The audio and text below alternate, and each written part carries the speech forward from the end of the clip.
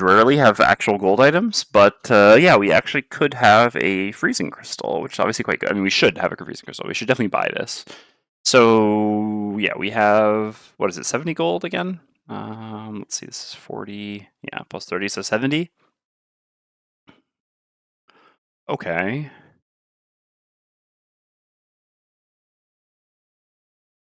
So basically we'd get 65.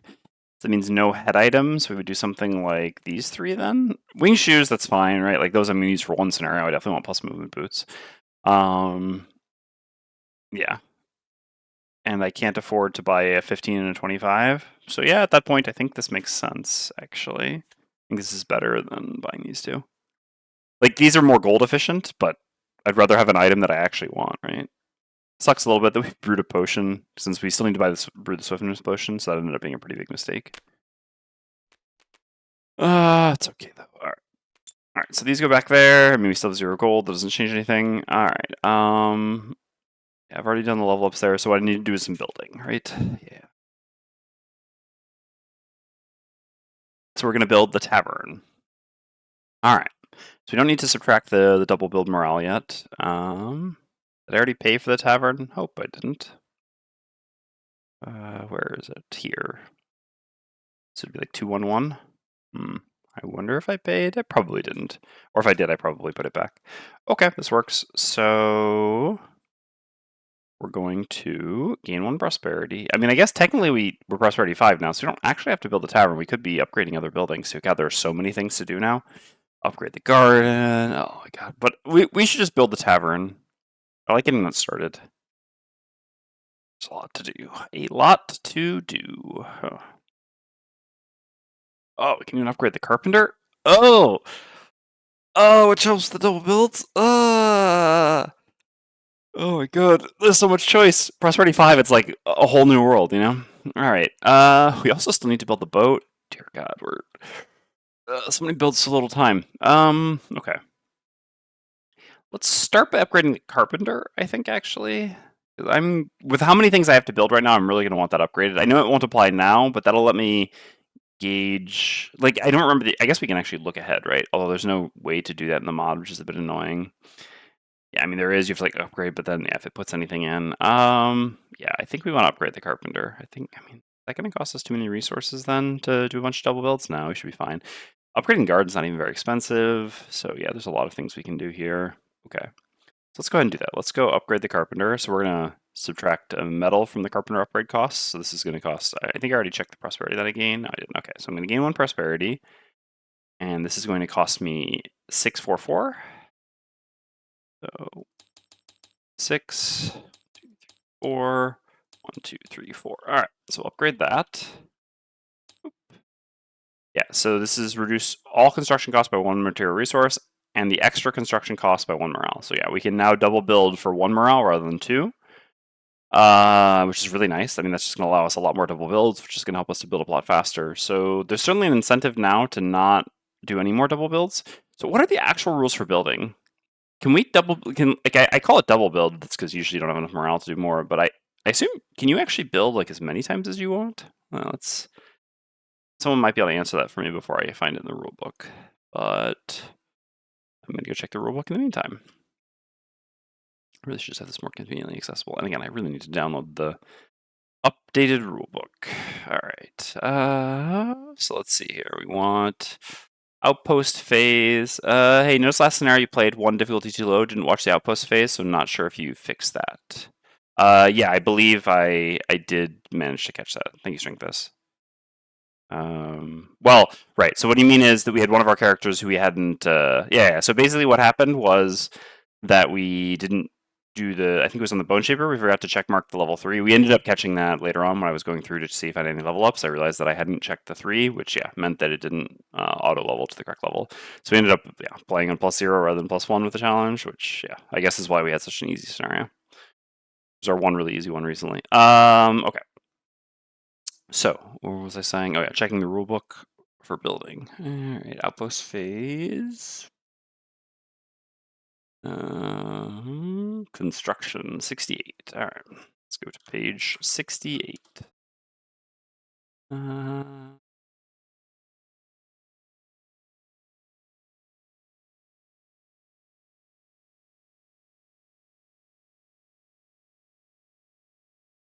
Okay, yeah. So it is just double build. I was right. So it is just actually a single second build.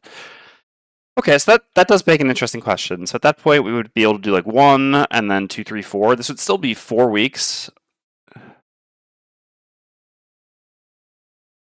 Yeah, that's correct. Stink this. Yeah, it's a bit of a damned if you do, damned if you don't. Because yeah, if you were like if you're doing linked or forced link scenarios, then when you gain enough XP to cross the threshold, you might not actually get to level up, and then it would actually like if it auto leveled the scenario, then it would I mean theoretically put you in a situation which is also unfair. So yeah, unfortunately, I guess there's no perfect solution to this. All right. So yeah, as I was saying, so I still have 4 weeks of double building. Even if I do an additional one here, I don't even think I have enough resources to do like I think that that's going to match or exceed the amount of resources I have. So I don't think it makes sense to try to be efficient with the carpenter. I think we'll just like start benefiting from the carpenter after this, but we might as well do a double build here again just because there's so much we want to get. Which brings us to so resources are going to be our bottleneck soon. I would really like to get the tavern started. It's very cheap, but we could wait 1 more week to get the tavern started and just do the mining camp here instead. Because we're really going to be short on metal. We have tons of lumber. I think this makes the most sense to just upgrade the mining camp now to keep our outpost progression going, even if it's a lot less exciting than upgrading the tavern or than building the tavern. And again, building the tavern will be very good for us because it'll let us start something that we really want to start. But yeah, it's fine. Yeah, another week without that. It's okay. Especially sucks because then when we go do scenario 14, we're not really going to get any loot there, or not much, so then ultimately that will also not be very good for the tavern, whereas this scenario we can actually get a fair amount of loot, so it would be a good time to get the tavern. That is something to consider, right? Now, let's just do the mining camp still. Okay, so this will cost us 842. All right, so 5, 6, 7, 8. 1, 2, 3, 4. 1, 2. Oops, okay. And lose to morale. Again, because the carpenter isn't actually built until next week. Okay, and then we upgrade this. All right, and so now we have a level 3 mining camp. All right, looks good. We expected to spend more time going down the unfettered path, which is why, we kind of worried more about lumber than metal, but in the end, all right. All right. Did I remember? I mean, I guess I brewed the potions with them. Did I remember to get my herbs from the garden? Yeah, I'm sure I did. Okay. Did that mining camp upgrade increase your morale too? No, I don't think so. Just people prosperity. So I went from 19 to 17 morale, right? I should be good? Or did I misclick something? Sorry, I was decreasing morale, not increasing it, since I did the double build. Okay. What does it say on the card? If I'm not mistaken, just +1 prosperity. Oh, sorry, no. Yeah, you're looking at this here. So this is in order to build the highest level of the building, it costs. I mean, you lose 1 morale.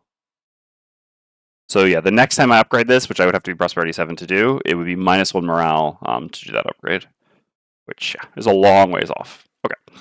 No worries, no worries. I don't always zoom in as well as I should on some things. So yeah, I guess we're good there. Nothing else to do. Okay. So yeah, I think all I had left to do was just building, right? I mean, I've already kind of set up items and everything. Not really. Yeah. Okay. All right, let's go do the scenario. So we need to do scenario 127. So let's make sure that this is set correctly. All right, that's all good. All our levels are correct. Yeah, 3, 3, and this should be 8. Yep. All right. So then we're going to take a look at this. I mean, I do know the scenario, so I don't actually need to set it up. So we're going to draw 2 challenges. I mean, drawing 2, we're pretty much always going to do 1, but it's still safer to take a look first.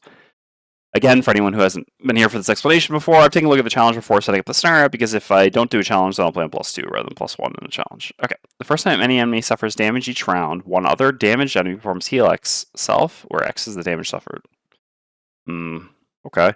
The first time any enemy dies each round, each character adjacent to it gains poison. Okay. Both of these are a bit annoying, but not extremely annoying, right? I mean, Bloodlink, I guess, is first kind of yeah. Yeah, I mean, I feel like I've done a pretty bad job recently of correctly assessing which is actually the more difficult challenge. So Toxic Termination doesn't really affect the Bone Shaper or the Trapper at all, but it feels like it could affect the Pyroclast a reasonable amount. I mean, basically, it seems like this would nearly lead to the Pyroclast just being permanently poisoned, which is pretty rough. And then Bloodlink. So yeah, I mean, normally the Trapper just one-shots enemies. And then also the Bone Shaper just does a very small amount of damage, which would lead to a small amount of healing. But the Bone Shaper and to a lesser extent the Pyro also lead to pretty spread damage. Hmm. Also, I mean, yeah, like if we just one-shot an enemy with the Trapper and there's another enemy damaged, I mean, this is just going to so often lead to the enemies that the Bone... Yeah, because like how it kind of works is the Trapper sort of chooses their own focus for monsters, so it would like kill off some high priority targets in the back, while the Pyro and the Bone Shaper will be focusing on the front. So when the Pyro or the Bone or Trapper does their one shot, it's just going to full heal one of the monsters in the front. I think that's probably worse than permapoison for Meteor. Both of these are honestly pretty rough, though, actually, for our party when you think about it, which is fine. I do prefer my challenges to be challenging. I didn't see the items on Meteor. Poison seems like a pain for them. Oh, yeah, we have no way to cleanse... I mean, technically, yes. We have the major cure potion, so we can cleanse poison once. And yeah, Meteor has largely large heals, doesn't really have small heals. So yeah, being... you don't have the +1 health helm? Are you talking about the boots? But no, I don't have anything like that. Oh, you mean the Amulet of Life? Gotcha. Yeah, the heal on helm. No, I do not. I went with these instead. I mean, yeah. I wouldn't pick specifically for this challenge at this point, but these are the items. Yeah. No worries. Hey, Lord Bulb. All right. Yeah. I mean, again, I think both of these are pretty rough. I think we'll try this. Well, yeah. There's another argument, which is that there's going to just be a large number of enemies, and whatever. We have to do this at some point. I think that my biggest reasoning would be that I think this will always be difficult for us, for like any party that we would have, and also, in fact, Frosthaven, we jokingly call it melee heaven.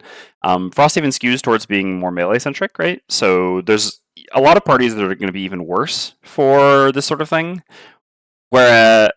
So yeah, I think getting this done now, whereas Bloodlink, and it's kind of be the same. I'm not sure I have 127 unlocked. How spoiler would this stream be? Well, 127 was one of the... I mean, I think 127 is the correct number. It might be 126. Hold on, let me double check. No, it is 127. So 127 was one of the scenarios that was actually released, I believe, during the Kickstarter campaign even, like as one of the demo scenarios that was available to the public. So I would consider that, at least from an Isaac perspective, this is one of the least spoilery scenarios in the game. It's just a one-off thing that doesn't have to do with much, and yeah, again, it's already been universally public, but obviously it's your call whether you want to see this or not. Yes, this is unlocked through an event. I assume that's the only way. I guess they're like color coded, right? This is like this color. I guess other almost includes event. All right, so let's set it up. 127 derelict freighter. Oh no! This is not. Okay, I confuse this with another one. All right, well, again, this is just a one-off scenario that has to do with that's just from an event. It's not the one that I was thinking of that was part of the Frosthaven campaign, Kickstarter campaign. Sorry, I want to correct that now. That was... I could have sworn the name of that was Derelict Freighter, but anyway, that was not this. So, yeah, I mean, if that changes your mind... Again, this is not a high spoiler scenario. There's no, to the best of my knowledge, anything like particularly interesting about this scenario. It's just a fine scenario. But, yeah, it is not what I said it was. It's not the one that was already, like, spoiled in the campaign. It's just another scenario. All right. Or wait. No, yeah, it is not. Okay. All right. So let's... I guess technically we want to see the scenario first before we pick battle goals, but anyway, we can draw these out. All right. So the scenario is complete when at least C crates have been looted and all characters have escaped. At the end of that round, read 190.2. So to loot 3 crates and escape.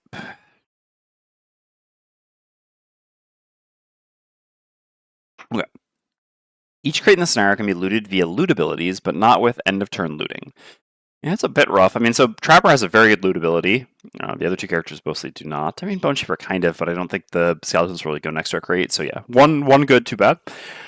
Any character can forego a bottom action, discarding the card instead to loot an adjacent crate. Yeah, foregoing a bottom action for things like this is much worse than foregoing a top, obviously, because you can't like move next to it and loot and then run away.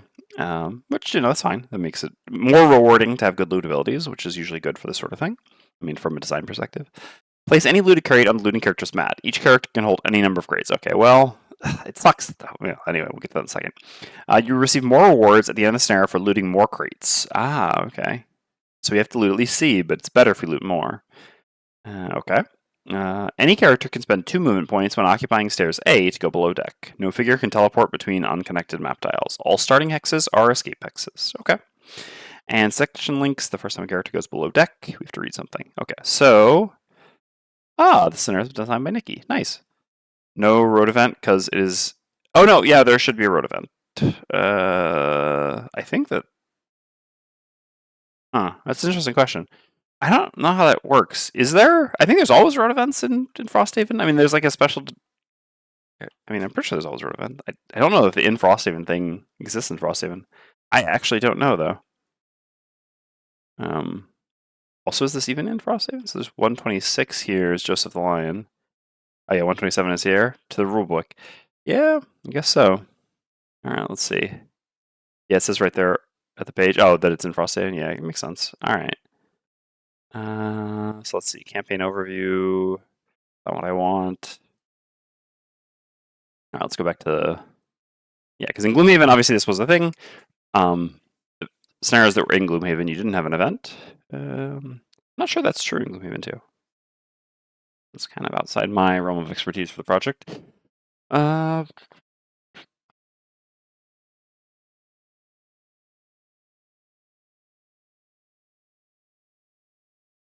Outpost event.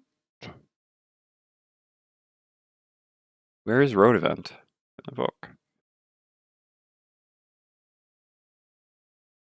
So you got passage of time, outpost event. I mean, that's all outpost phase, so I guess it's not there. So it'd be like playing a scenario, but I don't see it there either. All right, let's just control F road event.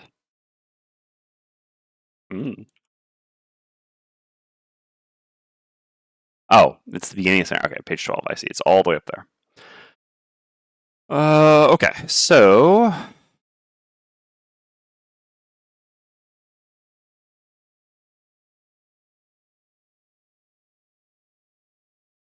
yeah, okay, good call. It is the same as here. Yeah, no event in Frosthaven, precisely. Yep. All right, I think that means... No, I think this is actually the first scenario we have done in Frosthaven, right? Yeah, because we haven't done 120 and we haven't done 126, so I think we haven't done that incorrectly thus far. But we'll have to pay attention to that. Also, why is this... Oh, yeah, it doesn't mark off on the thing. Okay.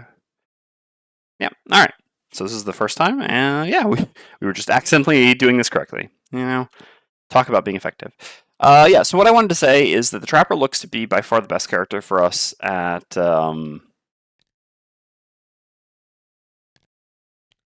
looting the crates, but at the same time, the Trapper is by far our best character combatant. I mean, like our combat character, which obviously is just because they're level 8, and we're level 3 and level 2, or no, level 3 and level 3.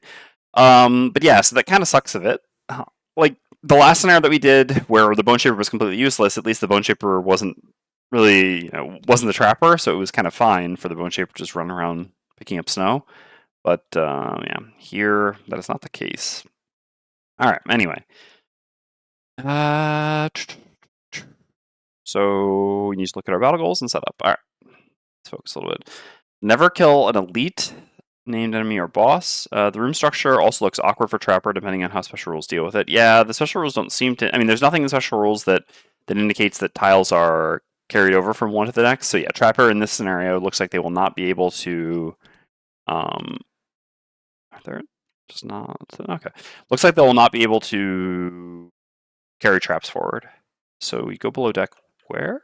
So there should be a letter here. That's kind of annoying that there's not. Anyway, I mean, all right, I'm gonna put one there so that we don't forget. I guess this is like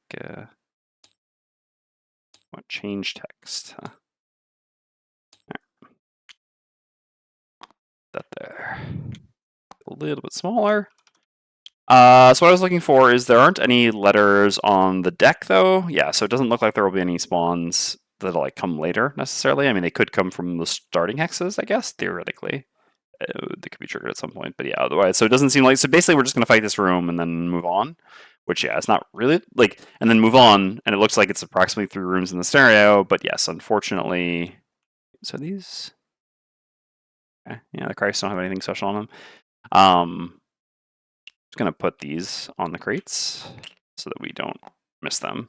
Just like to draw our eye to them because they just kind of blend in as other obstacles instead. Yeah, so it's basically like a normal 3-room scenario from the Trapper's perspective, except without the ability to carry traps forward from one room to another, which is obviously a very large nerf to the Trapper's combat effectiveness. Because one of the huge strengths of the Trapper, one of the things that makes them, in my opinion, somewhat overpowered, is their ability to stockpile damage in a pre-existing room to go into a new room. The reason why I consider this to be a bit overpowered is just because, and I'm fine with it. Like, at the end of the day, if I find the Trapper overpowered, but it looks like the majority of Frosthaven players find the Trapper underpowered, they're probably fine, right? But is that the hardest part of a room typically is, and Frosthaven obviously turns this a bit on its head with a lot of infinite spawning. Like, I think Trapper would be even stronger in Gloomhaven than Frosthaven. Is usually the beginning of a room, right? Because that's when you're gonna have the most enemies. So the Trapper theoretically being able to be at their strongest at the point at which a room is the hardest is really, and then just like immediately have the strength of a room or something like that is just really, really strong. And they won't be able to do that here. So yeah, that is a substantial nerf. Somewhat justified, I suppose. Okay, anyway, lose a card to negate suffering 5 or more damage. We're not level 6, so we can't control that easily. Perform a long rest with maximum HP after you already suffered damage. This is very doable. And never kill an elite seems pretty unlikely, so let's go ahead and take this. I really do want perks on Bone Shaper quite a bit, so I'd like to try to do my battle goals. Oh yeah, speaking of doing battle goals, chat, you have to remind me. Power Class has to do their battle goals. We have to take one we do. Lose a card to negate 2 or less damage from an attack. Never drop below half. Suffer damage from an attack in the same round you long rest. Ugh. I mean, this is all... Wastrel is guaranteeable, so I guess we have to take that. Die Hard is almost certainly never going to happen. And this... Risky. This is pretty rough to do, though, because I mean, since we're going to be permanently poisoned, we're going to take a lot of damage. People are just wrong on this one. Trap has some bad scenarios, but completely wins so many alone. Yeah, I tend to agree. I tend to agree. But my point would simply be, from, and I agree, right? Like, I've already said that. But basically, like, from so let's say a design perspective for Cephalofair, if the majority of people think a class is underpowered, even if in reality that class is actually overpowered, it still would never make sense to nerf that class because this would be, negatively impactful for the majority of people, unfortunately. So yeah, just it is what it is, basically. I mean, the better argument certainly would be, I suppose, that at that point maybe this just isn't a great fundamental design idea. That you should make a class that basically is going to be overpowered for people who understand how to use it and underpowered for most people. But I think it's also okay for classes like this to exist. So, and I also think the trap class is neat. So, and I'm just very happy to be playing Trapper. All right, what are you going to do about it? I get to play very little of this in playtesting. 2 other playtesters who I have a lot of confidence in played it quite a lot. Yeah, I think Prism has similar feelings. Yeah, that's fair. Oh yeah, I missed Meteor's creation. They have battle goals PQs. I don't know what's Bone Shaper's one. Bone Shaper is to do a number of scenarios with. And did we remember to check that last time? I'm actually not sure. No, we did not. So we did complete a second one of those now. Bone Shapers is Explore the Reaches. It's do 5 scenarios that require Equip Monk. We've done 2 of those now. We did this one and this one. We intended on doing another one as our first scenario of the day, Jagged Shoals, but we got interrupted with 127, which does not require anything. Although it's on a boat, so, I mean, shouldn't this kind of count? It requires a boat! Alright, kill 5 or more enemies, yeah. 2 more loot token, now. Max HP, with an escape scenario? I think not. I mean, also, though, do we really care about Battle Goal and Trapper? Alright, so we're gonna, here, let's do some things. But yeah, so Meteor has my most cursed personal quest. Not in the same way that Frozen Fists was actually kind of miserable, but just draw attention to this, right? But yeah, I mean, this personal quest is specifically designed to ruin me. All right. Let's set some HPs correctly. So 8, I'm pretty sure is correct for you, and you should be at 11. What's with the meteor tokens? It's just a highlight to me that this personal quest really needs to be done, so that I don't forget. Again, I'm also counting on chat because I mean they don't call me Mr. Battleballs for nothing. Let's just say that. All right. So we have one crate up here. Otherwise, there's a. I mean, you can guess. I don't know. I mean, how many crates? Oh wait, I guess we know how many crates there are in the scenario, don't we? Don't we? So there are 4 crates total. It's curious then that it says you get better rewards for looting more crates, but a 4-player party is just required to loot all the crates. Wait, 6? Really? No. It's 4, right? Is it barrels and crates? No. When at least C crates have been looted. No, the barrels are just barrels. We don't want the booze, we just want the black tar. Okay. So yeah, I mean, we can guess that there's gonna be like 2 in one of these rooms, 1 in the other. Normally, I would guess that this is gonna be the middle room, this is the last room, and that the 2 would be in the last room, because you kind of want people to have to go further, I guess. But the counterpoint is that this room's so small that putting 2 crates here, like, it makes more sense kind of just, but I don't know, at the same time, if you, like, start here and then go, anyway, we'll see. We shall see. Doesn't really matter right now. Let's put all these back. Oh, no worries, Lord Bulb. Alright, let's set up our characters. Oh. So do we have any cards here? Oh, Decaying Will we're going to need, right? We've got... You know, yeah. It always feels bad. This is like... the Bone Shaper test, as it were. There's like one enemy in the scenario that has a retaliate value that will literally evaporate your summons. and you're like, do I or don't I? Do I or don't I? I mean, the moral story is you pretty much always should. But, yeah. It's especially frustrating because it's Ice Wraiths, right? So, like, let's play out 2 different versions of this scenario. One, I don't bring this, or I bring it without the intention of using the persistent loss. In that circumstance, the Ice Wraiths will constantly stay in their elite form, and my skeletons will just die over and over again. The other version, other fork, is I bring this, I activate it, turn 1, these Ice Wraiths here are going to switch to their melee or to their normal form, and I'll never see another elite Ice Wraith for the rest of the scenario. Anyway, I think I would still rather not see any more elite Ice Wraiths than just have all my skeletons die, so we'll still take Decaying Will. Alright.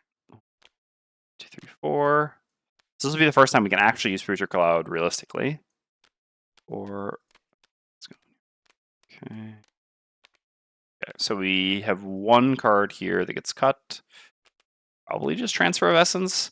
Transfer of Essence seems like it's going to be pretty bad here because Meteor's just... I mean, Meteor's the one we would normally heal with this, but they're going to be poisoned so much because of the challenge that I think just cutting this makes sense.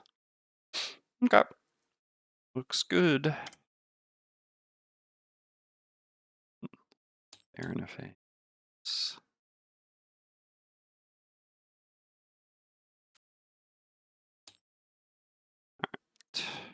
Set up right over here. I guess we should make the picture in the picture quickly.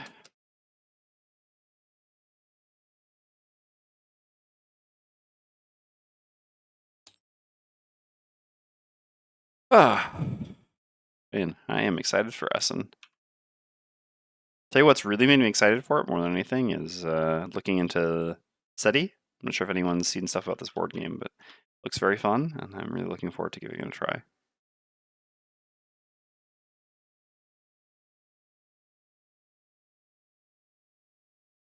Okay, works. Hashtag ad? No, I'm just kidding. If only. Check games. If you want to sponsor me, you're welcome to. I'm mostly glowing representing Gloomhaven Self-Fair. Yeah. My expenses are being... Self-Fair is basically paying. So, yeah, no. I'm going as an exhibitor. But I still have half of my day every day to do me stuff. So yeah, if you are there, obviously, like I said, stop by the Gloomhaven booth. You're welcome to come try some Gloomhaven Second Edition. I'll be doing demos for that in the first half of the day every day, and you can ask questions about locked things. And since it's off the record, and Chris has been following Isaac's So our nickname for Isaac during the Gloomhaven Second Edition campaign, Becker campaign, was the Faucet, and Chris definitely seems to be carrying on the Faucet's legacy.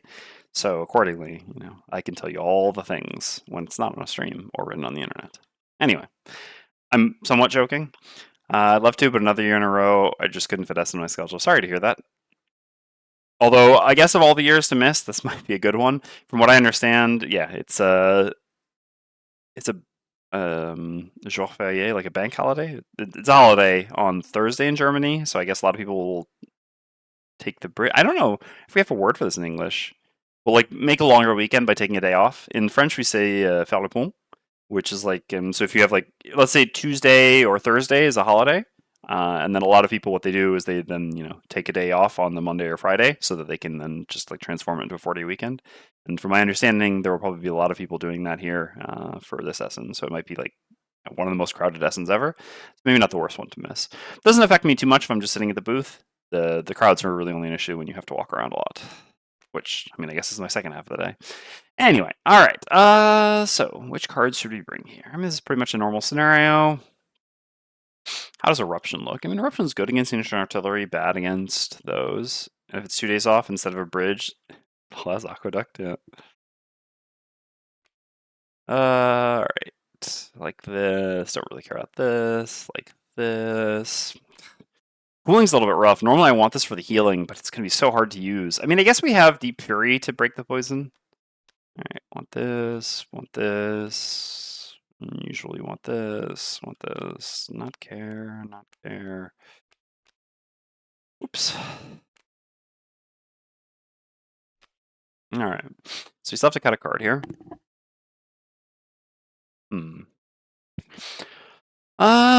What do we have?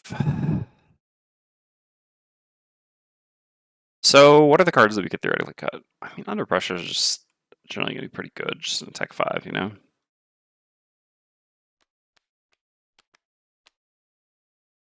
So potential cuts.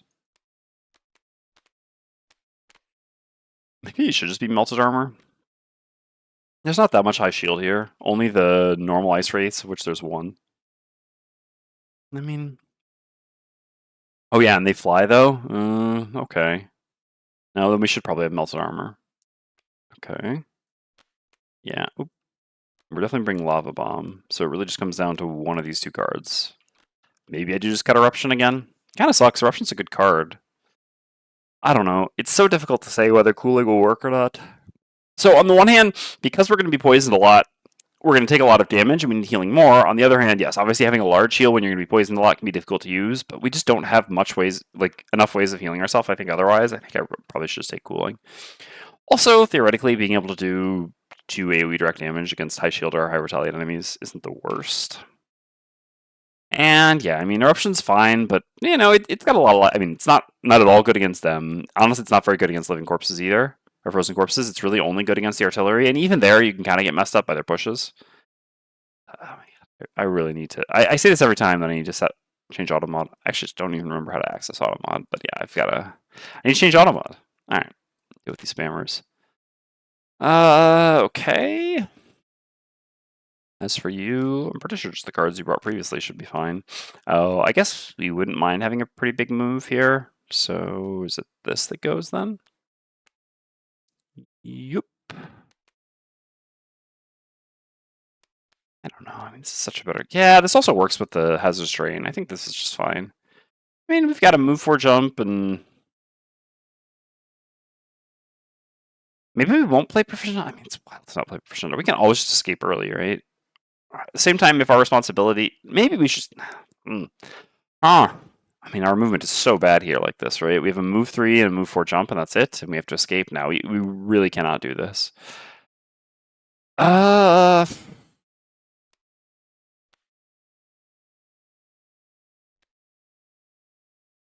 right. I don't love it, but it is what it is. Okay.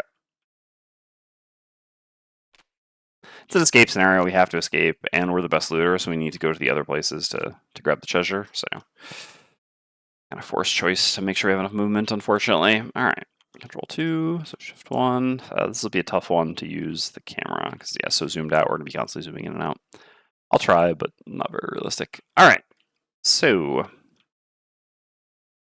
yeah, I mean, this is like kind of mega brutal here in terms of incoming damage on turn 1. Like, what? I mean, realistically, the expected incoming damage on turn 1, yeah, so 9, 13. I mean, this wall is reach. Like 16 incoming damage on turn 1 here? Huh? We have no crowd control in our party that works on any of these enemies either, realistically. So, what exactly are we supposed to do about this? All right, sure. We'll figure out the positioning in a second. So there's nowhere that the trap being is actually going to stop someone, because yeah, they are flying. So yeah, we want a position like this, 1, 2, 3, 4, 5, because then normally this shouldn't hit us unless it's the 7 range thing. We don't want to summon here, because if we do, this could hit it and then splash on us. So like putting a skeleton here is decent. This will just run up and kill it. Our skeleton certainly won't be doing anything. Is what it is. So as usual, we'll take this as our free summon. And so this is way too zoomed out. All right, I'm just gonna go something like this. So this gives us an experience and costs us 2 life, and we get the skeleton out. And probably put it there. I can think about that shortly. All right, so do I play Proficient Hunter? So yeah, the Proficient Hunter argument is basically that, I mean, so if I do decide to not play Proficient Hunter, I can certainly excuse me. No, I actually think I should not play Proficient Hunter. In that case, I will actually bring the other card back, because I can just use Proficient Hunter as a move. As a better move 5. So, playing Proficient Hunter in an escape scenario is always a little bit risky, since you have to survive. Like, I have to make it out to the end. Proficient Hunter helps you build up to a big trap in the next room faster, which doesn't work here, but it also helps you just build up to effective damage in a room faster, which is good. Yeah. So, what was I going to say? So it is tempting to play it, but given that I think our longevity is just going to be really important for Trapper, because yeah, Trapper's just going to be the best one for looting, and then if they loot all the chests, they need to escape, right? I think I just don't want to give up longevity for tempo here, even though obviously, well, it looks nice here. That being said, Proficient Hunter isn't really positive tempo in the first room either. So I think you got this one confused with Icelos. Yeah, Icelos is the one I was thinking. That's the one that was revealed as part of the Frosthaven campaign. It also takes place on a ship of full of Yep, Icelos is the name of it. That's the exact one I was thinking of.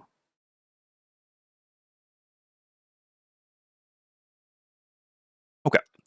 So what does our turn 1 look like then? So we're not setting that up. I mean, realistically, I guess as usual, our goal is to, I think our 2-turn combo here is pretty straightforward, which is just trying to create a Sun Moon trap with extra teeth, Foxhole turn 2. We'll figure out positioning a bit better in a second once we've chosen our cards. Oops. Put that there. That's meant to be there. Okay. So, I mean, yeah, we just need to activate Decaying Will and summon again. I actually want to go late here because I want my skeleton to get attacked instead of us. I don't want it to run up and attack and to retaliate. I think I'll use this, again, mostly just for initiative, because I really want to go as late as possible. I don't want my skeleton moving forward before these have gone or something like that.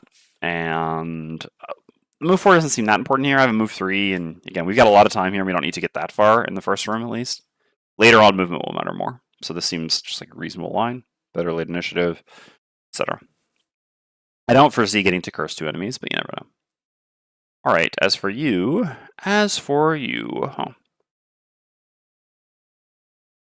what do? So again, all these enemies are flying. I mean, all of these enemies are flying, so all of our hazardous terrain stuff doesn't really do anything. We do have living magma bottom, which obviously can do something to them to some degree. It would be good to try to get hazardous terrain under the normal so that we could melt its armor. That would be pretty nice. Yeah, I mean, that probably is just the most logical line. So something like this, and I don't even know. Play a bottom action. Kind of a throwaway here.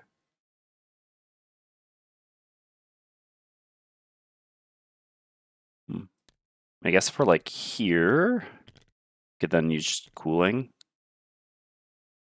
to heal ourselves a bit afterwards. Seems okay. All right. Then how does the trapper? No, the trapper's going so early, so we like have our start now. This is a bit annoying, but we can't have the Bone Shaper summon here either.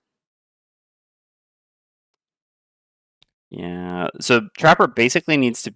Oh, I guess if we have this here, right? 1, 2, 3, 4, 5. Yeah, that works. Although then, yeah, Pyro will still be focused. Okay. So like trap. I mean,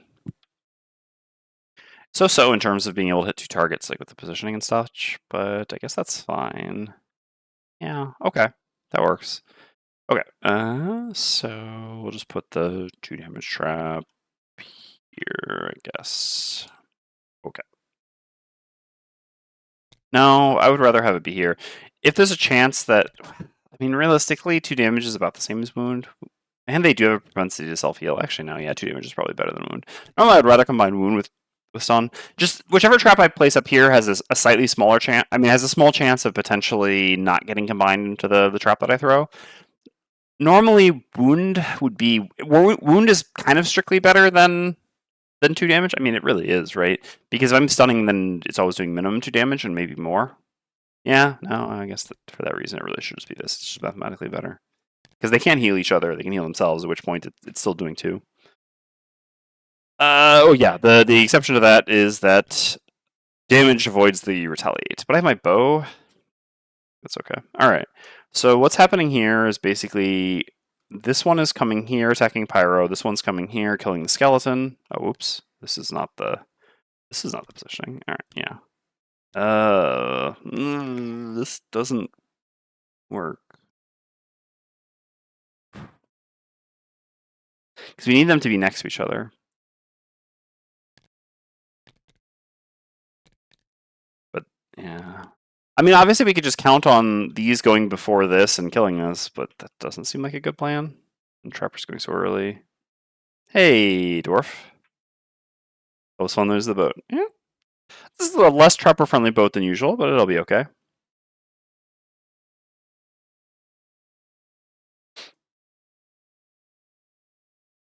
Mm.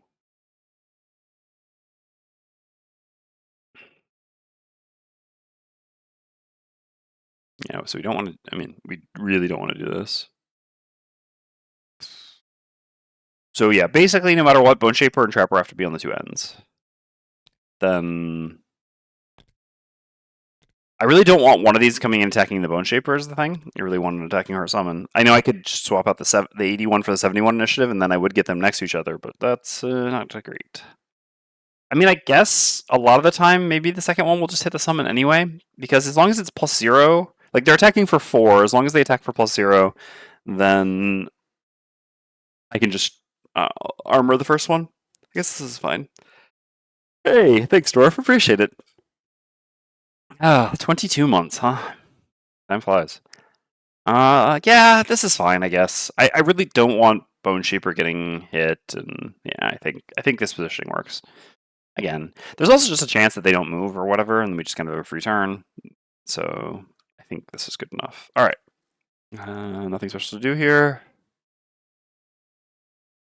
One thing quickly.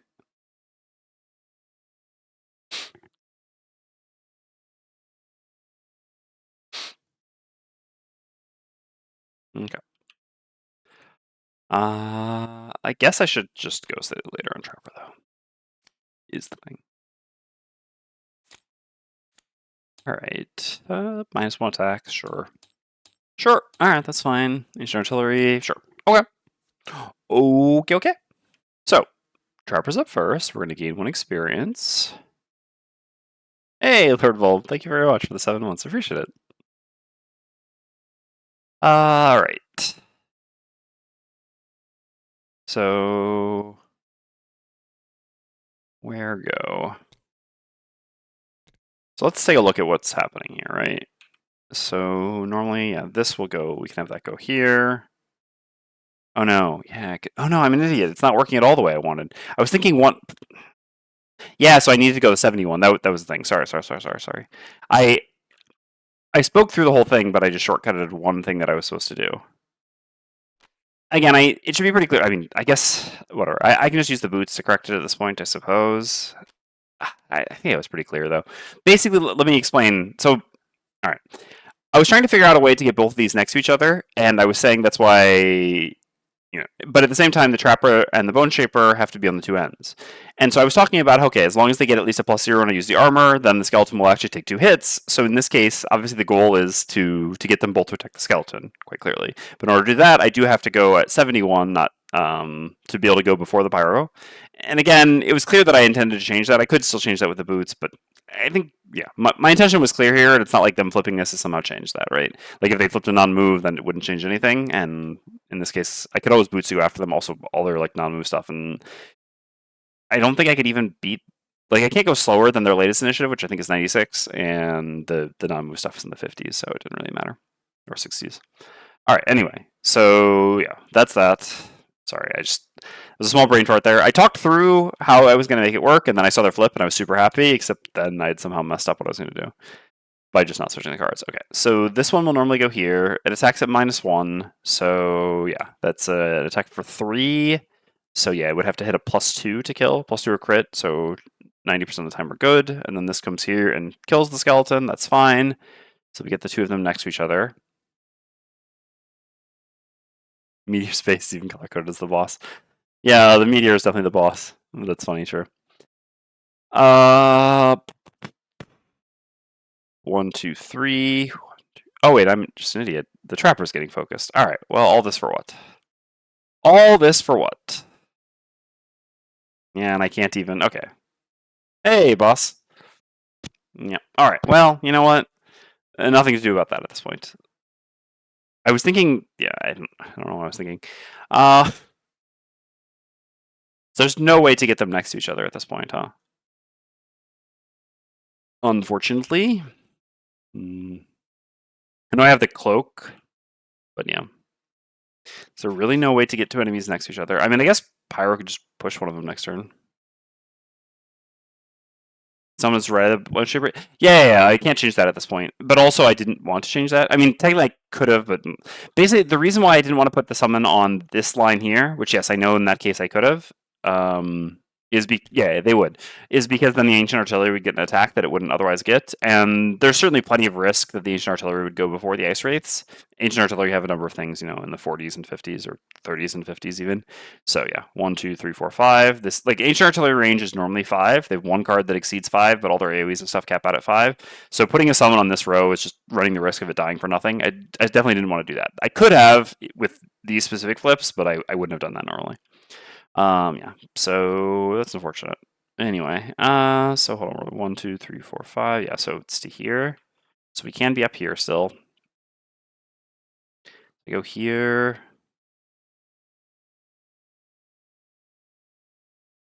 Yeah.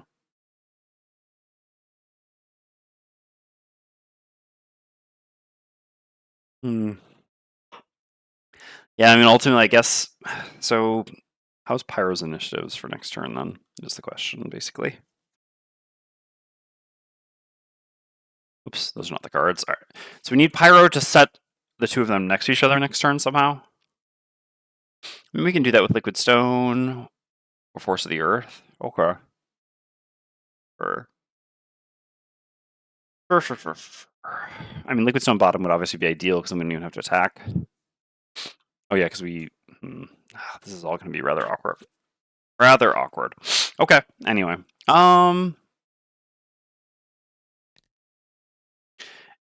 Regardless, let's get to it. Collection of traps. Oops. All right, so what we got here is we create a wound trap here. Yeah, so I'm just trying to figure out where I should move to on the trapper, basically. So I can push him one away. I can't move down to here, so I could go to like here.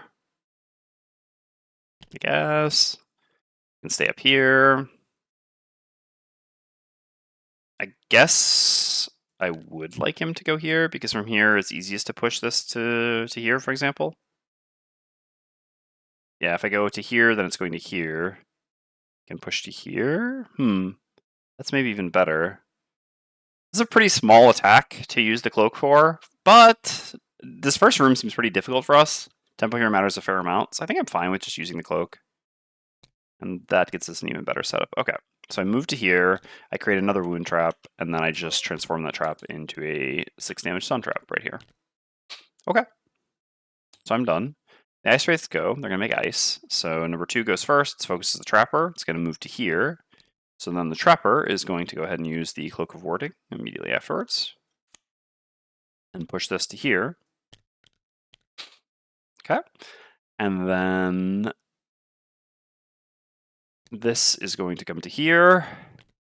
And this attacks for 3 and wound on the skeleton. Funny.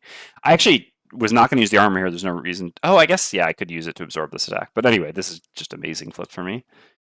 Takes 1 damage and wounded. And hopefully this will kill it, and then I don't even get a curse. All right. Because it's just going to die when it attacks anyway. So I really like this attack to kill.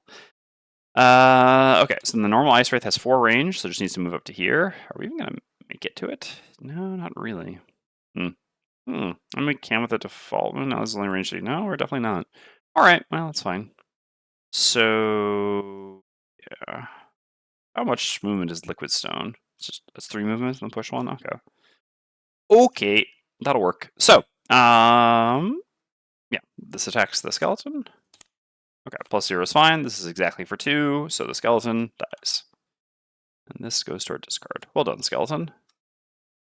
Again, I didn't really want it attacking into retaliate this turn. I know I could use the horn to not have that happen, but this was just a fine outcome. Yeah, no kidding about Lord Bulb.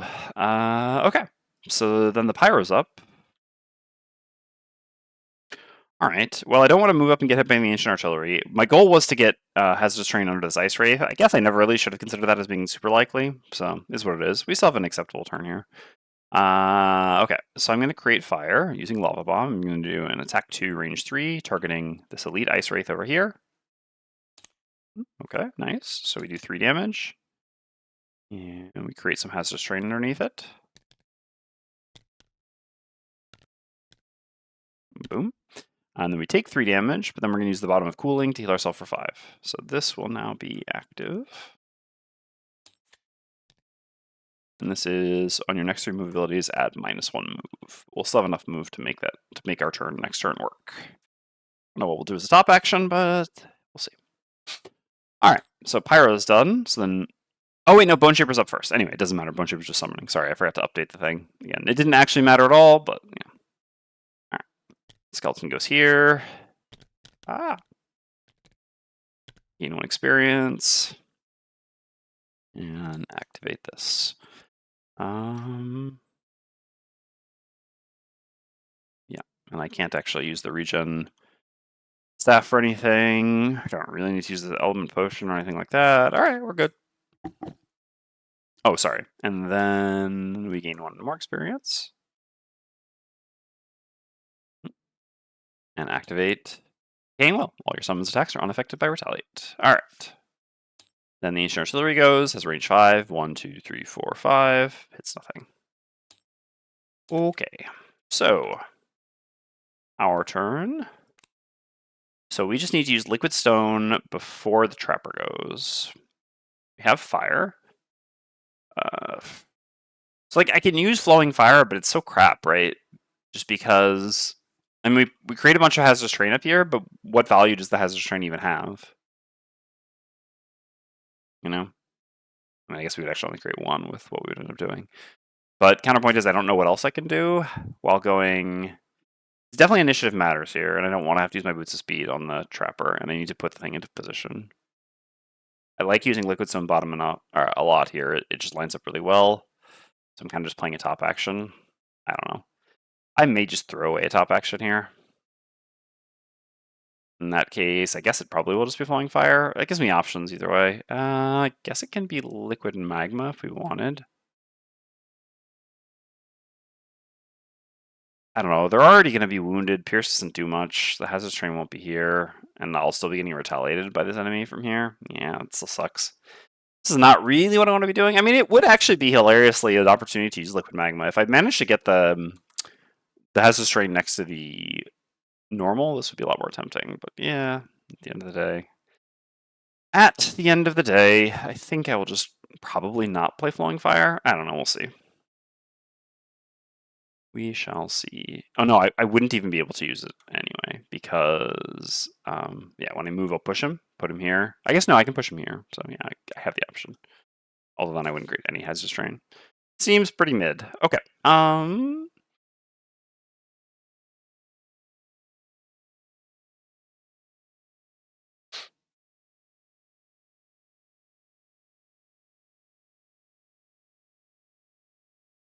time to activate Putrid Cloud. And I'd like to summon. Yeah, I have space to summon in the back. No big deal. We're just playing 3 losses in the first 2 turns in the Bone Shaper. Let them rip. You might say, well, it just makes you a 9-card class. That's still a bit lower than a 9-card class just because you have persistent cards, but yeah. I mean, should I really be playing Angry Spirits with Ancient Artillery in the scenario? I don't know. I have a fair amount of control. I've got the Horn of Command, stuff like that. Just when you're using Future Cloud, the Angry Spirits add so much damage. I mean, it doesn't really add... It adds damage against the elites, and I do need to kill the elites. It doesn't add damage against the normal. It does add damage against Ancient Artillery, and it kind of adds damage against corpses. It's fine. Oh, I've got to assume that summons will be able to move from room to room until it's murdered. Yeah, I think we should be able to make it work. Really? Really? Non-move, though, huh? Really? Alright, that's a bit rough. I assume this is non-move. Let's go look. Yeah. Alright. Ugh. Alright. Well, my poor skeleton. I can't beat this even with the boots. Yeah, it's really tragic. I know the Trapper could go before it, but then I don't get to hit both of them, so I don't think that's worth doing. Artillery is going to hit the Power Class this turn or something, anyway. Alright, yeah, I mean, that's like their one fast attack, actually, in their entire deck. Normally, Ice Wraiths aren't very fast. They have one other fast thing, but it's just shielding, which I would be really happy to see from them. That would have been fine. But, yeah, alright, well, that's pretty annoying, because now, yeah, we're just not going to have any skeletons left, which, yeah, we still have one left to summon, but alright, well, nothing to do. So, I mean, there is things to do, again, the boots, but... Okay, so this Ice Wraith goes, fortunately doesn't do anything. They're actually going to consume the ice to have 2 additional retaliate. I certainly will not be attacking with the Power Class here. Okay, and then this one goes and attacks our skeleton. +1. So this was, yeah, attacking for 4, so +1 is 5, so no point in using the armor, and sadly no poison yet either. Alright. See ya. That's really sad. Okay, and the normal doesn't have anyone to hit, it just has range 4. 2, 3, 4. Alright. So Pyro goes. So on Pyro, yeah, I mean, it would be wild to attack with Flowing Fire at this point. I mean, I guess technically I would still avoid... I would still avoid the retaliate, but I'm about to get hit for 5 by his Ancient Artillery. I really don't want to be trading 2 damage for 3 life, basically. I mean, trading 3 life for 2 damage. Okay, so I just use the bottom Living Stone just to do move 3, which again is move 2, actually. So let's go down here and advance cooling by 1. Here, the coil of rope is easily walked over. It's strongly recommended you step in the middle of the coil or moving across the ship. Nice Gengar. What's that? Oh, Gengar. Nice. That's sweet. Gengar was my favorite Pokemon in Red. All right. So go to here. Push you to here, I guess. We'd like to kind of outrange the retaliate or just take the damage. So yeah, this is fine. Okay. I'm gonna push you there. And that's it. Then Trapper goes. So I'm going to step back to here. I'm going to extra teeth all these traps. So I love Gengar was one of my faves when I did Pogo years ago. Oh, Pokemon Go. I did Pokemon Go for like a week. Like I think a lot of people, and that was it. All right. So get rid of this, get rid of this, get rid of this. So this is an 8 damage stun wound trap. We do have to use the bow. I mean, can you imagine playing without this bow? It's a shame because the soul item, I mean, I know people love the soul item for this class too, but man, that soul item is just so unusable when you're doing this build. All right, and then I gain 1 experience for doing Foxhole. So this is an attack 7, stun wound, left and then right. Nope, don't have the trap. Nah, it's a wouldn't have been in range anyway. It was a 1 damage trap, if I'm not mistaken. Yes. All right. So in both cases, 7. Stun. Oh yeah, I gotta remember right click, right click. I guess I left click the second time. Okay. And then 7 here. All right, sweet. And then I can create a 1 damage trap adjacent to one of them. I don't have any more trap upgrading. I mean, I do have a stamina potion, right? But yeah, no reason not to make this, I think. Well, it could really just get in the way. I mean, am I really going to stamina potion to upgrade a trap here? I don't think so, to be honest. So in that case, yeah, I don't think it's actually good to create this trap. I can't combine traps at this point. I mean, I could, no, I can't really, like if I put a trap here, I'm not pushing or pulling anything through it. This is all the way over there. So yeah, okay. All right, so then Bone Shaper goes. Well, is this still, yeah, I guess it's fine. I mean, they're stunned now. And yeah, there's a little attack there. All right, sure.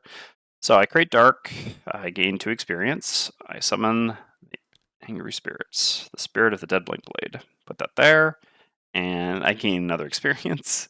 I activate the Bottom of Putrid Cloud. Whenever myself or one of my summons are attacked, the attacker gains poison. If they already have poison, they suffer 1 damage.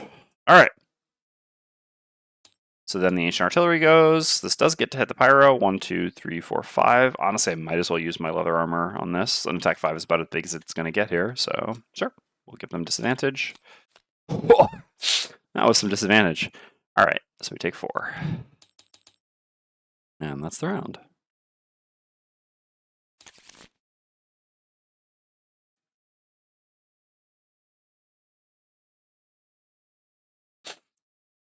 Okay.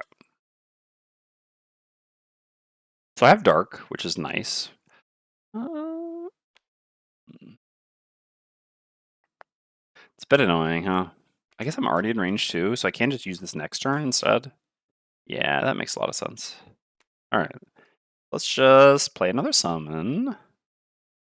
I think I'll do this anyway. I can just kind of get away with doing non-move bottoms here. We don't really want to be advancing. And so basically, like, one of these turns I'm going to do this, and one of these turns I'm going to do this. And next turn I have a 100% that this is going to die.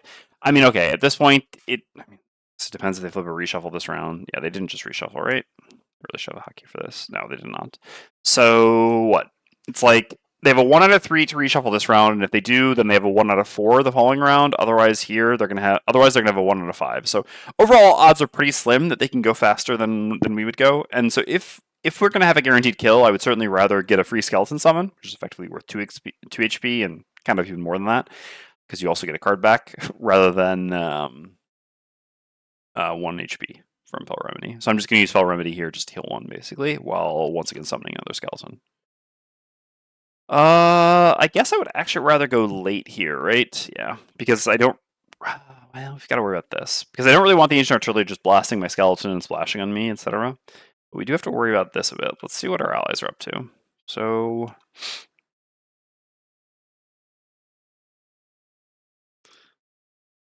This is range 3. So we can like go up to here and blast this further back. This is really far.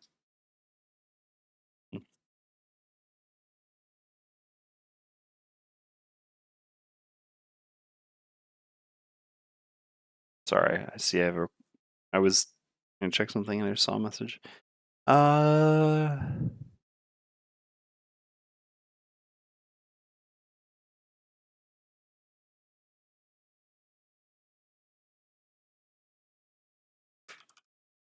Sorry.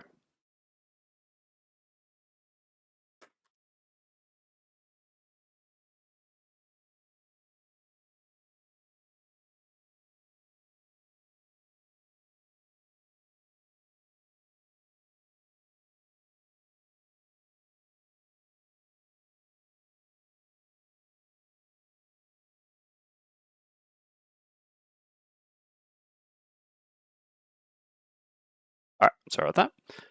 Okay, yeah, I don't really have a great turn here, huh?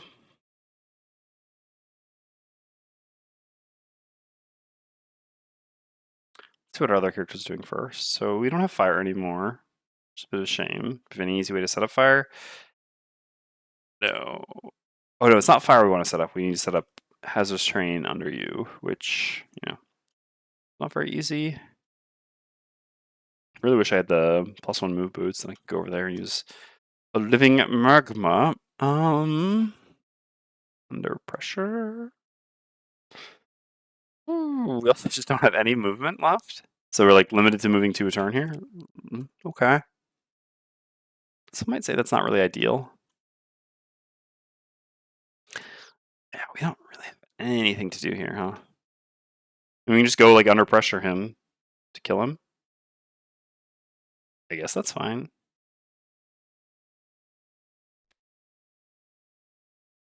Like, there's nothing really else to do, huh? Oh, at least 2? Yeah, he is adjacent to 2. Huh. I mean, it sucks to be just attacking an enemy that's not doing anything, but I don't really feel like I have a better option here. Let's play this. All right. So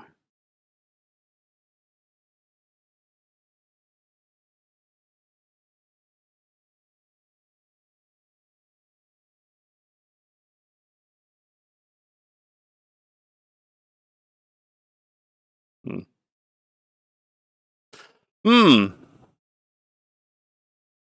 lot of us don't really have great options here.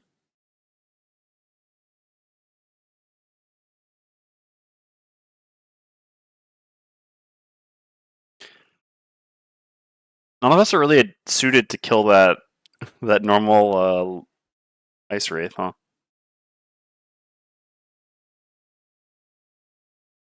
I mean, Trapper would be, but we already blew our load, and now we don't really have much to do. I can like go magnetic shards. I can go magnetic shards to push this. The problem is, if I get within range 3 of it and I push it 2, it's still going to be within range 5 of me, so it's still always going to hit me, which kind of sucks. Not sure I really have anything better to do than that. Just like go flip some modifiers. I guess this is just fine. Yeah, I'll just use this for movement. In that case, does it change what I want to do here? Not particularly. Not particularly. All right. Yeah, I mean, this is just fine. Hey, Hero Element. How's it going?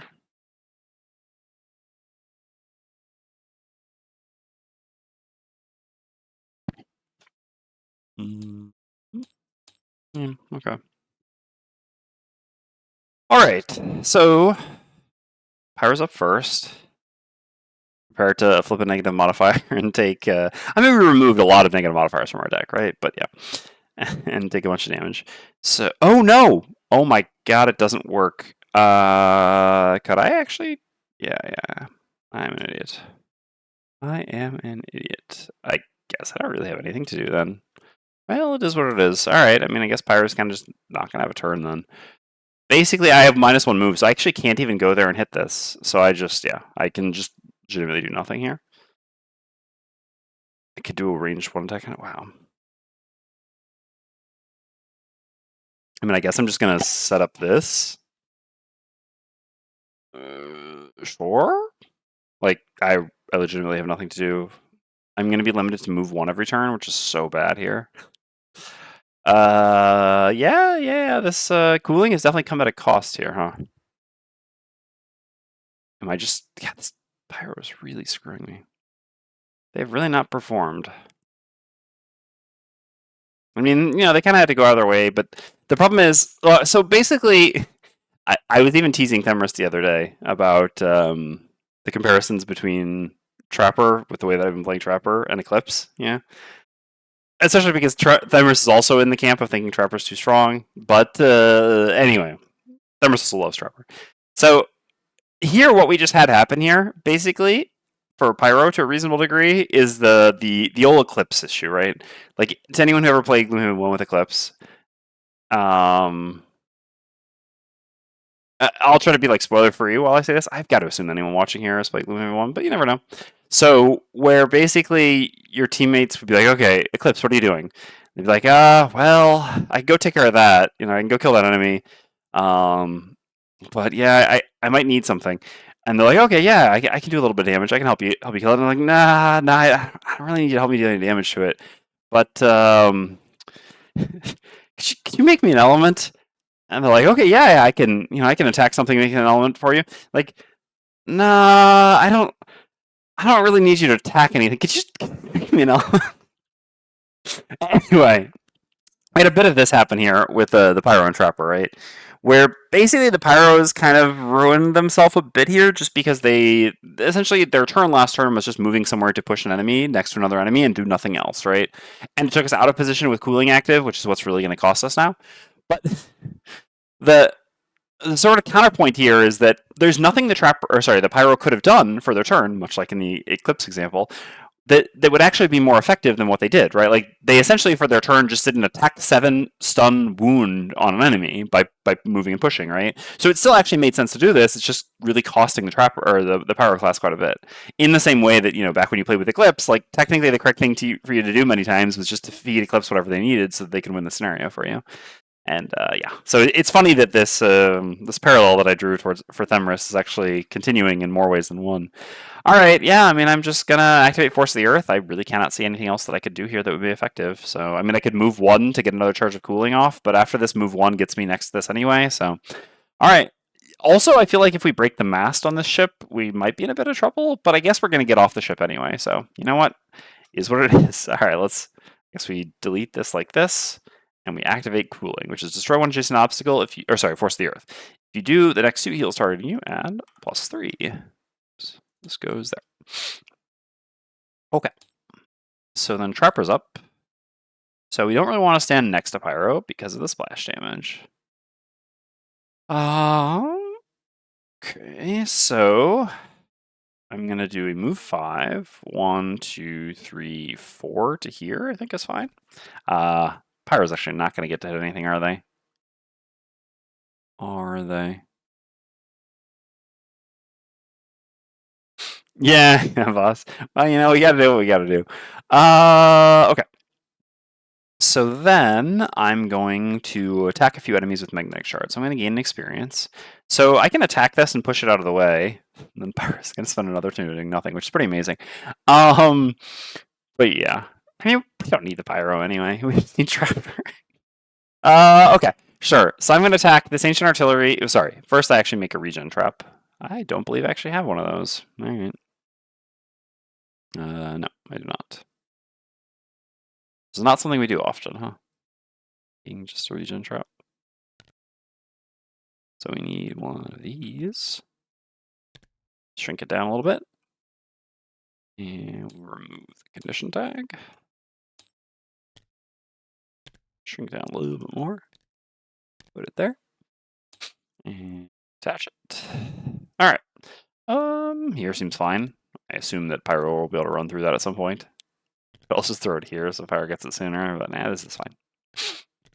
I mean, will Pyro even be able to make like what are our bottom actions? We got this, which is a move 0 actually at this point, so we can't even use that. And then we have default move 1s. This without fire. Alright, you know what? Let's put this back here. That's probably more Pyro's speed. Sure. So then, yeah, we're gonna magnetic shards. We'll go right to left. Don't believe we have any items to use for this that would really matter. No, we're good. Okay, so let's start with the Ancient Artillery. No, okay, sure. So, all right, well, I guess I have to unattach these.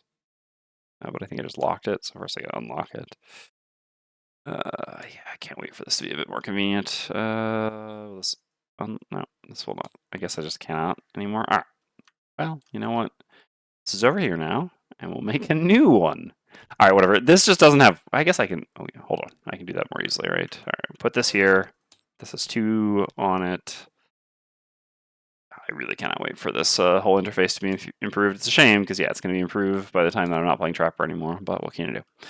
All right. So it was 3 damage, if I'm not mistaken. Pretty sure we just flipped to +0, right? Yes. All right. I think I will push you.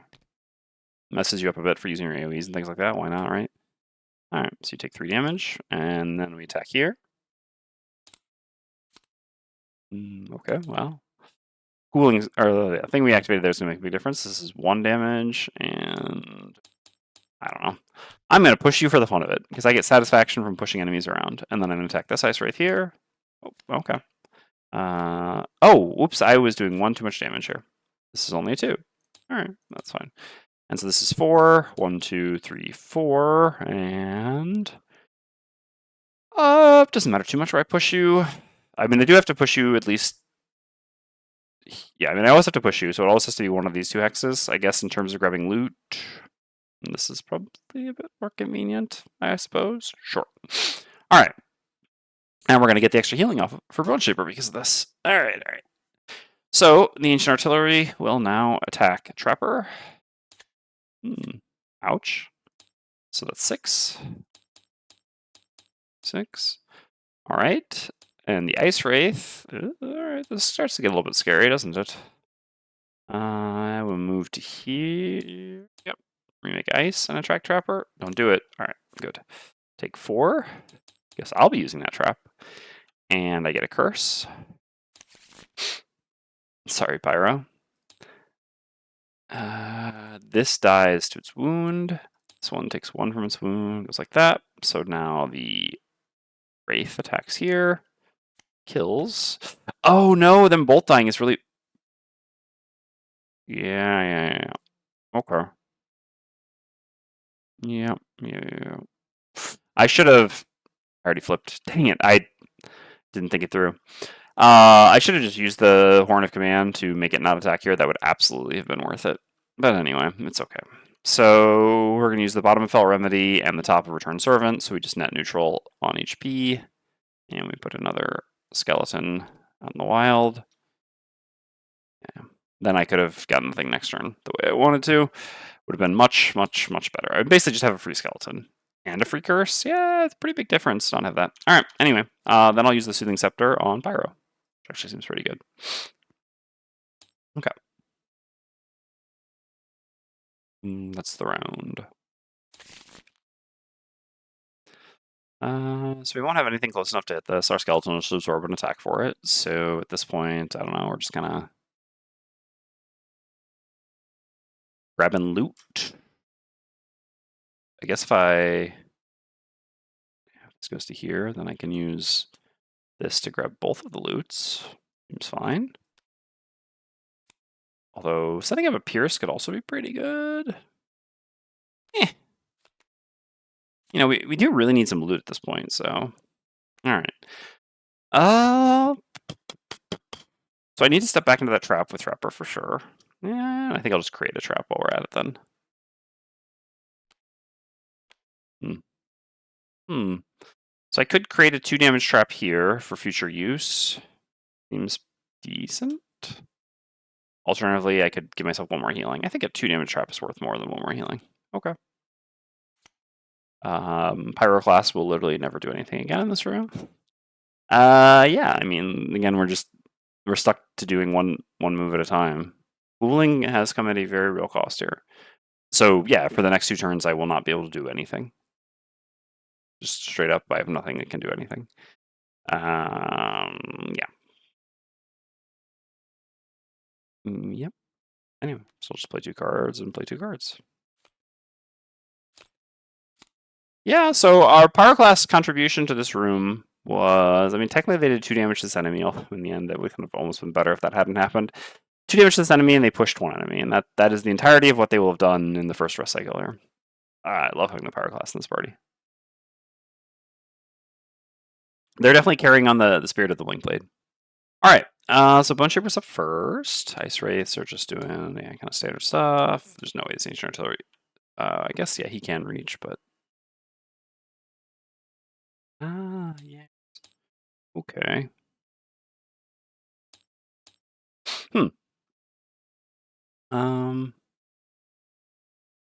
So this would get to hit that. That's a bit of a shame. Well, might as well have this come to here then. Not gonna change much. Is that the large AoE? No, small AoE. Okay. And then this goes to here.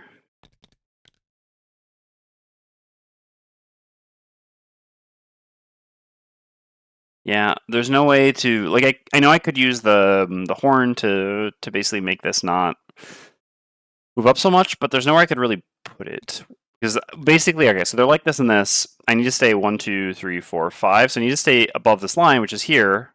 But then this will go to here, and then this will actually be the focus of the ice wraith, not the skeleton, which I really don't want. I'd much rather the skeleton get attacked, obviously. So yeah, this is just gonna have to try to go survive an attack, which you know is not unlikely. All right, this goes here, and then we just use Flow of the Black River top to heal for 3, and Eternal Torment to grab these 2 loot. Okay, what's in the bags? Hide and hide, or 2 hide. All right, so 3 hide, sure, why not? Nothing else to do. All right, back to here. So then Trapper's up. So on Trapper, I guess just keeping the traps next to each other makes sense typically. It's not like I can pull, to trap or anything like that. So put a 4 damage trap here. Gain 1 experience, and then we're gonna use Exploding Decoy.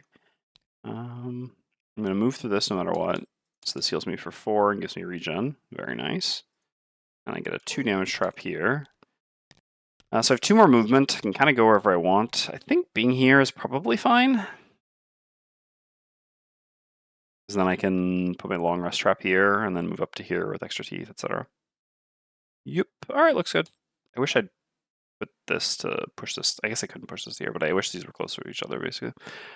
All right, Ancient Artillery goes. Attacks just the skeleton. Need a +0 or worse. No, that is worse. All right. So then the Pyroclast goes. And it's going to have a really stellar turn here, where we go, well, so we actually heal 3 from the regen, 1, 2, 3, thanks to active card here. So this is going to take 1, and this is going to take 1, and then we just do a move 1. Man, cooling has just hurt us so badly. Oof. All right, lesson learned, don't activate cooling. We really just need move boots so badly. I mean, we've basically had to do 2 hazing scenarios with Pyroclast back to back, which is obviously not been the best. Not being able to have any crafted items for your first scenario each time is so rough. Okay, so this remakes ice, heals itself, doesn't matter, and we'll just attack the skeleton for 3 and curse. I'll go ahead and use the shield for this. I know I would avoid the curse, but I like this being up here to absorb hits, so let's go ahead and use the Warden's Robes. So this just takes 1 damage and gets a curse. It's a great card, but probably mostly before long resting. Yeah. I mean, we took a lot of damage. We didn't need to move much at the time, but yeah. I should suggest House Rules there for a reason. Yeah. Well, again, I'm trying not to... Oh...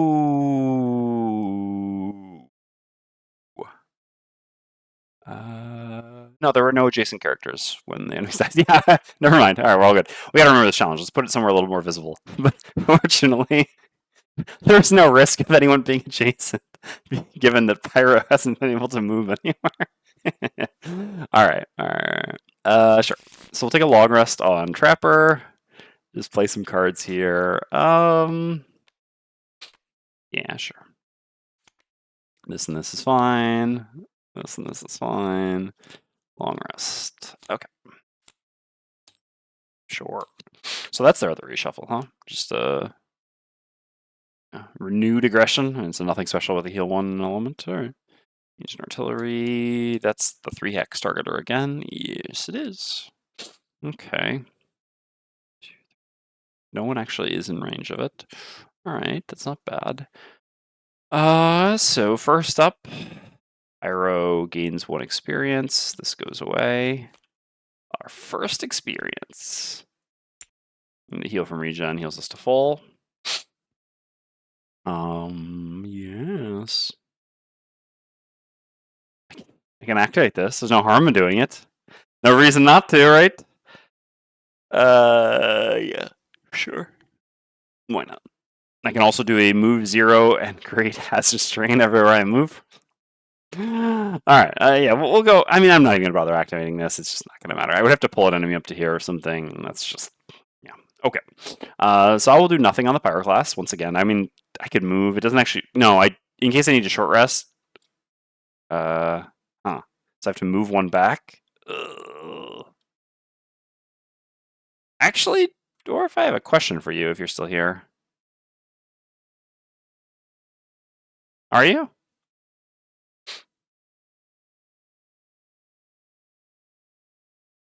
Maybe I can go to the FAQ in the meantime.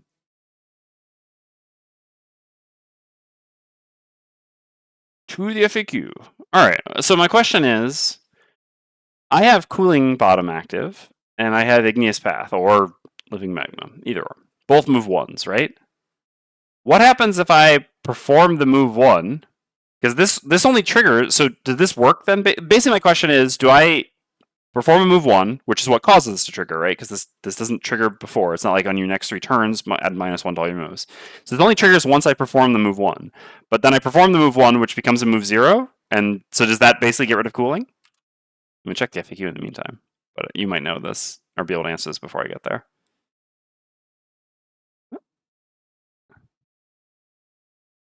Not an FAQ. Okay.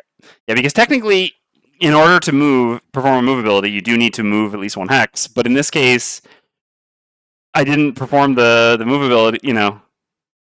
Your guess is as good as mine then? I have no idea, honestly. I mean, it's a weird one, right? Because, yeah, so certainly to explain, like, if this said something different, which was, on your next 3 turns, which it doesn't, but if on your next 3 turns, add -1 to all your move abilities, then you would just not be able to, like, I mean, that would be different. It wouldn't, get rid of this. But then let's say we have, like, a move 1 create fire. We wouldn't be able to do that, right? Because it would be a move 0, and we cannot move 0, right? So, but here it's a bit different, right? Because technically, at the time at which I play this, it is a move 1. It only becomes a move 0 once I start performing it, because the trigger for this is performing the move ability, because it's on your next 3 move abilities. So on is basically just a trigger wording in Gloomhaven that says, like, when something happens, do something. So my reading of this, technically, but then at that point, it no longer becomes a move ability, so it becomes a bit of a catch-22, right? All right, the way I'm going to interpret it, it doesn't really matter much, because we'll probably just long rest here, since we're not really contributing anything, but out of pure curiosity, I totally see the problem and very surprised nobody has asked that yet. Yeah, I'm surprised as well. Anyway, my interpretation of this, I believe, is that I should be able to do this, and it should trigger cooling, and then I do move 0, but yeah, I mean, I played the card, I performed the action, and then it's just... Also, theoretically, this has 2 parts to the action, although I guess this one doesn't. This would be a better question, because then, yeah. But anyway, so whatever. I'll do the bottom of Living Magma. I'll intend on performing a move 1. It becomes a move 0, knocking off cooling, and then I have a move 0, so I don't get to move at all, and yeah, and that's it. All right. We come up with things every day. Got to keep you on your toes. All right. So that is my interpretation of how I believe this would work. But, I mean, if Isaac said it worked the other way, I wouldn't argue. I think it could be reasonable the other way as well. All right, so Bone Shaper, we have the...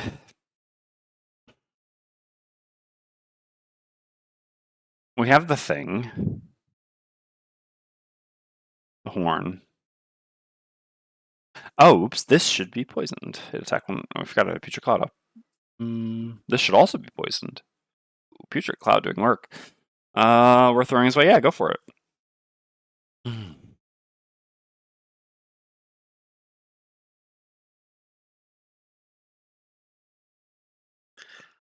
Right now I have a long wall of text that he has to read for scenario event or city event 53.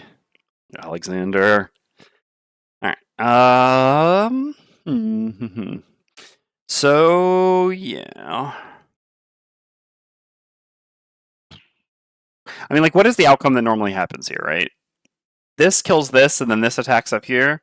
So we really don't want a Wraith to advance, right? That would be pretty bad, because then the Wraith gets attacked by the Ice... I mean, then, yeah. Our Wraith gets attacked by the Ice Wraith. Wraith on Wraith violence. And we don't really want that. So, yeah. Oh, you know, the Ice Wraith goes before the Ancient Artillery. No. So that... Well... No, so we still don't want the Ice Wraith advancing. Same deal. Okay.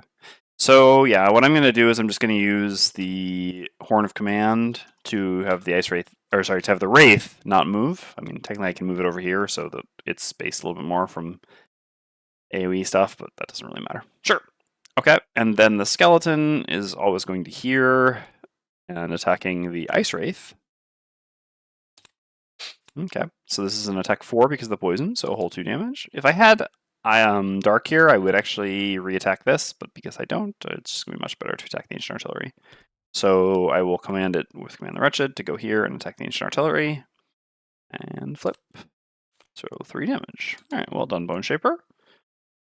How this is going to heal off the poison, then re-poison itself, funny.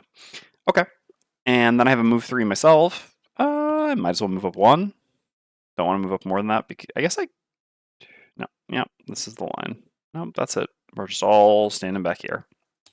Okay, so the Ice Wraith goes, remakes ice, heals off the poison, steps back, attacks the skeleton, +0, skeleton down, no curse, and you are once again poisoned. Ancient Artillery have nothing in range, and the Trapper gets a long rest. This heals us for 3, 1 from the regen, 2 from the long rest. We create a 1 damage trap here.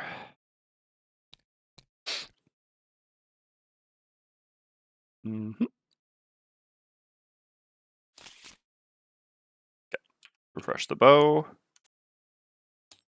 Sort the hand. Alright, at this point, Exploding Decoy has got to go. Alright. So, as much as I would love to upgrade this 1-damage trap into a... I mean, I would really like that. I mean, because realistically what we'd like is just long rest, long rest. Does throwing a 7-damage trap at either of these enemies kill them? Not really, that's the problem, right? I sent Isaac, not sure what answer I get. It may even be you can't use that move ability because of paradox and dividing by 0. Spoken like a physicist. So that sounds like an Isaac answer. Okay.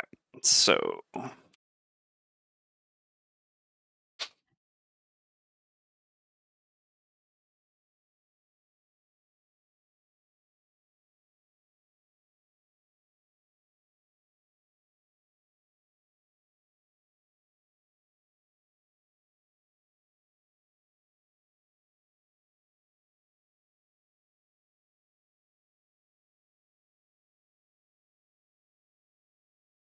Yeah, I mean, I think I do need to upgrade it in order to have something effective to use here. God, I really wish I could get the enemies next to each other.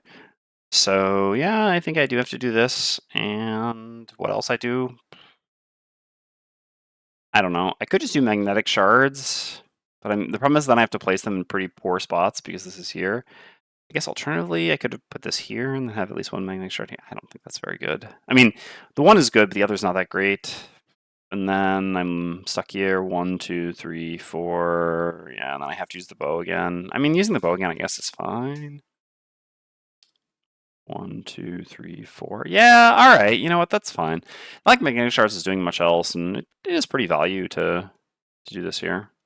The other option would just be to use the move heal, just to give myself 1 extra health, since I'm gonna tank the attack here. But normally the Ancient Artillery shouldn't hit me here if I stand still. So, all right. Oh, okay. Ugh. Healing off the poison again. I mean, whatever, honestly. Future Cloud's poison has been pretty effective here. Okay. So heal 1 from our regen. I'm going to upgrade this trap into a 6 damage stun trap. Gain 1 experience. And gain another experience. And I'm going to place 2 of these traps. 1 here. Honestly, I don't think this one will get grabbed, but at least this one will. And 1 here. Okay. Ice Wraith goes. Heals off the poison, and that's it. Ancient Artillery has nothing in range 5. So then Bone Shaper goes. This goes to here. Attacks this. If it's still poison, this would actually deal damage. Sadly, it does not. Alright. And then Pyro refreshes this and chooses a card to lose. Let's get cooling out of here. We should have learned our mistake by now. We were on too much. Okay. Focus. Stay on target. Alright. Hopefully we'll get some non-flying enemies sometime soon. Yeah, I think cooling. Cooling has got to go. We're just going to have to rely on our allies to be healing us, because yeah, it's way too punishing. Alright. And we've just got to do a lot of movement still in this scenario. And then for Bone Shaper, brush all of these. Man, this has just been good, huh? This is here.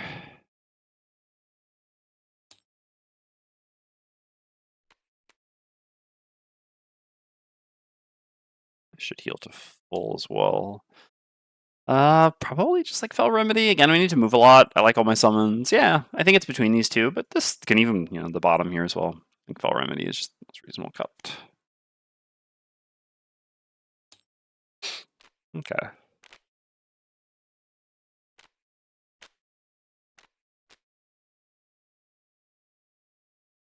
All right, so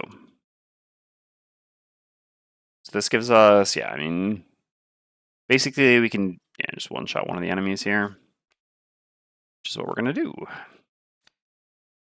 As for you, can you finally go contribute something?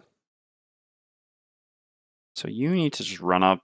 All right, so what is the range on the 1, 2, 3, 4, 5?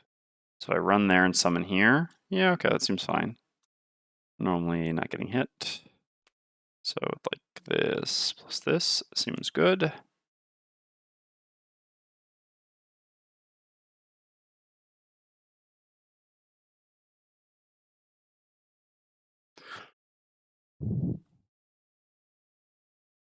Yeah, okay. Problem is you're not gonna still be there, right? If I go 1, 2, 3, 4 and hit you with under pressure, it's pretty nice, but unfortunately because the summon, you're going to have moved away. I guess you can move to here. But I think then you will no longer trigger this. No.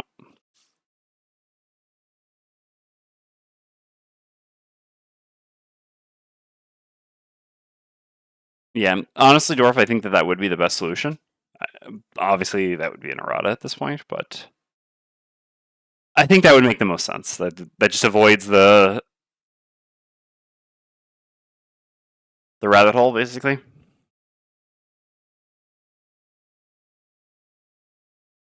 Okay. Anyway.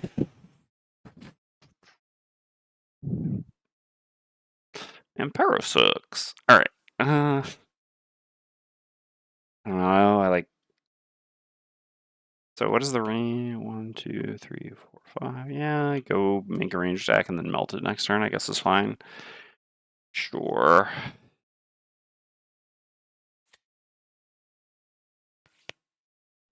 Sure. I don't know that initiative matters too much. Alright. Not the invisible, please. Okay, that's fine. Pretty sure they did not indeed make ice last turn. Yeah, they didn't. That was the consume ice. Okay. Okay. Sure. So, I mean, is it really better for us to be killing... No, Blood Bowl, but I can answer the question. Basically, what happens if you have cooling active with Pyroclast and you try to perform a move 1? Cooling bottom active. Alright, so Trapper's up first, so we can kill either of these enemies. Yeah. I mean, realistically, we should want to kill this. What is this doing, though? This is going to be another 8. Oh, furthest enemy, huh? Oh, they'll just hit Trapper. Oh, this one's going to get an attack here? Interesting. Yeah, this is so meaningless to attack this turn. I think I would actually rather just kill this. I mean, I'd rather have Trapper kill this. Okay, sure. So Trapper heals 1 from regen. I don't believe I just did that already, did I? No.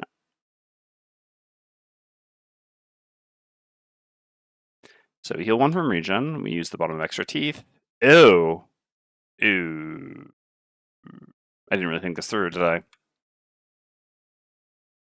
Yeah. I mean, whatever. It's just going to go away. In the end, it's just not going to have been used. But I just use my level 8 card for nothing. Because it's going to get eaten by extra teeth. Alright, sure. Whatever, at least it's funny.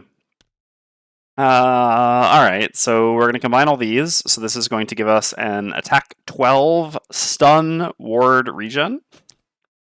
I'm going to use the well-strung bow to add +1 range. That makes this range 4. So we go 1, 2, 3, 4, and target like this. So we attack the Ice Wraith. All right. It's a dead. Also, yeah, we should be tracking this, huh?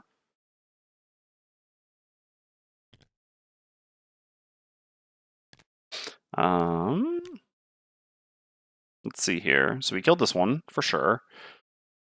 Let's see what happened there. Died to wound, and then the Wraith killed the other one. Yeah, so we killed one other one with the wound.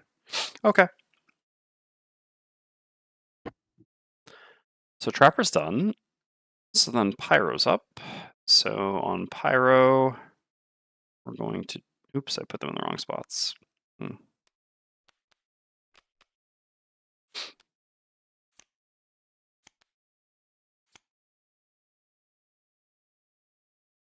All right, so we're going to do move 3. 1, 2, 3 to here, I suppose. And then we're going to create fire and throw a lava bomb. Second. Banning a spammer at this ancient artillery. Okay, that's nice. 1, 2, 3, 4, 5, 6, and we put. You know, that would be really nice, right? If you could just. I mean, I guess this would be kind of unreasonable to implement. I don't know. If it were possible, if you could just context menu an enemy when you're playing with Pyro, and if you selected Hazardous Terrain, it would just plop the Hazardous Terrain down underneath it. Oh, that'd be beautiful. It would be beautiful. All right, so we're done. So then the Bone Shaper goes. So this is going to move to here, and it's going to attack the Ancient Artillery. It does 2 damage, sure. And then we're going to do a move 3. 1, 2, 3 to here. And we're going to suffer 2 damage, gain 1 experience, and put a new skeleton right here, I guess. On this side's probably better. That doesn't really matter. I can move down there, but yeah. All right, so this becomes active. All right. So the elite bone artillery will attack the trapper. So this attacks at -1. -1, so 3 damage. Lose the regen, and here 1, 2, 3, 4, 5, 6. Yeah. So your focus is going to be the pyroclast. -1 again, so 1 damage. Just enough to break the regen. What was the regen doing anyway? All right, the Ice Wraith's going.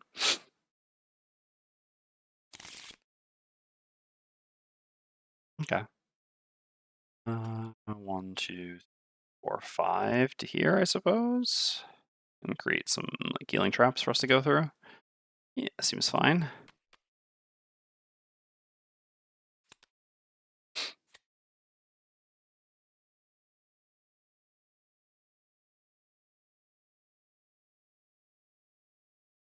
Alternatively, maybe I should go up and kill this turn with Trapper. I mean, these summons can only hit it, but then they'll advance more, which actually does matter. Yeah, okay. I'm here for that. So, yeah, and then we can just. So do we need to move 4, move 5 here? 4 does it? Okay, let's see. So I probably shouldn't spam summons here with you, just because.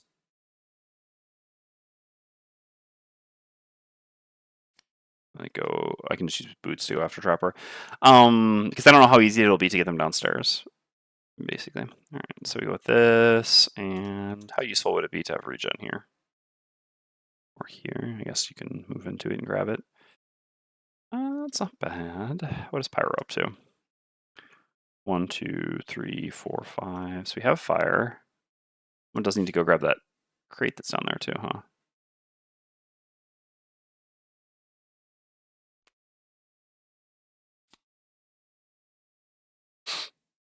Yeah, I mean, a little under pressure there seems pretty good. Okay. So what does this look like? So you go kill you. This moves, I guess, to here. Yeah. This moves to here, and then we move, grant summon move. But yeah, we actually want to be doing this instead then. Okay.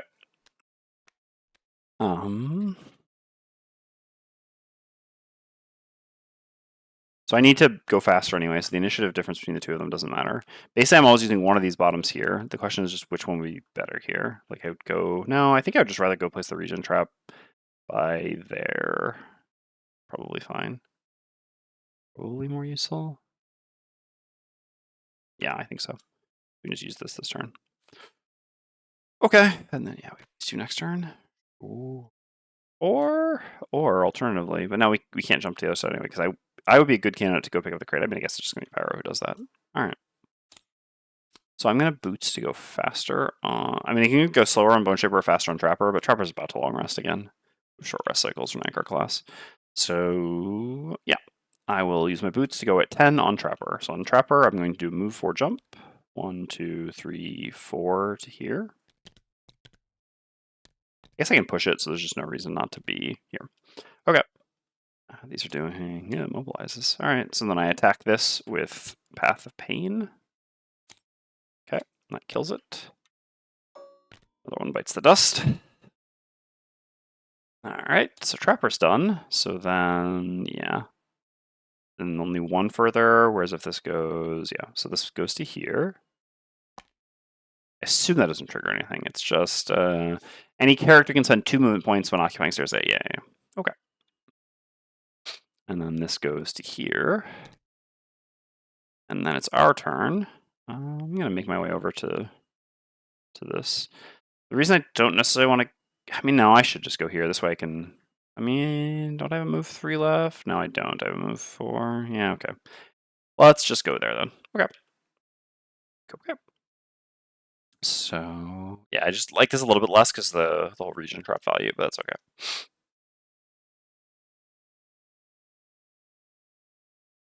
Oh. No, I also then won't have line of sight of this, right? If I go to either of those spots. Yeah, that's a bit annoying now, isn't it? Alright, fair enough. Yeah, there's like the center mast blocks quite the vision. Alright, sure. So I guess I have to just go to there on Bone Shaper and grant one of my summons a move 2, granting this a move to here.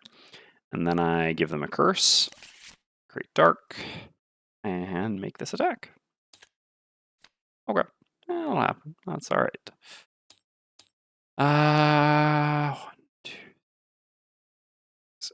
So I set us up to both get hit, huh? Not excellent. 1, 2. Hmm. Hmm. Hmm. I wish I had done a ranged attack instead. I mean, couldn't predict that they'd be doing an AoE, although almost all their stuff is AoE. Yeah, this wasn't the best. Alright, so I'm going to use the bottom of Flowing Fire, excuse me, to move 6. So I'm going to suffer 1 damage now, and then some future damage. 1, 2, 3.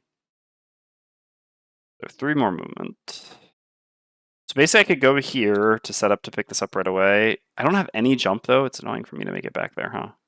Really annoying. I guess I could go here and then... Oh yeah, I could even destroy this at some point. Do I even have... I mean... Quite convenient. Yeah. The turn I destroy it, I can't also loot, because my loot is also on bottom. What is it with Savas and having bottom loots, huh? Tell you. Bottom non-move loots. Suppose I go here and just help to kill this and we worry about that afterwards. Getting immobilized isn't the end of the world because I can just keep beating this up next turn, I suppose. This is probably fine. Alright. So we go there with Flowing Fire. I already took for the damage, and then I gain 1 experience, and I just do an attack 5 with Under Pressure. Alright, 6 damage. Not bad. Okay. So then the Ancient Artillery goes, so it'll attack both. These are attacks at -1 with Immobilize. And I have the Cure Potion for the Immobilize. I'd prefer to avoid using that here. Oh, yeah, when this dies... This is the first time an enemy any of us have been adjacent to will die. Well, characters, because it doesn't affect summons. Yeah, we're actually going to get poisoned as well. Ugh. Alright. Alright. Yeah, maybe it wasn't good going over there. I mean, at the same time, it just wouldn't die otherwise.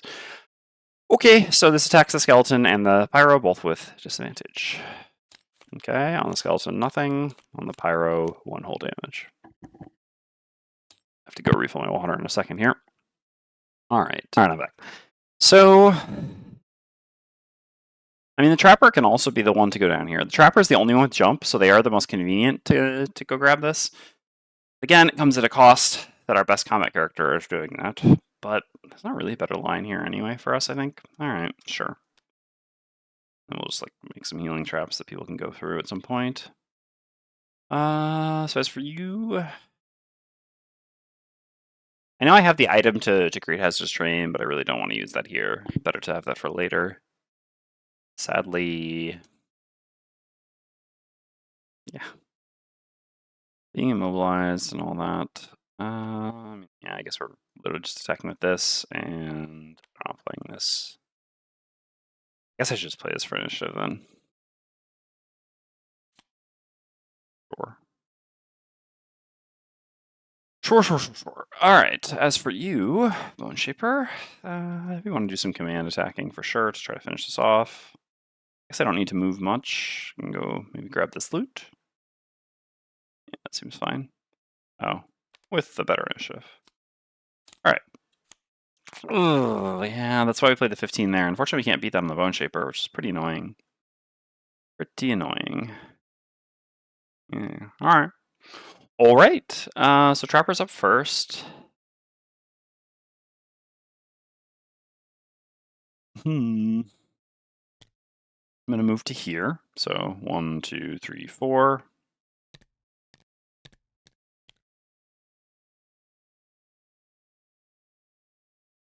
Oops.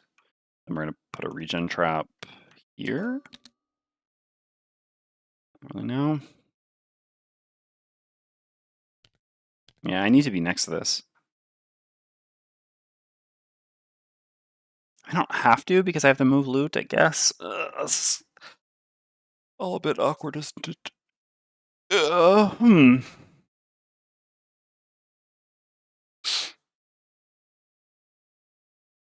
I mean, since Pyro's getting pushed back to this anyway. Oh yeah, but we're going after. Damn, that sucks. Actually, it would have been, well, then we wouldn't have got to attack. Yeah.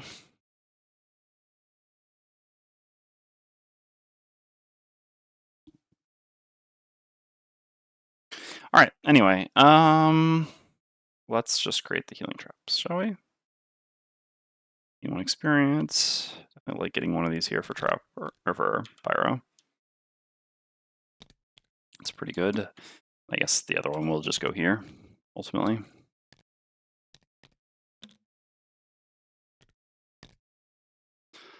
All right. Yeah, it would have been so good us getting pushed back to here. We destroy this for the turn, etc. Oh my god, it would be the dream. Can I share my initiative boots with Pyro so that they can go after? Dang. All right. I guess this is a reason to not try to play faster. I don't know. Anyway. Oh, excuse me. So I'm going to use the top of melted armor, create fire. This is just an attack 3. Okay. Pyro's flipping exceptionally well here. Okay. And then we don't do anything with bottom force of the earth. So then the ancient artillery goes. So it's going to push to target all range 1. So ye can have. Yeah, it's annoying. You're going to cover up that loot there. Okay. Because, yeah, you always get pushed here. I don't really want to go into the regen trap because Pyro's taking 1 damage turn for now, so the heal 3 trap is much better. Yeah, no kidding. All right, so we'll go here, get 3 healing on Pyro. And then, yeah, unfortunately, the skeleton, we have no choice. I guess we can avoid using that, but it is forced to be pushed here. Okay. Oh, no, still immobilized. Okay, and then it attacks at -2, targeting the Pyro. So this is an attack for 1 on Pyro, for no damage on Pyro. Okay. So then Bone Shaper goes. This goes here. This is 2 shield this round, though. So this attack won't... But fortunately, we have the Dark for the other one. So this is just an attack 1. Okay, would have rather drawn a bad modifier there. This loses its immobilize and doesn't go. And then on Bone Shaper, we'll just... Yeah, we couldn't curse it anyway. We'll just move to here. Just grab the loot. Grab that. I'll grab it right now so I don't forget. Have I forgotten any other loot? No, I have not. Right, what do we got?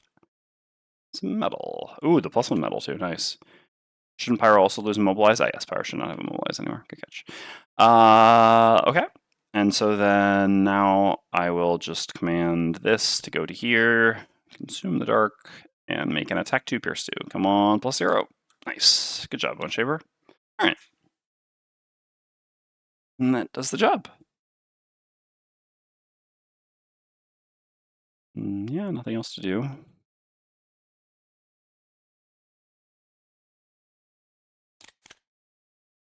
All right. So, I can gain experience by using Igneous Path here. It's a move to like any other thing, I guess. Oh, yeah. I also should have actually taken 1 damage on Pyro's turn. It's a bit annoying to track these. Where are you? This should be here. Okay, so just put this card, play these cards, and take a long rest. Okay, so Pyro takes 1 more damage. Let's put this in the discard finally. A bit annoying to try to manage these in TTS. Okay. So then we consume the fire. I'm not actually going to create the Hazardous Drain, but I gain 1 experience, and I just have a move 2. Going to here, grabbing this loot, picking up the trap. I'm full. I heal from this as well. Yada yada, and we get a loot. We get 2 coins. Okay, sure. All right, and then Trapper heals for 2, gets a long rest. I don't know, is there any reason to create this trap here? Why not? Because I enjoy placing them.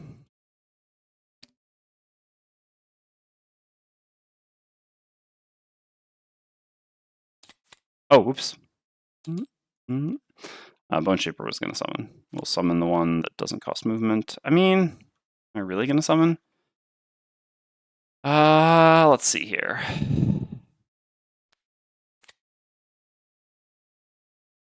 Let's assume that I'm dismissing the one that's down there no matter what. I can just put that down here. So in that case, I can have a summon active, and it'll be right next to the door, because this one's much further, right? So yeah, this is just getting dismissed no matter what. Yeah, sure, I guess at that point it does make sense to summon. So this will be summoned here. Yeah, because it won't actually cost us a turn. Okay. So you go here.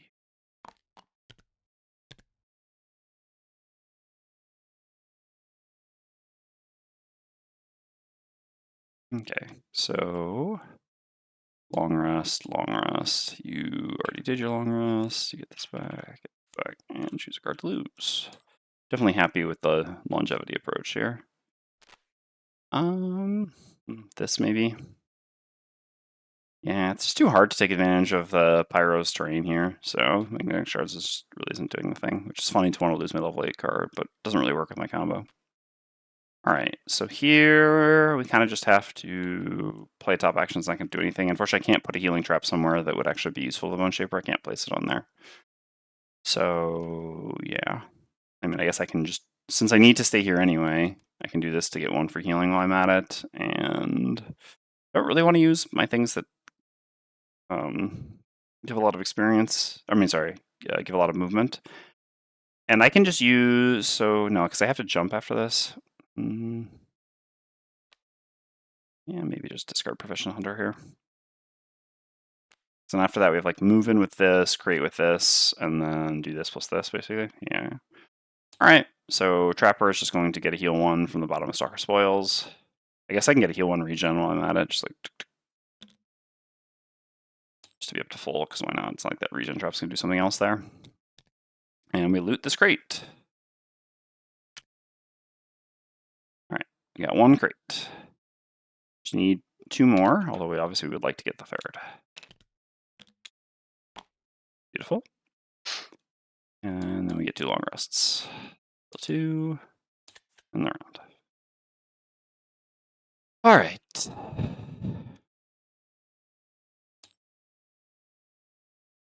Honestly, it's probably time to just cut 1 of the summons. Our rest cycles are getting shorter, which is wild because we're only through 1 room here, you know? But yeah, this first room was not easy for our party. I mean, having 1 character who basically doesn't contribute is a little bit rough. Not gonna lie. Mana's for you. Are there spoiler tags in the chat here? I don't know that spoiler tags exist on Twitch, unfortunately. We'd have to try to be vague. Otherwise, if it's a question you have, you can send me a message on Discord, and I can take a look. Or Twitch, but Discord's easier for me to see. No, it feels like we just kind of have to be going forward. Go to this.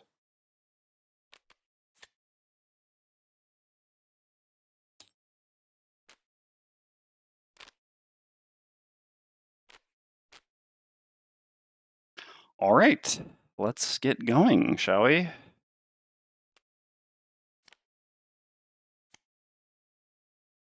think it's fine for Trapper to go in there first. They'll be at full health. Actually, our tankiest character.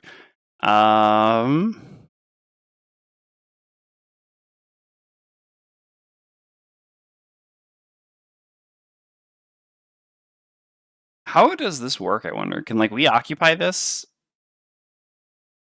Yeah, we should be able to, yeah. So we, like, move 2 onto... No, it costs us 4 movement, actually, to go down there, though. Okay, so that means we literally have to use this to get down. Okay. Maybe I should keep the summon, then?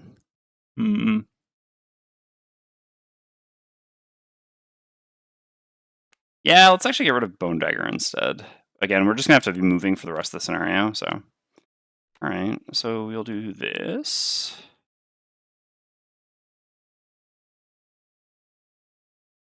One, two, yeah, honestly we should just use the giant move. Well, no, I mean 4 movement is enough, right? No, yeah, we need 6 to go down, actually. We need 6 to go down. Alright, so we have to go with this, and honestly, might as well start with Lava Bomb then. Alright, this works. Would I rather Pyro or Trapper go in first? I don't know. I mean, I guess Trapper has 2 less health, but they at least have leather armor. You can, like, place down a trap. You can place down this. Let's just have Pyro go first. Okay, here goes. So, oh, I guess it doesn't matter. Never mind. I guess Trapper's going first. So, Trapper's up. I meant to switch the cards, but whatever. It should be fine. Okay, so we do 1, 2 to here, and then we have 2 more movement to go down. Okay, here goes. So 153.1. Okay. You click this. Okay. Place the revealing character on stairs B. Sure. Stairs B, A and B are linked. Any character can spend 2 movement points when occupying stairs C to go lower below deck. All the way down. Alright, so I'm going to put those tokens on the other thing, on the crates, just to make sure I notice them.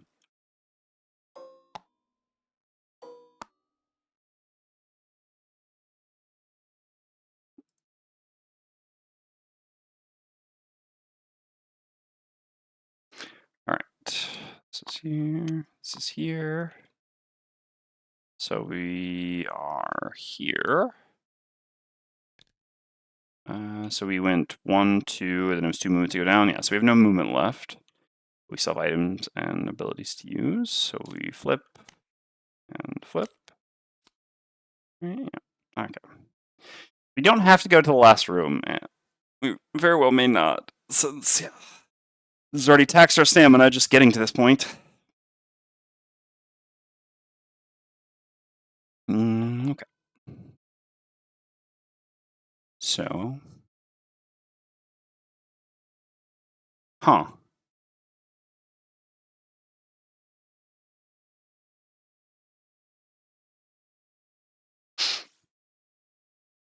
Oh no. Pyro's not even going to be able to make it down there anymore.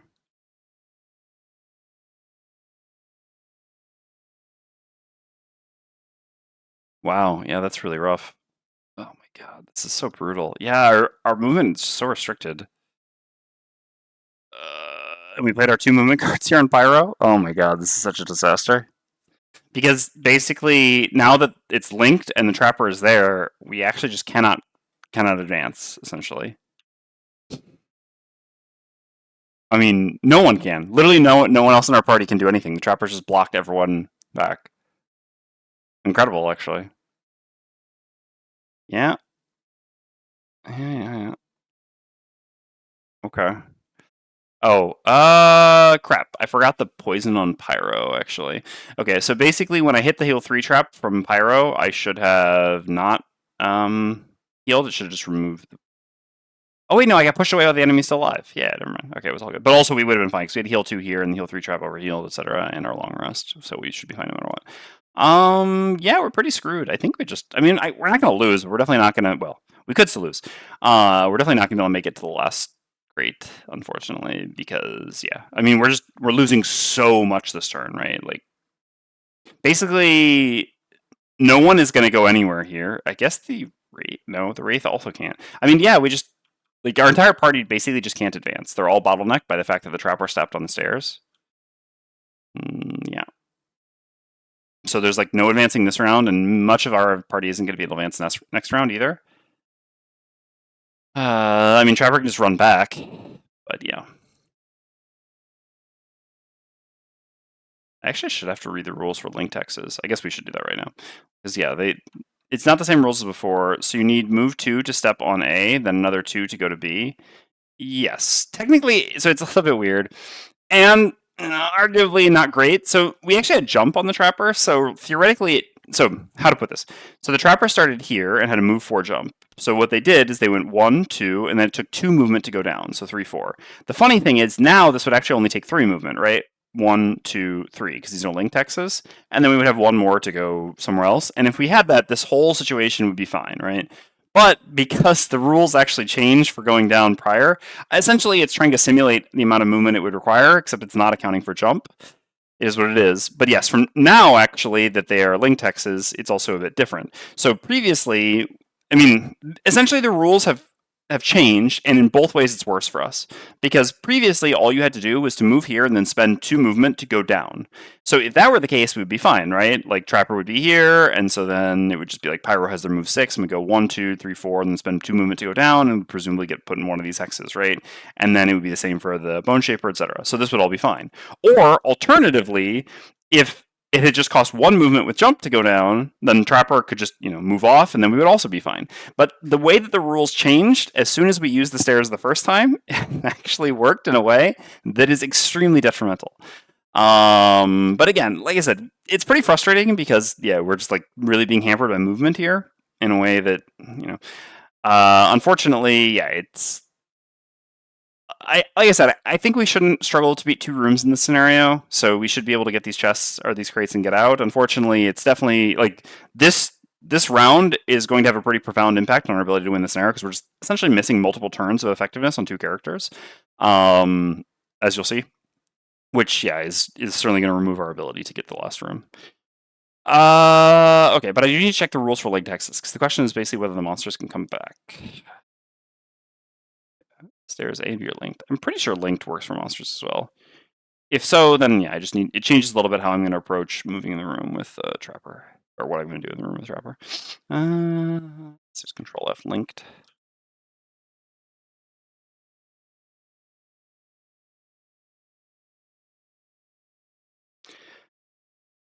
But yeah, so Lord Bulb, currently that is the amount of movement it requires because they're just linked, and so the second hex, which is linked, is also difficult terrain. So moving from one to the other. Oh, that's the wrong linked. Link hexes. So next on the map linked to each other, link hexes are considered adjacent for the purpose of movement. There is no line of sight between hexes, but figures can find focus through link hexes. Yeah, so the monsters will run through. All right, yeah, we're almost certainly just gonna have to come back, which is, like I said, it's really gonna hurt. All right, in terms of just like stamina, basically, not in terms of our ability to survive, generally speaking. Although, attack +1 here is pretty rough. Trapper's gonna take a pummeling. We're almost certainly gonna pitch a card. No, we don't have our armor anymore.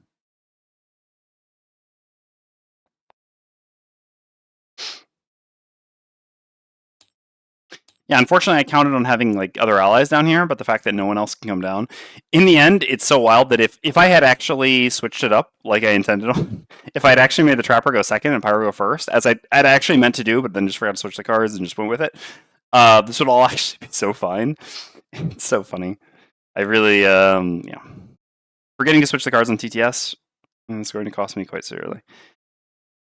Yeah, so this is going to be attack 3, attack 1, so 4 damage, and then attack 4, so 8 damage, so that's 12. So assuming we get average flips, we technically won't have to pitch a card, but like, let's be real. Is there any way to change that from happening? Not really. I know I can place a trap and have something run, like pull something into it. I mean, I might just do this anyway, just for the muddle, I guess. Because, yeah, this has 2 movements, so it will always make it to us. Yeah. All right.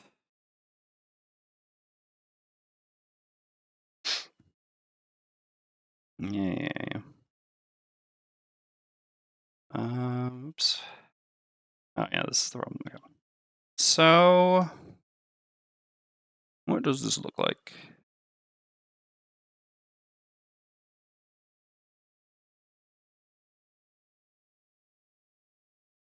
Yeah. If it hadn't cost me 2 movement to go down, I could also just run back on the trapper at this point. All right. Anyway. Gain 1 experience. I create a trap. If I have to run back, there's not really any value in having bonus here for a trap combination. So we'll just put a 5 damage trap here. And that's that. I'm just going to use the attractive bracelet. Okay, I'm done. Yeah, this really sucks. Oops, I keep using, yeah, but there's just, I'm trying to use the zones, but it really just doesn't work for this scenario. All right, it doesn't really make sense to move onto there with Pyro and also start suffering damage, so I'm just going to do a move 4. I guess I can just go pick up this loot at this point. Like, it's going to be rounds before we can even do anything. Pyro, we've used both of our big move cards, so after this point we have no ability to go down. Like, so the closest we can get here, I mean, technically we could dismiss the skeleton, I guess, and we can go here. But yeah, and then we just block everything now. Isn't this just going to be awful, though? Isn't this going to go block it, and then monsters just can't advance, and then it's eventually going to go down there and die? I mean, I guess I can just control this, so I don't have that happen. And this is going to go block. This is so bad. Oh my god. This is so tedious for movement for our party. Yeah, okay. I don't even know what I'm supposed to do here. Whatever. I'm going to go grab the loot with Pyro. I'm just going to do move 4 down to here. And I'm going to stop caring about success of the scenario for a little bit. Again, I still think I can win, but for the next few rounds, no one in my party is going to be able to do anything, so I might as well just embrace it. Because, yeah, this whole movement thing just doesn't work for us. Okay, get a loot. Sure. And do nothing else. All right, so at the start of the Elite Frozen Corpse turn, I'm just doing this basically just for the muddle, which is wild to use this just for muddle, but yeah, I mean, it could make the difference between pitching a card and not, and I'd really prefer not to pitch cards. All right, so I pull this here, so it gets muddled. This is gone, and it suffers 5 damage. All right, so this attacks me at -1. Oops. Makes ice. Attacks me at -1 with disadvantage. Yeah, well, could make a difference. So we take 3. And then this comes to here and attacks me. Okay, that's good. That's good. And so these also make ice, and they have range 4. So these are 2 attack 4s. Come on. Okay, please not another +1. Come on. Again, I just want to point out that the expected value for damage here was, yeah. Oh wait, no, yeah, because this was attacking for 2, right? Yeah, so 3 then 2, 5. I guess it was exactly 13, right? 4, 4. Yeah. And I use muddle to reduce it by 1, essentially. On average here, this should actually leave me at 1 life. Sadly, it did not. Alright, see a Path of Pain. I'm not even sure if I will be able to win this at this point. The problem I'm going to have is basically that my other 2 characters are just so slow to go loot these, and then to run all the way back. And Trapper, having had to pitch a card here, I mean, has turned them in an 8-card class, and everyone has to escape, so... Honestly, this scenario is just pretty miserable from a movement perspective. Oh, also, I actually needed to stamina push. Sorry. I need a stamina push and a movement card here. So move 5. 1, 2. Yeah, I mean, we can just get out like that and get a free regen trap while we're at it. Sure, I think it's probably better. I mean, I guess maybe initiative is a better argument. It feels really bad to stay pushing a level 1 card with a major stamina potion, but I mean, with a stamina potion. But yeah, I guess that's where we're at. No, because then we just don't have anything to do as a type. Yeah, is what it is. All right, sure. Okay, so then Bone Shaper goes. I don't even know what I'm supposed to do in Bone Shaper at this point. Like, yeah, my turns are just so miserable. All right, this is so. I'm going to use the Horn of Command, and basically what I'm going to do with this is I'm going to send the Wraith down here instead of having it move to there, because otherwise, yeah, it's just going to mess everything up. And I'm honestly just going to have to dismiss the skeleton. This is no fun. Like, none of my characters get to play. What's going on? Oh my god. All right.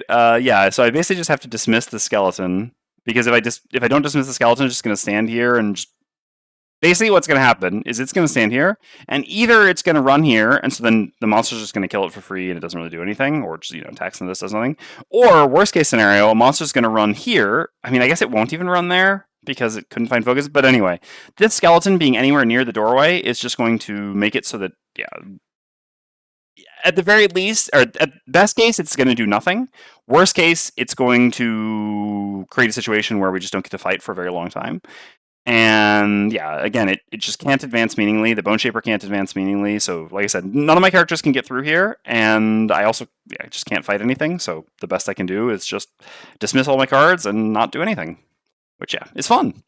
All right, so we're gonna dismiss this because I can't horn both summons, unfortunately. If I could horn it to move it away, sounds a little bit weird. If I could horn it to move it away, then I would, and I wouldn't have to dismiss it. But as is, I mean, I guess technically I can dismiss it at any time. So technically, I guess I can just let it go there for now.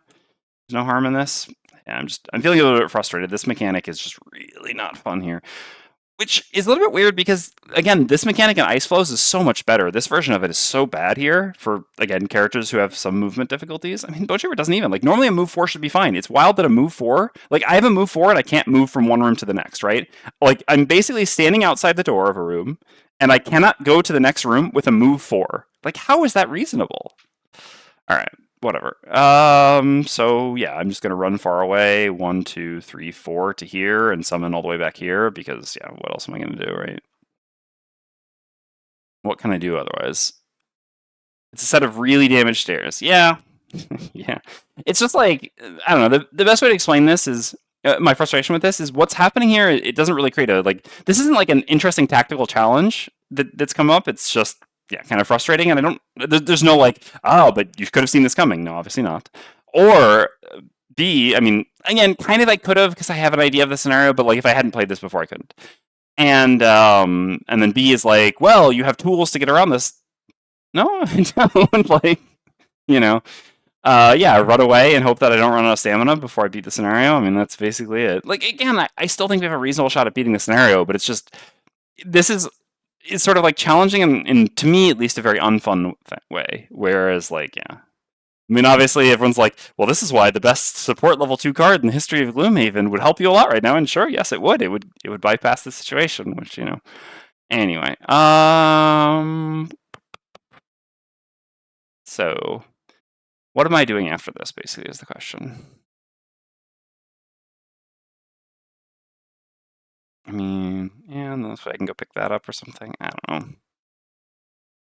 Like, basically, I just need the enemies to run up. I can't run down at this point. No one can make it down there. So, yeah, I might as well just run as far away as possible and suffer 2 damage, gain 1 experience, and summon.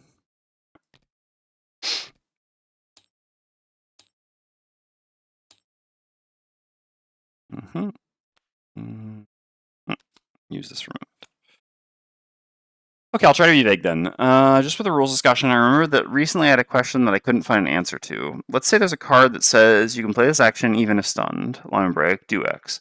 Play a card from your hand to perform its top action. Can I just do X and skip playing an extra card? Yeah, of course. You don't have to do anything you don't want to do.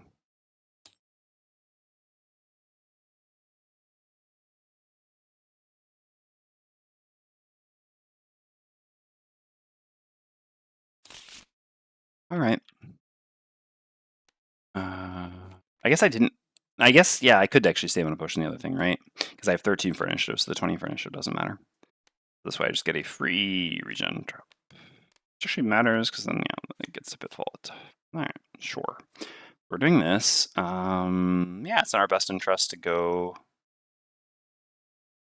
late as possible, I guess. No, with the skeleton there, that's bad. We want to go early, so the skeleton goes through and attacks, I guess? And gets attacked? Okay. Sure.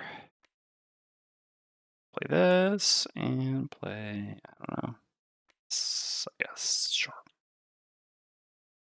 Fortunately, the Wraith is going here, and then when things start coming through, they're going to start getting attacked. So maybe that's an argument to just...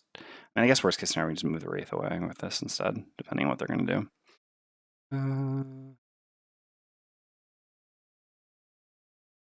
Well, in Gloomhaven Second Edition, this is a little bit different, but at least in Frosthaven, it's definitely the thing that I said is definitely the correct interpretation. Gloomhaven Second Edition, we've actually changed the rules a little bit, such that if you perform part of I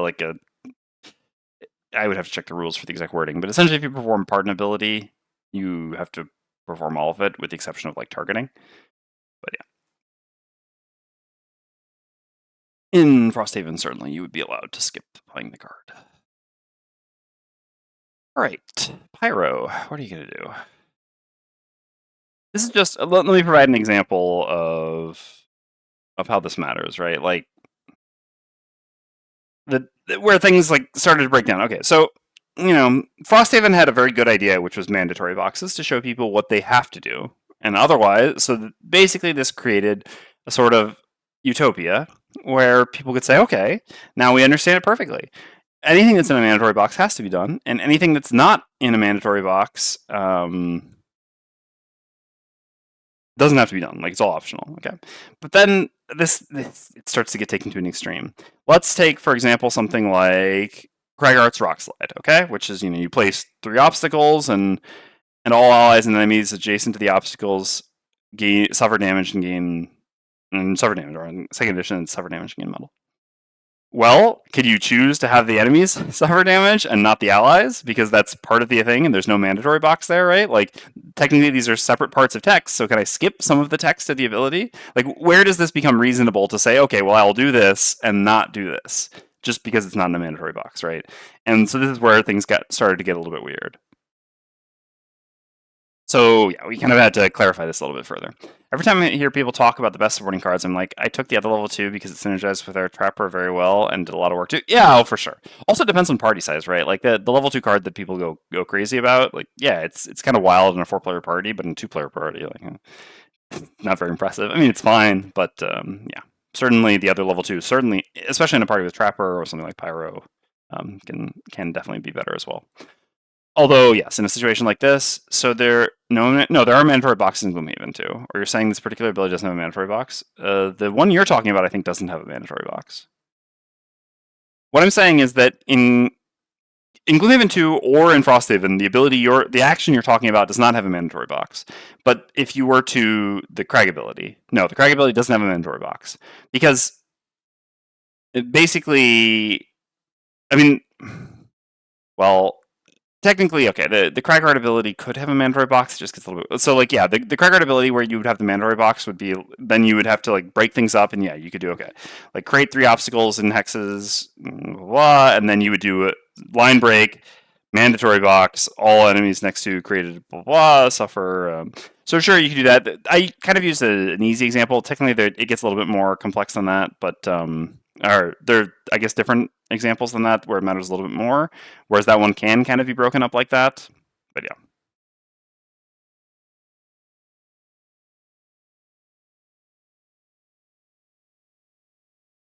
yeah, I guess I can provide a better example. So let's say, I mean, this you could argue that, well, then it's just a logic loop and you can just cut out the thing. But all right, let's say, so there's a bottom level 1 Kragart card, which is you create an obstacle at an adjacent empty hex. All allies and enemies adjacent to the created obstacle suffer 1 damage. Create Earth, and you do loot 1, right? And so basically, we just made the create an obstacle and everything adjacent to it suffers 1 damage into a single ability.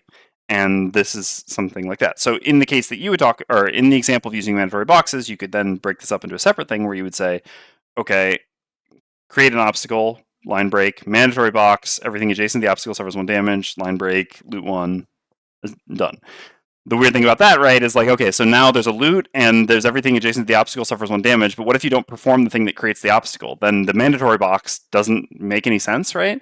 Like, mandatory box on something like a Bone Shaper that's just suffer 2 damage makes sense. This is very easy to understand, but like having a mandatory box that tells you to do something that doesn't work with if you chose not to perform the ability that created the thing that it works off of is what, or I mean, I guess this is kind of the same for Rockside as well. It gets a little bit weird. Anyway, it's just easier to say that if you perform part of an ability, you perform all the ability except targeting.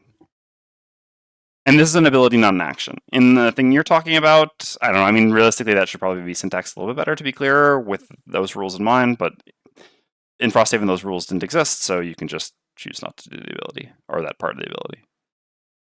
Okay. So what are we doing? Never anything here. We're just doing move 3. Mm-hmm.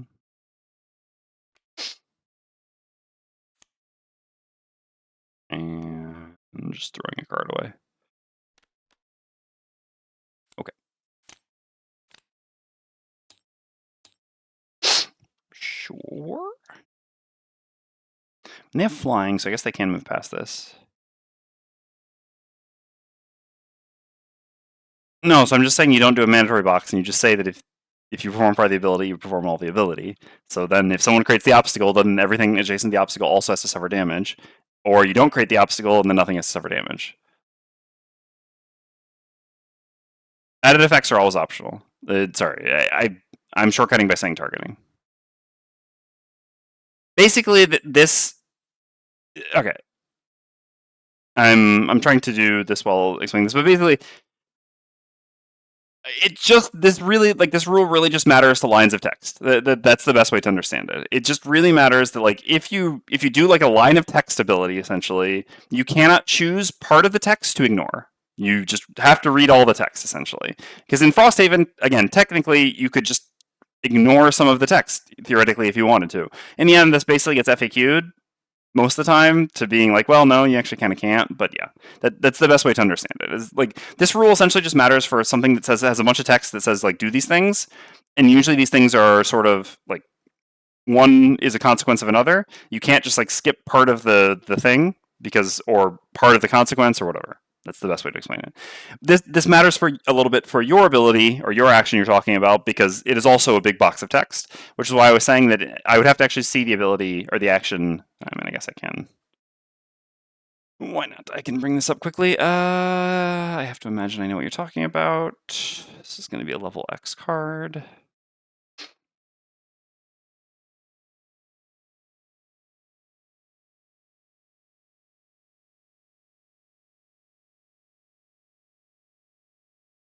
Yeah, so again, that action is not, I mean, like, excuse me.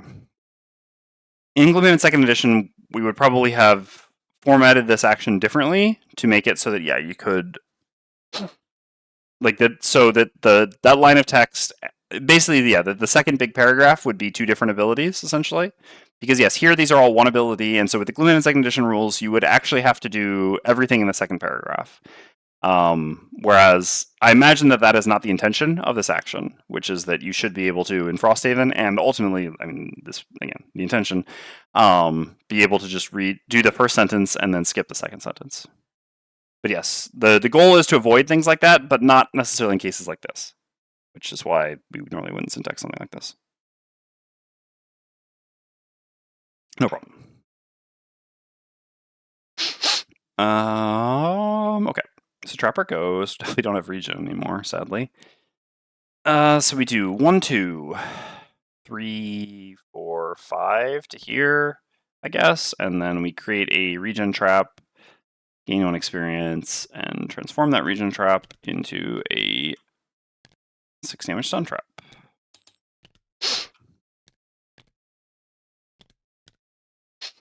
Okay. So Bone Shaper goes. So our skeleton just walks. First. This goes. That's so bad. All right. Sure.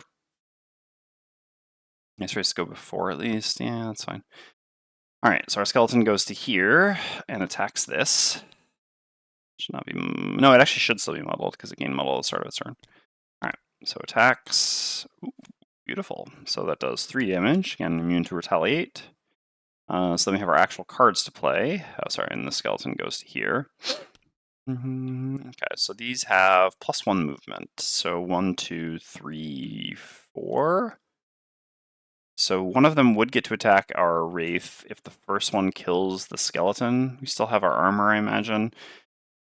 So them killing the skeleton is extremely unlikely, and I guess even if they did, then we would be able to use the armor on the second attack. So yeah, we should be fine to not have to worry about basic. Like I could use the Flow of the Black River bottom to move this away again, but I think I can avoid doing that. So I would much rather. I go pick up this. Yes.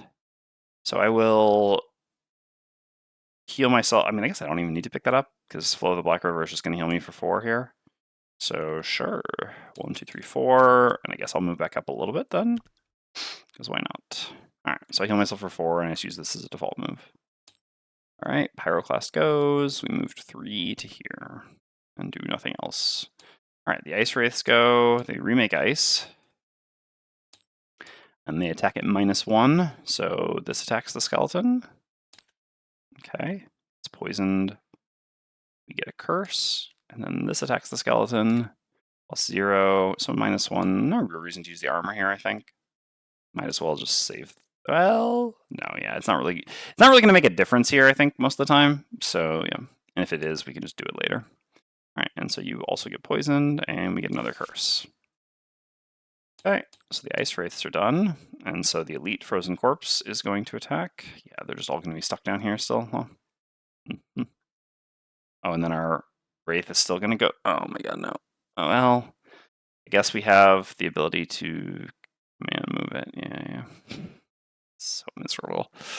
All right, sure. Yep, this is going to attack with disadvantage. +0. This is still on attack for 5. All right, so you're dead. And you get poisoned. All right, so the first one of these goes away.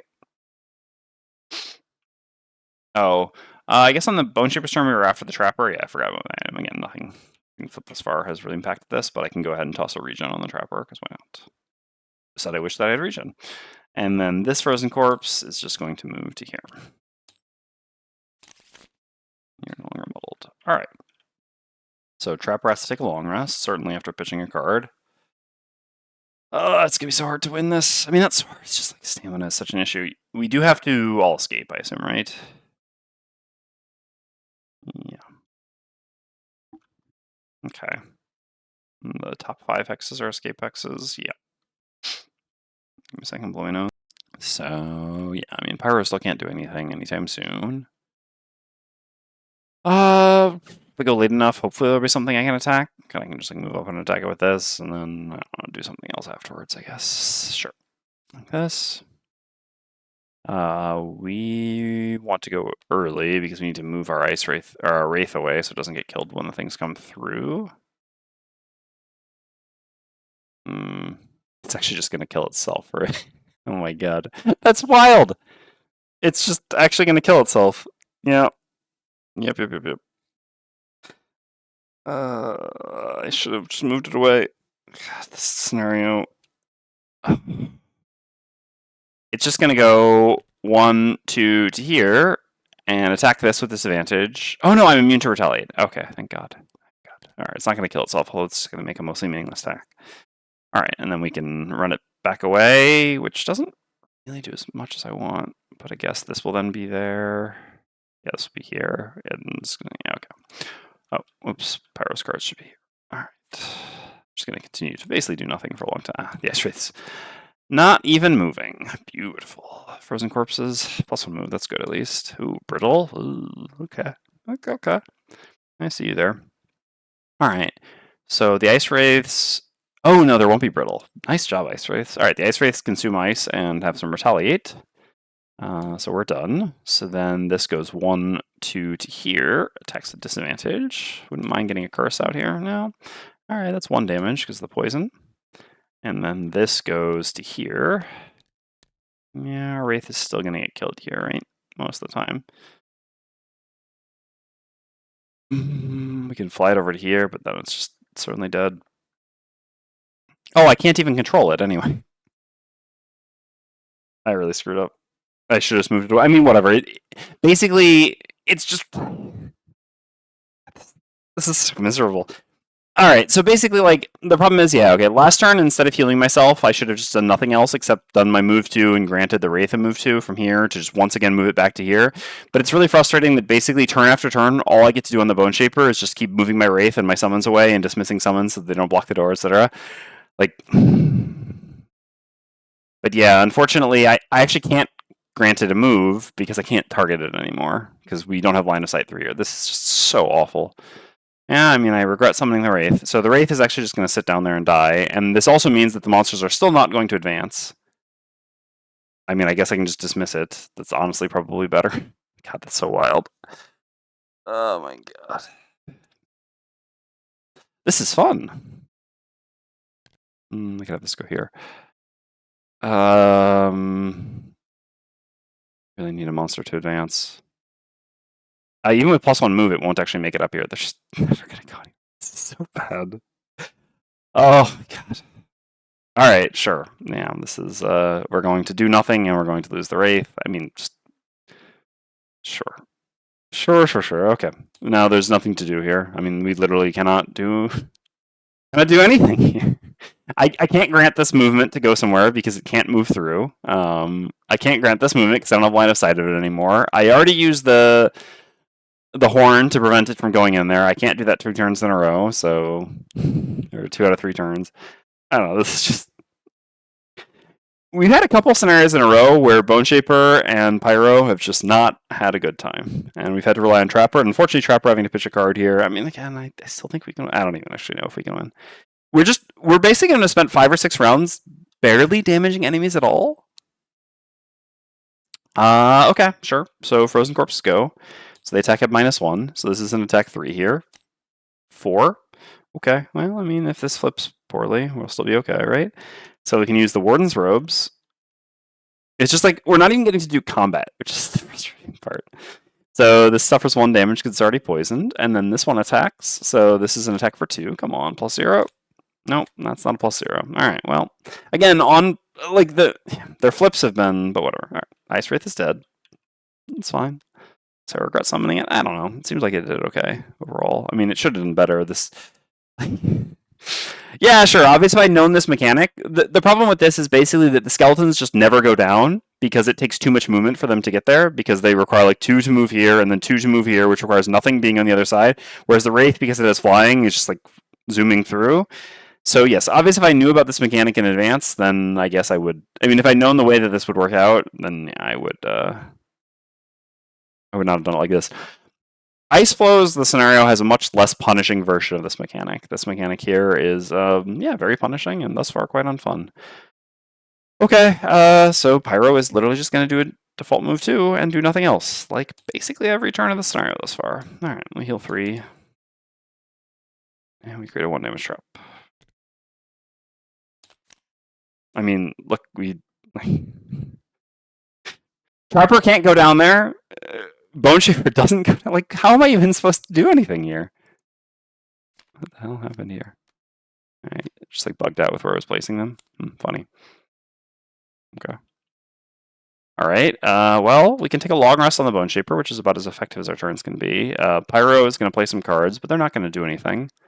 And we're done with our long rest on you.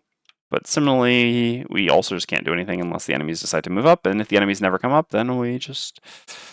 Yeah, we'll lose. And I don't really think there's anything more to say. Yeah. Yep. So I basically on Trapper just need big movement, this and this. So yeah, at this point, this has to go. I guess I don't need... No, but no. I do need all this. I don't even know if I can actually go loot. Yeah, I don't even know if I can win from here. This has gotten a bit absurd.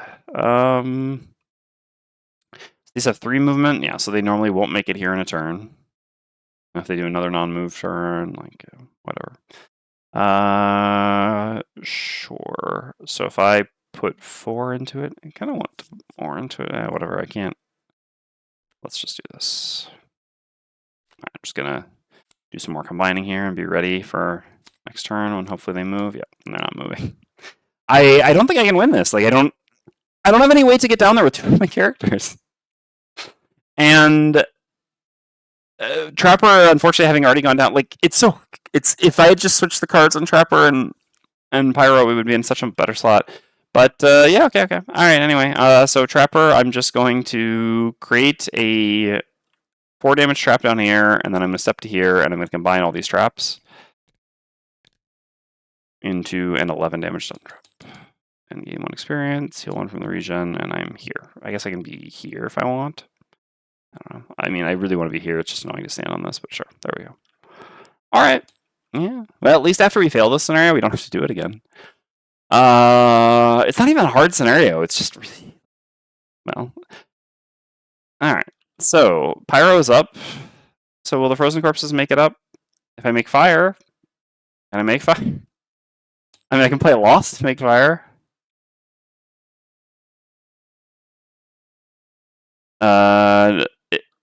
You can't pull through yet because there's no line of sight. Can you push through? I guess it says for movement, and forced movement I guess would qualify. So yes, arguably you should be able to push through. The problem is the Pyro can't actually make it down there in the first place to push someone back. Yeah, so I have a default move 2. If I go onto here, then now the Frozen Corpses also just will not find focus, but they actually don't even have enough movement to move onto that here anyway, and these aren't moving, so sure, why not? All right, I will do a default move 2 to here. This has been some really thrilling Gloomhaven play here. All right, these both gain Viz. The Frozen Corpses do absolutely nothing, and the Bone Shaper gets a long rest. At least I get my battle goal. Yeah, I know. Well, X-Haven. Gloomhaven just using as the generalized term. But yeah, this is a bit of I don't know. This isn't even like peak Frosthaven badness scenario-wise, but it's just, yeah, I don't know. I mean, my party is basically being defeated by a set of stairs. Oh, this should actually be in the lost pile. I guess I accidentally went to the discard. In that case, I need to dismiss the skeleton to gain an extra turn, because stamina kind of matters a lot here. Yeah, I'm definitely on a line to losing this.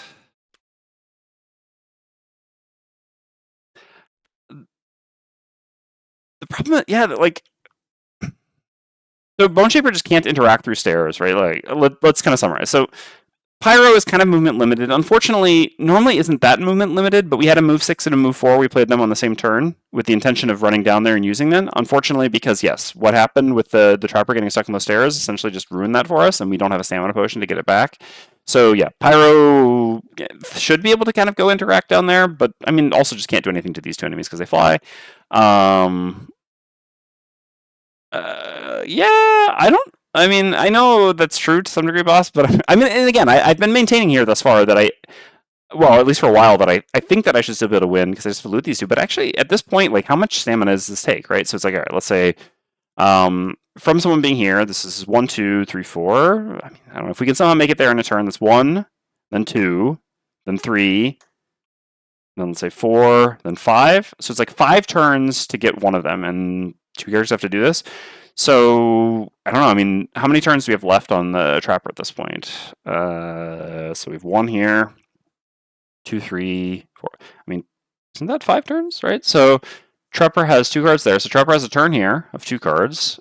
No, and then we're not even moving down this turn, right? Yeah, no, there's just no way. I mean, I think mathematically we just can't. I mean, I guess Pyro has to be the one to loot everything. I haven't lost a card yet. Because so Trapper has 1 turn here, not counting long rest turns, but like again, long rest turns don't count towards the movement. So 1 turn here, and then we get on to 4 cards, so that's 2 turns, and then 3 cards is a turn, 2 cards is a turn, right? So 1, 2, 3, 4. Yeah, Trapper has 5 turns left, but isn't even moving forward this turn. I mean, I guess we could move forward this turn, but no, it actually doesn't even work because yeah, I was counting from there. So yeah, Trapper literally cannot go contribute to even going to grab a single crate at this point. Trapper will have to just fight from up here, hope the enemies come up and try to kill them. So yeah, then at that point, I guess Pyro, who's only lost 2 cards, will have to somehow go loot all the stuff and run back. But yeah, I mean, that requires the enemies moving up, which is just never going to happen. I mean, the problem is we're just at their mercy of them flipping movement, right? So whatever. All right, so you'll take a long rest. I'm just gonna go late and hope that they decide to come up, but well, we know how that's gonna go. All right, and kind of same thing here. So I'm gonna start resummoning. No, I know. So what I'm saying, yeah, Pyro can't go down now. This is the problem, right? No one in my party can actually go down. The enemies have to all come up. These won't move up right now, but if the ice wraiths at least come up first, then theoretically I should be able to with Pyro go down and just engage these two. I have to kill the ice wraiths first. They fly, so they should be moving up. But again, 2 rounds in a row they haven't. I mean, I guess they attacked something that was down there first, but that wasn't. I guess I could have dismissed it. They wouldn't have made it up that turn anyway. But it also did damage to them and poison them by having them attack it. I don't know. Maybe that was a mistake. But no, correct. I need these to run up first to kill them up here, and then maybe Pyro can go down and complete the scenario. But unfortunately, yes. Obviously, if they just flip non-moves, then I just lose. So yeah. I'm having fun. All right. I don't know. Like, none of the cards that I play on Bone Shaper matter at all, right? Like, I can be resummoning, but... Oh, this skeleton actually should be gone. I can be resummoning, but to what purpose, right? Like, my summons can't go fight. Imagine designing something where you just can't fight, right? I can't... Whatever. All right. So, like, I can just play 2 cards and do nothing, or I can play 2 cards and summon and hope that the enemies eventually run up, but even when they run up, I can't really fight them? I don't know. Sure, let's just play some cards. It doesn't really matter what we do. All right, Ice Wraiths are moving. Sure. Now they're turning into elites, which gives them more movement. Oh, they're healing off the poison. Okay. That's good. These have enough movement to go to here. Oh, no, but actually they won't move because they can't find focus. So these will just stay there and do nothing. So, oh, I can boots on the Trapper to go after them. So how much movement does an elite have? Let's take a look. I think it's 5, if I'm not mistaken. So that's 1, 2, 3. Yeah, so then they do come up. All right. So I will actually boots on the Trapper to go at 100. All right. So this is probably the best flip for me then, I guess. All right. So these are going to change into elites. This was a very good flip for me, I think. So Trapper is going at 100 actually. So I guess I can boots on Bone Shaper as well. Do I care about that really? Not really. Boots on Bone Shaper, I just summon first, and then my summon gets attacked. I guess my summon doesn't get attacked because their focus is going to be the Pyro.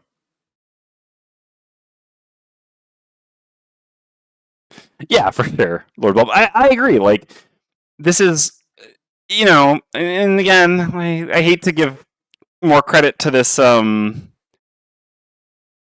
about Frosthaven, but here it's a little bit true.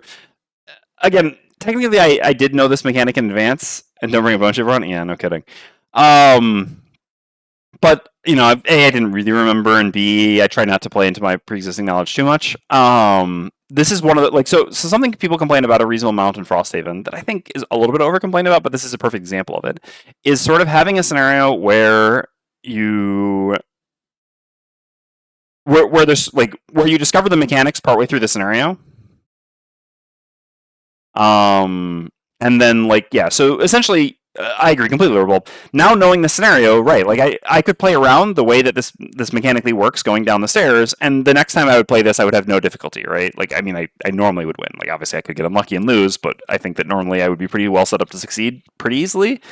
But in this case, the mechanics, like Sidorso was like, yeah, you got to reevaluate your hand every scenario, but like we don't know the mechanics for this. And also, again, Ice Flows has a completely different version of this, right? Ice Flows basically just says that you go from here to just somewhere else down below, and you just get to so basically I could just assume that, all right, for example, with my 6 movement on the Pyro and my 4 movement on the Bone Shaper, we would just be able to go 1, 2, 3, 4, and then 2 movement, and that just puts us somewhere below, right?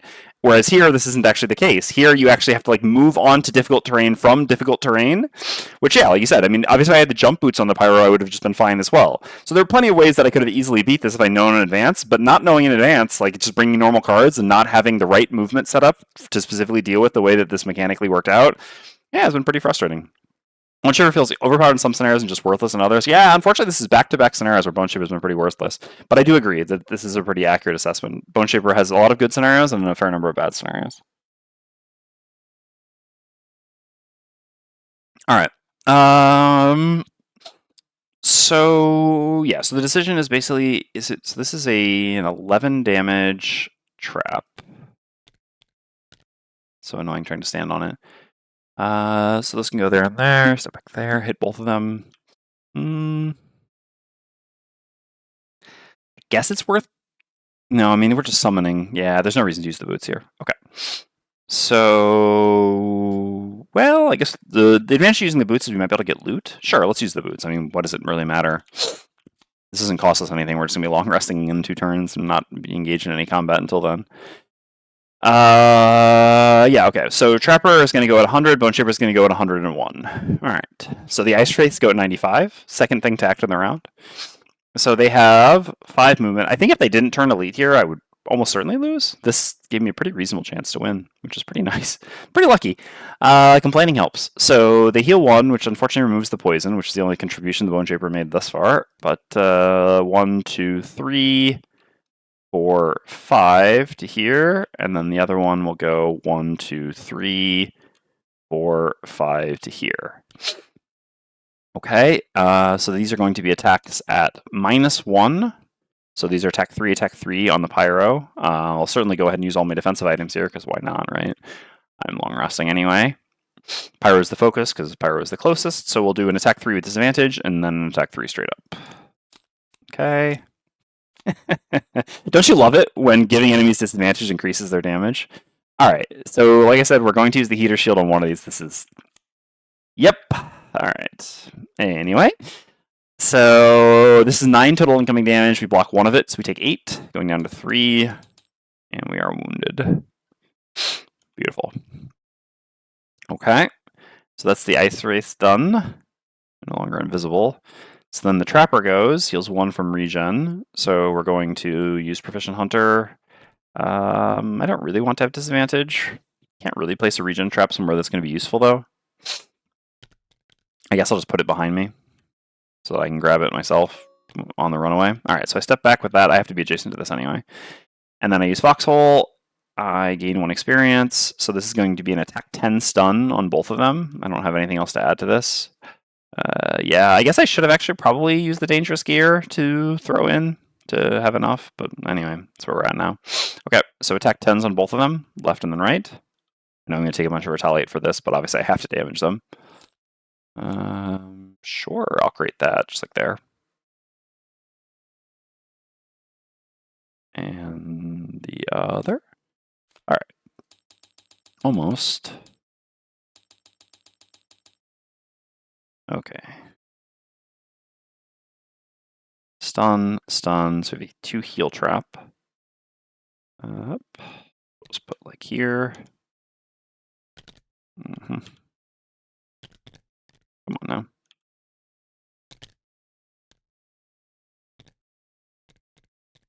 Alright. What sucks about this is we're going to have such a narrow margin of victory that we're unfortunately going to be forced not to complete the battle goal for our Pyro, which is just going to put us in the situation of this personal quest literally taking forever. Okay. That's that. So then the Bone Shaper goes. So I'm going to heal 2. I'm going to gain 2, but I'll just walk into the heal trap right away. So I just gain 1 experience, and I summon a skeleton right here. And yeah, I just like move up to here, because why not?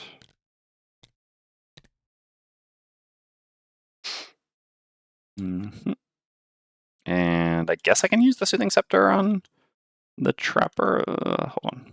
Yeah, I have the control one set up poorly, just to give him regen again, because why not? It doesn't really matter, I think. I guess no, I could do it on the Pyro, actually, to negate the wound, and yeah, that's better. I'll regen the Pyro. The Soothing Scepter's been really good. A lot better than I expected it to be. That's definitely been one of my takeaways. Oh, no! Oh, no, it's not true. It doesn't work. I mean, I'll still do it, but yeah. The Pyro actually goes before us. Whoops. Okay. So it takes 1 from wound, and then heals 2 from the long rest, and then gets regen. Yeah, that's annoying, because if we'd been able to regen them before the long rest, it would have essentially been 2 more life, because no wound, and then also the 1 heal from regen. Alright, that's fine. Technically, I should have done this before the attacks, but it's not really going to matter. Okay, so we can count on the Bone Shaper to kill these, hopefully. I mean, they're stunned at 1 and 2 life, respectively, so if we can't, yeah. All right.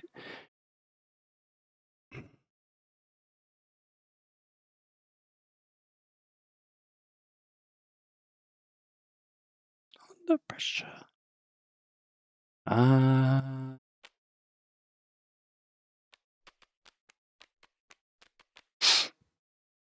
definitely need all the big movement. So what does my turn look like here, basically? I heal in from I mean, unfortunately, going down there this turn is still a bit rough for me, huh? That's how much life I'm missing. Is that crit? Yeah, I mean, that crit was wild. Really not had much luck with this scenario.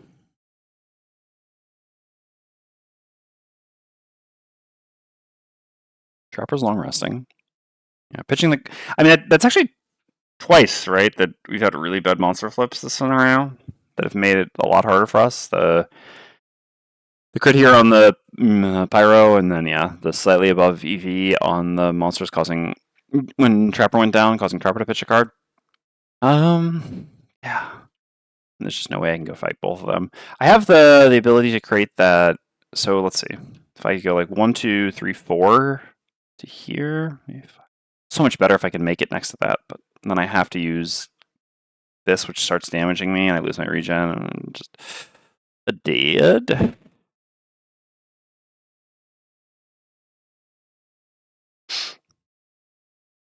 I have the freezing crystal to make hazardous rain, right? So if I were to go like 1, 2, 3, 4 to here, place hazardous terrain here, this would mean that this thing's focus will probably just, yeah, be going through there. It's a little bit weird, right? Maybe it wouldn't be. It would still be over here, but at least it wouldn't make it to us. But this is also just not the most useful place to have hazardous terrain. Well, then we can use it like living magma next. Yeah, it's okay.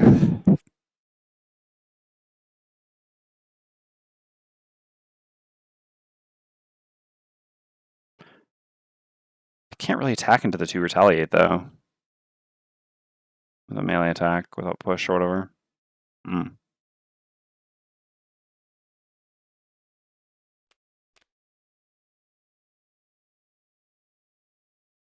Yeah, even living magma sucks. Top. Certainly can't play losses. My stamina matters more than anyone's at this point, since I'm the only one. Yeah, this there's just no real way to go down there and fight, huh? That's the problem.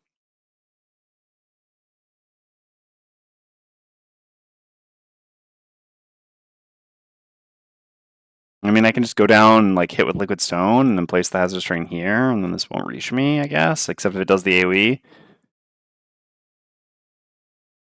Yeah, I mean, it might go around through the other one or not, but it doesn't really matter because with 2 movement, it won't be able to, like, even if it's +1 movement. But the problem is they can have their cone AoEs, and then I just die. Like, there's just so many things that kill me if I go down there. So I guess I have to chill a little bit longer. I don't even have my healing anymore, though. I guess making fire now would be good, because that'll be a little better when I get that. God, I really wish I had plus movement boots. The hazing scenario is hurting me so much. Alright, so I guess we just kind of like throw away a meaningless card here. Yeah, this could go some loot. So make earth. Sure. So yeah, you on Bone Shaper kind of just do whatever at this point. Guess I can just like summon and get a free curse. Hazing scenario. So basically, yeah, the hazing scenario is the fact that you can't craft any items the first when you make a new character, essentially, in Frosthaven. So new characters in Frosthaven have just their gold items, which usually means they're missing some not insignificant number of items, especially like for example, +1 movement boots. So, you know, in Gloomhaven this was true as well because you only had a certain starting amount of gold, but in Gloomhaven you could pick out the items that were like the most important items to you. In Frosthaven this isn't necessarily true because a very small portion of the items and effects in the game are covered with gold items, and most items are most effects, especially that you would want, are covered with crafted items. And since you can't make any crafted items on a new character before the first scenario, like for example, something very simple like +1 movement boots, which don't cost much, you essentially have to do what's called the hazing scenario, which is not Dwarf hates it too, and I can understand this. I mean, Dwarf, I wouldn't say too. I don't know that I hate it, but it is frustrating for some characters who have like some key items. Like for example, Pyro really needs +1 movement boots to make Igneous Path do the thing, and also it just costs us so many times in the scenario not to have them. And so after the first scenario, because the resource production buildings can give collective resources, you can always just put those resources on the newly made character, and then they'll always have enough to make whatever items they need to. So it's sort of just like a yeah, it's sort of a little bit silly because it's not like you have to slowly build up over time. Like in Gloomhaven, for example, in Gloomhaven you gain gold slowly, and you grab your most important core things right away, and then over time you build. In Frosthaven, it's not like that at all. In Frosthaven, you start the first scenario with usually missing the some really key pieces, and then the second scenario you already have everything you need because you were able to craft enough things using the buildings, right? So yeah, it's sort of this like weird setup where you just always have to play one scenario with a really miserable character, and then after that you're like, oh, okay, I'm fine now. I get all the items suddenly. Anyway, all right, let's go with this. Yep, I'm glad that I didn't go down there because they are doing their AoEs and I would be dead. Cool. All right, so frozen corpses do nothing because they cannot find focus. Ice wraiths are stunned. Pyro goes, heals 1 from regen. Not a great choice for hazing. I mean, this scenario isn't particularly difficult, although ultimately it kind of is because of like I don't think this is listed as one of the hardest scenarios in the game. I think normally I wouldn't have too much difficulty beating it, but yeah, specifically with these characters and without movement boots, like it's true that it ended up not being great. So yeah, I would really like to have fire. But I mean, I guess I don't really need to have, like, what is the value of fire? I guess it's using the top of flowing fire when I go in. How good is that even, though? It's reasonably good, because we do like 1, 2, 3, 4 to here, and then that allows us to just put Hazardous Terrain there, which is pretty nice.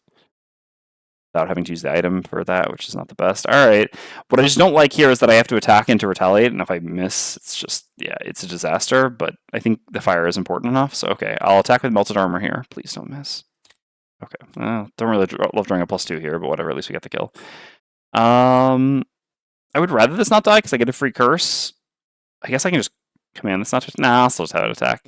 Because yeah, I mean, I should grab the loot here. So then I'm going to use the bottom of under pressure to make this suffer 1. Oh, I guess I can actually skip that. Yeah, I think I'll skip that. That gives me a chance for him. Well, I mean, Bone Shaper's not going to go very fast. No, they can go to 18. Yeah. All right, I'll skip the 1 damage.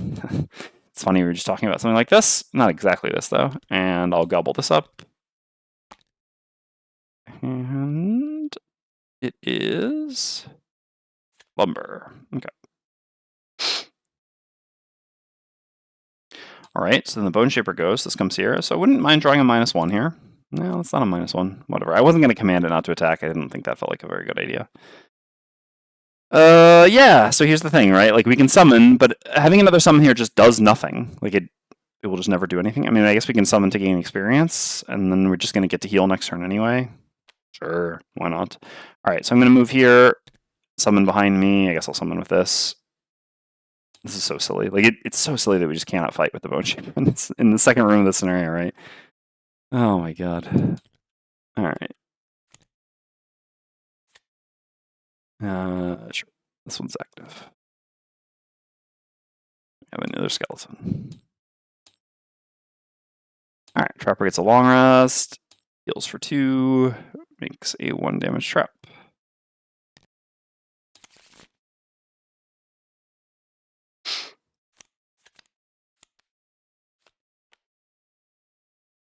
I don't know. I mean, none of the Trapper's cards really matter anymore. Like, the Trapper can't really contribute to the scenario at this point. We could throw out a healing trap. It's kind of the best we can do. But no one can really even go into it. I wish I could, like, attack a healing trap in my ally. That would be pretty sweet. There's nothing for us to loot up here. If we go down, we never make it back up. Everyone has to escape. So, yeah. That's kind of where we're at, right? So we have fire and earth. So this would add a bunch of push. Debatable how useful that is.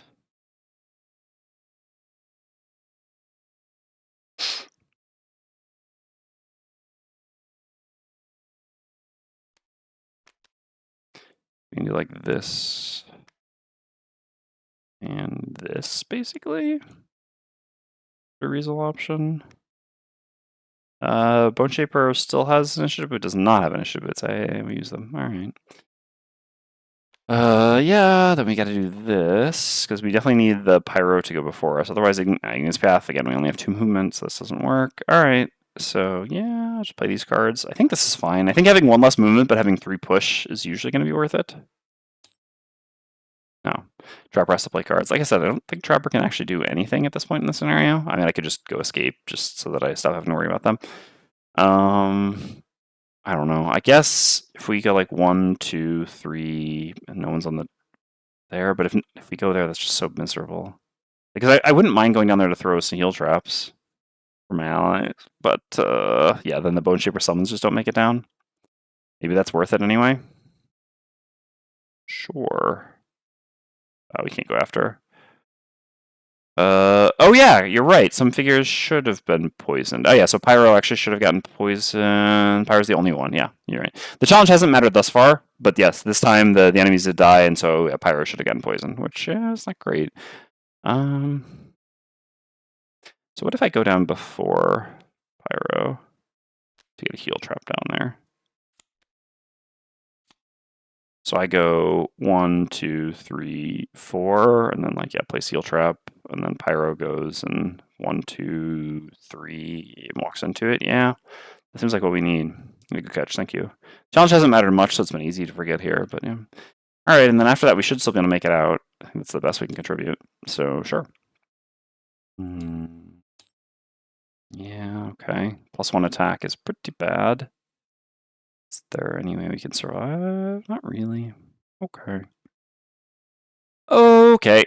Sure. So, Trapper's up first. Yeah. So the problem is they're going to AoE now. They have -1 movement though, so 1 movement. So pushing you away makes you not AoE. You will still hit both of us. I have 6 life. I'd be being attacked for 4, so +2 in crit.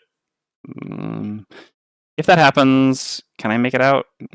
Probably not. Let's see. If I'm on the door, it would be jump movement 1, 2, 3, 4, and then 1, 2, 3, 4. Yeah, no, I guess I technically get to make it out. Bone Shaper was not adjacent, right? Or did we go adjacent? Did we go grab the loot before? No, because the skeleton killed. Oh yeah, and then we moved here. No, you're right. Yeah, Bone Shaper should be poisoned. Yeah, that doesn't matter much, but yeah, thank you.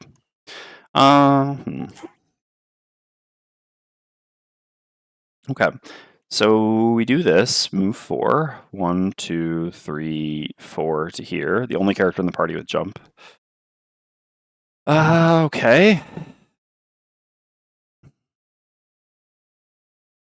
So unfortunately, this has to be in an adjacent hex, right? Yeah. Yeah, that's fine. The poison on the Bone Shaper is insignificant. The poison on the Pyro is 1 less health, so that matters a bit. That was good to catch. Yeah.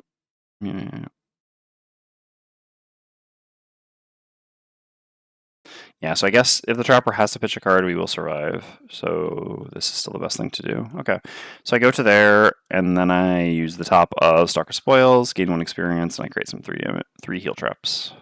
Or heal 3 traps.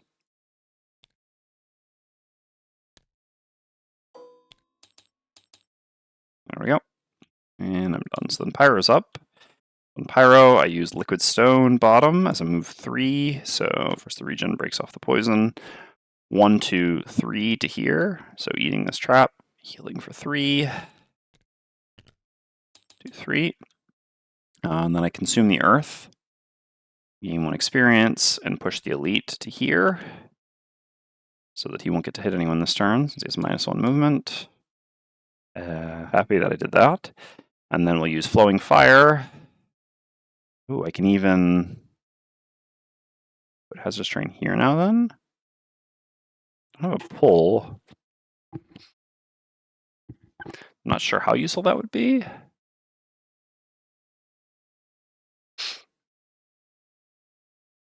God, if I just had the movements. Ah! Yeah. Since the next turn I have to go that way, I can go later? Not that late. Well, all right, let's make this attack first anyway. So I consume the fire, gain 1 experience, and I attack this with Flowing Fire. So this will create Hazardous Terrain there and there. All right, for 0 damage. This is here. This is here. All right. So do I create it there?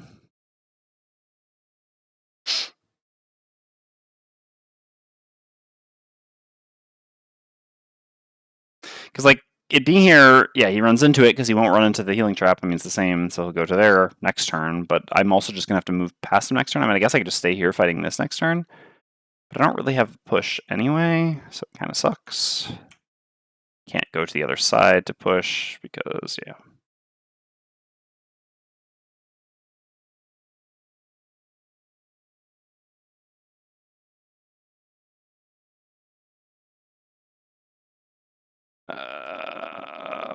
Yeah, I guess we can make it work. All right, sure. So I will go ahead and use the freezing crystal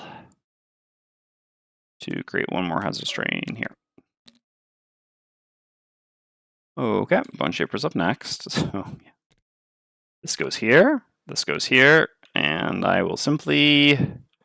I cannot command a summon to go down there because it literally cannot move down there. I mean, this is a command plus 0. It cannot. This is amazing. So I will just heal myself using the top of Flow of the Black River and do nothing else. And I also can't even grant an ally an attack because, again, we don't have line of sight down here. It's just... all right. So the elite is going to go here. The normal is already in position. Is going to create ice and is going to attack for 4, both of us. So first the pyro, no, sorry, first the trapper and then the pyro. On the pyro, I will certainly just go ahead and use the leather armor here. So trapper first. Please don't. +2 or crit. Okay, that's fine. So we take 5. Yeah, let me get to run away next turn. Sure. And then on the pyro at disadvantage.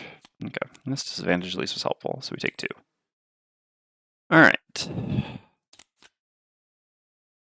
So the trapper will just play this card and this card.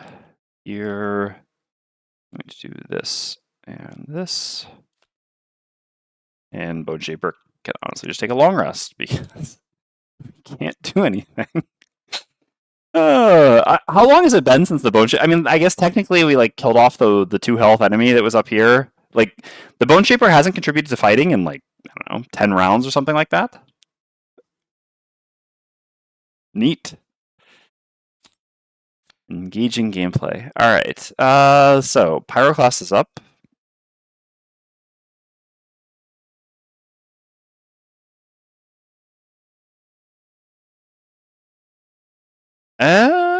How does... Hold on, I might have made a mistake here. I might have changed my cards. How does Laving Magma work with Dormant Peace? I guess I should check the FAQ. You aren't affected by hazardous terrain you create.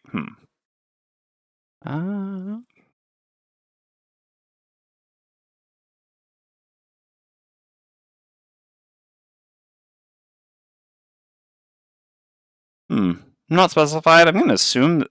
I guess I hadn't really thought about this before. So basically, would Laving Magma damage me if I move the hazardous terrain to where I am? I just instinctively had thought that it won't because Dormant Peace like makes us immune to my hazardous terrain, but technically this just says if it enters any hex occupied by a figure, that figure suffers hazardous terrain damage, which is like suffering damage value. I'm still gonna play this unless someone can tell me of some instance of this being pointed out otherwise. I'm still gonna play it this way because I mean ultimately what you're doing is you're moving the lava through people, and this is making your team immune to the lava. So I would assume that. Not from the train. Yeah, okay. Well, then I definitely should not play these 2 cards. Because this doesn't work. Yeah, so that is kind of what I think, or what I was wondering as well. I don't have fire. Whatever, I guess I'll just do it anyway.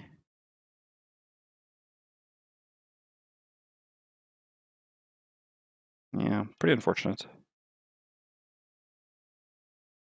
I guess it still adds damage, and I basically heal almost as much as I take from it, so I guess it's fine.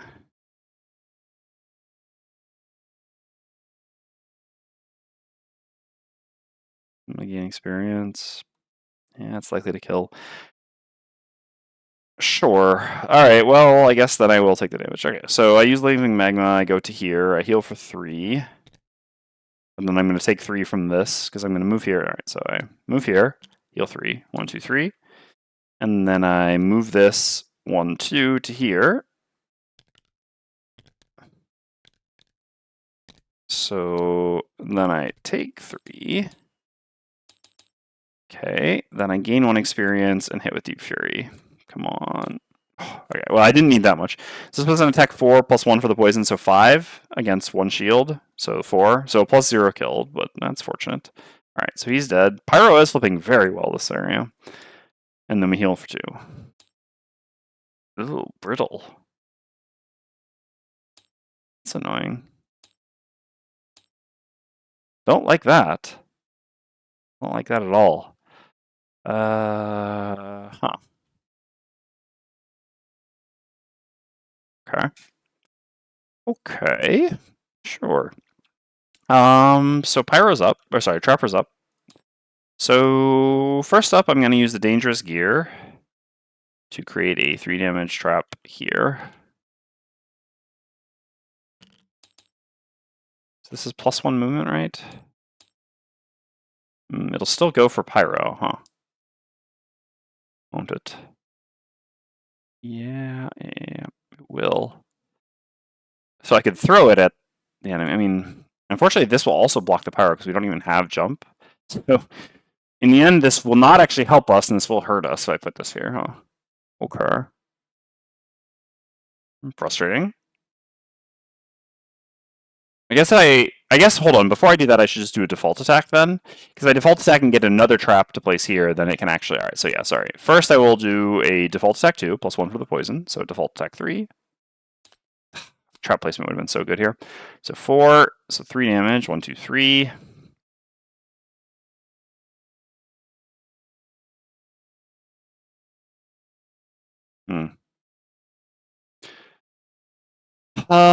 So I can actually go to here, grab the loot, place this here. Can I make it out at that point? So then I have 2 turns left, right?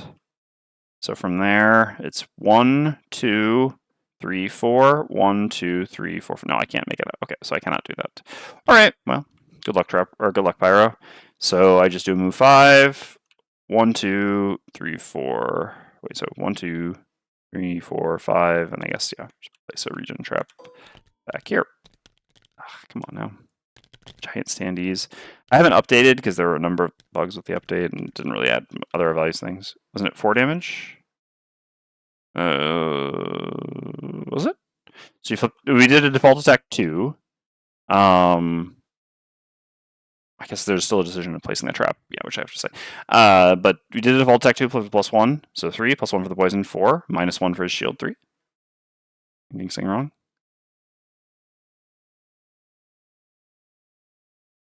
Anyway, so yeah, so I can place this trap in either of these hexes. I could just place it here as something to like push the enemy into. Also, if I move back here, this, yeah, I mean, that has some value, I guess. Then he'll have to run through one of these things. I might as well place it. This isn't really in the way, so there's no harm in doing this, I think. All right, so we're done. So then the frozen corpse goes. So it does have ice. Goes to here. Attacks for 2 and brittle, consuming the ice. Okay, 3 and brittle. All right, Bone Shaper goes. A skeleton's gonna make it into combat. Oh, joyous day! We finally get to fight. This is incredible. Can you believe our luck? All right, so this attacks here. I knew this was coming. I knew it. There's no other way this could have gone, right? All right.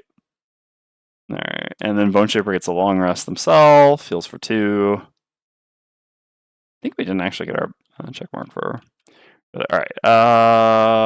So if I dismiss one of the 2 yeah, 1 of 2 cards. I mean, I'm not really contributing much else. I might as well keep them both up because I can actually use the horn to make this go here so that the other one can come through and they can both start fighting it. I think that's worth it. We have decent initiative to run away with. Yeah, we do. Okay, great.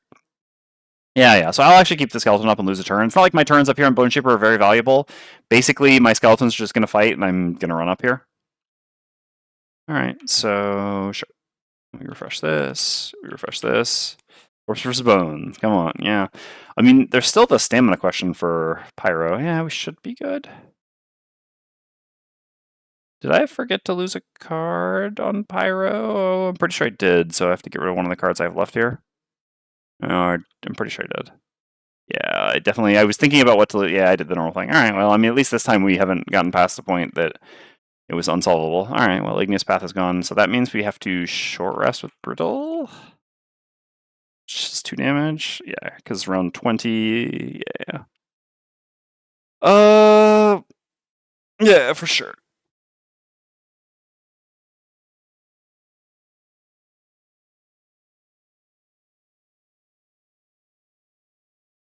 Wow. Is the question whether we would have lost 2 cards? Hmm. Is what? We go 5 rounds, long rest is 6, and then 4 rounds, long rest is another 5. Because we have long rest over. Yeah, we've never short rested. So what? It was 6, 5, 5.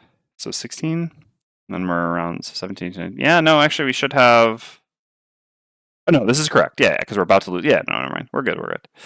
I mean, yeah, we needed to lose a card there, which I forgot. Somehow it's always the middle character, because the same thing was happening with Fist as well. I haven't really done this with these characters, I think, at all, but for some reason, the one in the middle. Maybe it's the way that I set out the cards or something. I don't really know. Yeah, okay, so I basically have to short rest then, because otherwise, at the risk of the. No, I think I can still long rest, right? As long as the 2 skeletons are here, we'll never be the focus. Yeah. All right. Yeah, we can long rest. Middle child problem, precisely. I'll just get rid of this. This never does anything. Yeah, sure.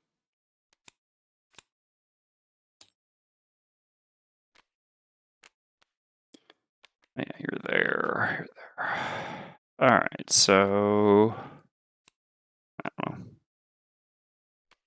I guess initiative matters a lot, so we'll just do this. Does Buncher have enough stamina to escape? Yeah, they do. Oh, did I long rest this round or no? I'm long resting this round. Yeah, Buncher has enough stamina to escape. Without a problem. Even with just those cards, but we have the card active as well. We could have extra stamina by getting it back, but we don't actually need it. We'll be fine. Bone Shaper can't go down to get the crates either. Okay, so yeah, they're not even attacking here, right? All right, so what we need to do is we're going to use. So fortunately, this doesn't require line of sight. During one of your summon's turns, decide how it performs its abilities. So instead of having this just stand here and attack, we'll have this move to here and attack. Okay, so that does 2 damage. Gets me every time. And so then this one can come to here. Oh my god, Bone Shaper is contributing so much to combat. Why would I jinx it? All right. Then the Frozen Corpse goes, and this and this on you. Oh, sorry. Bone Shaper actually gets their turn, in which I will just do a move 4. 1, 2, 3, 4 to here. All right. We get our 2 long rests. I'm just not gonna so. Trapper loses a card and then just basically can escape. I can play some healing traps on the way. I don't think there's any value in that. It's not like we can get wounded or anything like that. So I'm just gonna escape the Trapper right now to just save us all time. The Trapper has 2 turns left and has a move 4 jump. I didn't actually have to lose the move. I mean, these are our cards at this long rest, so we basically can just do move, big move, big move. I'm just gonna get them out now to save us time. I could gain a little bit of experience. I actually don't even care about gaining experience. I don't necessarily want to get to level 9. Well, I guess why not? Okay. Sure. So in that case, yeah, we would just be able to gain 2 experience, right? By creating traps each turn because we had 2 turns left. All right, experience, and you're out. All right. Bone Shaper can't leave like that because they're still contributing through their summons. So they're going to long rest now, and we have to do our long rest here. And remember to get rid of a card. Okay, so basically, we also need to heal for 2. Healing off the Brittle. All that matters is movement for you. Bottom loot isn't any more valuable than anything else. This attack can maybe help, but we really don't want to have to.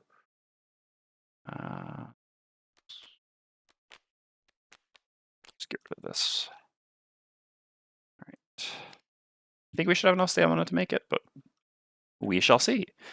Alright, so you're long resting in the Bone Shaper. I am occupying hazardous terrain, so I guess if we just dismiss the summon, we can basically just execute this enemy. Which is the push this is? 2? Not quite execute.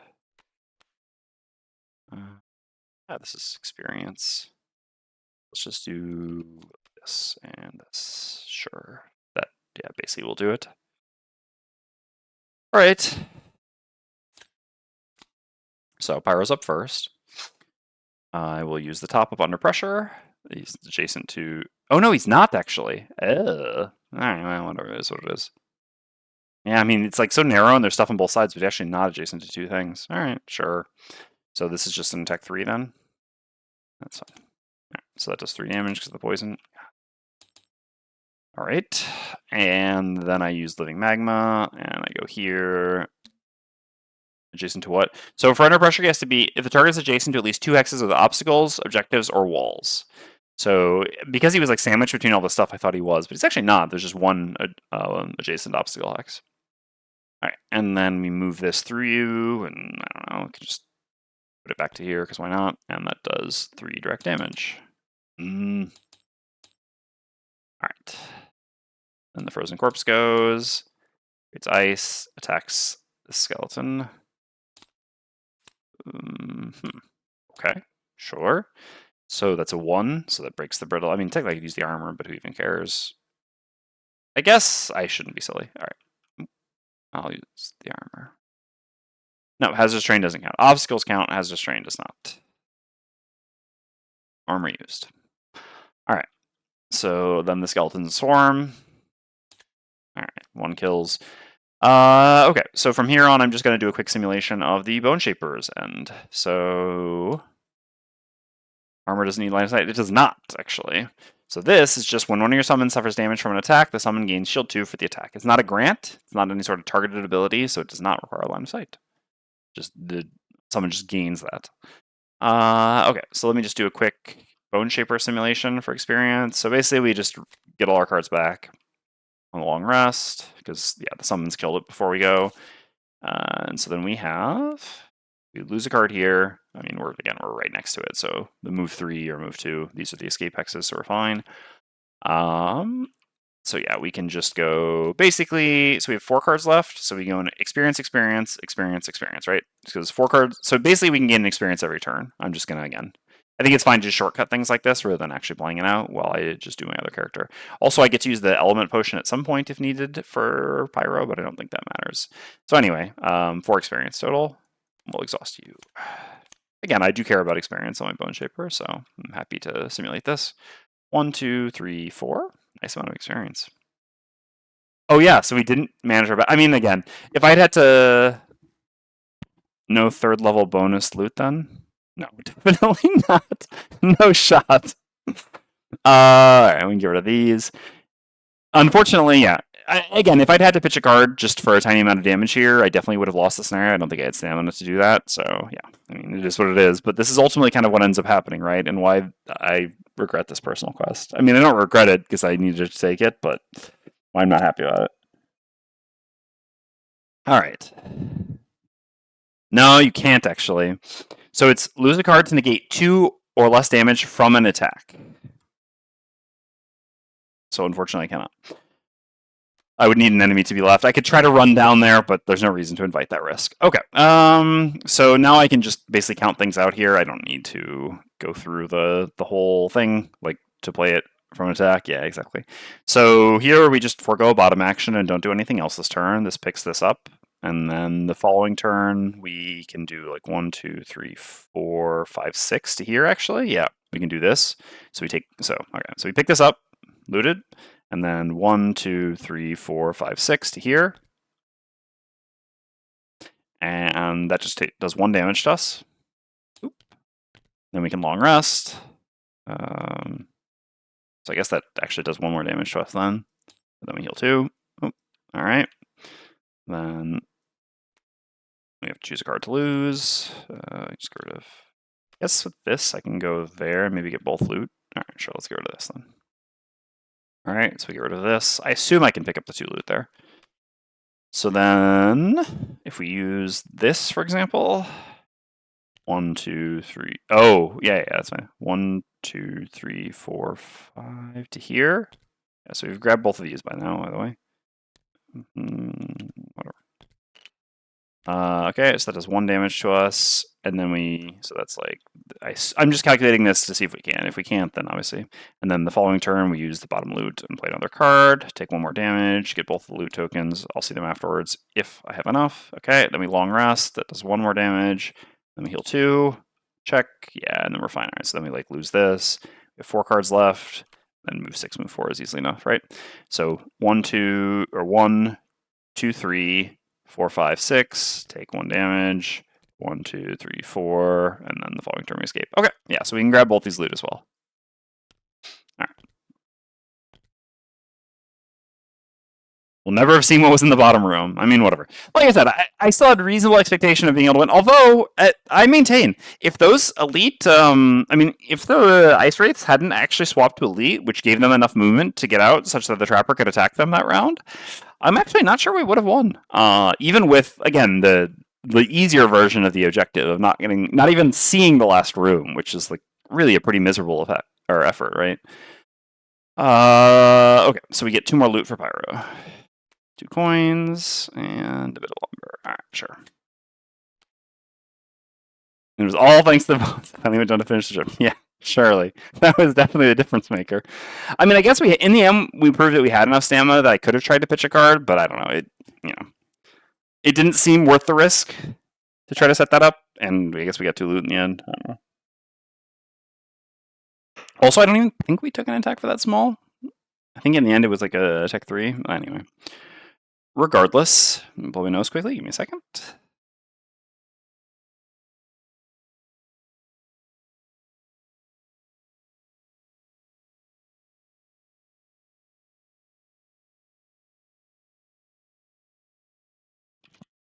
All right, there we go. But yeah, this scenario was just really rough.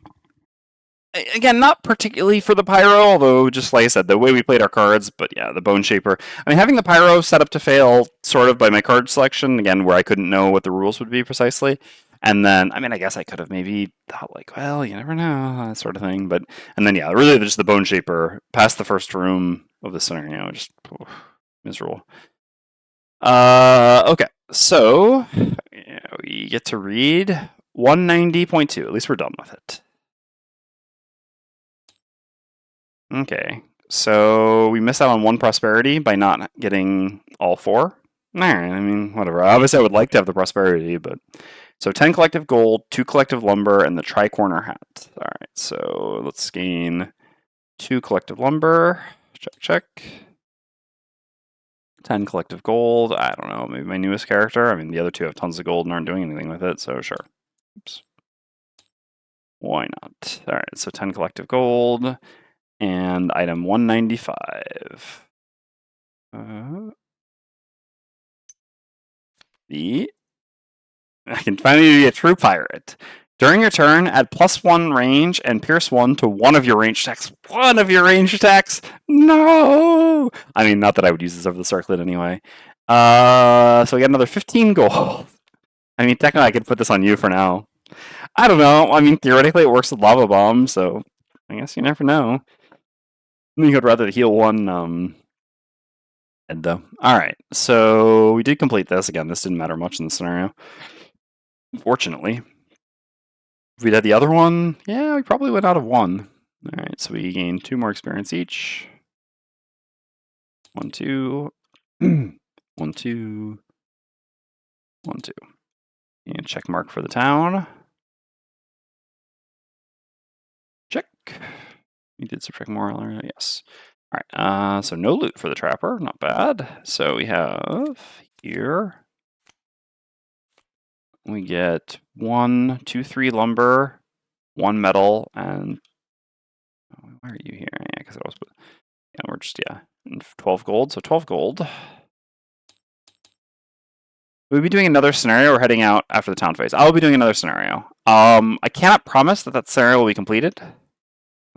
Check my messages quickly because I have something that I have to take care of today. No. Yeah, I cannot guarantee that scenario will be completed, but I will try my best. All right, So 1, 2, 3 lumber and 1 metal. All right. All right. No, never mind. I was thinking of something. All right. What goes there? No herbs, huh? That's a shame. And here we gained.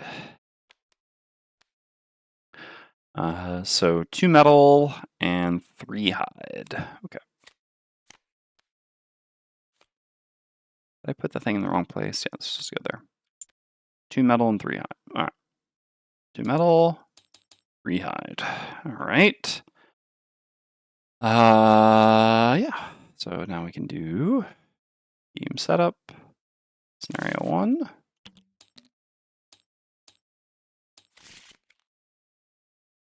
It's really teasing me about the battle goals, huh? Bringing that up. Ugh. Ouch. All right. So yeah, the only one who got their battle goal was Bone Sheeper.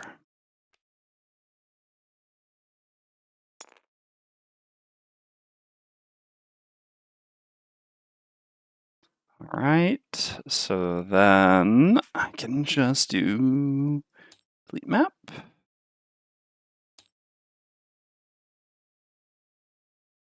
Okay.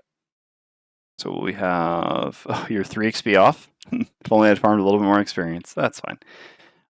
You're not leveling up. Ah, you are leveling up. All right. Well, we'll need to remember to do that.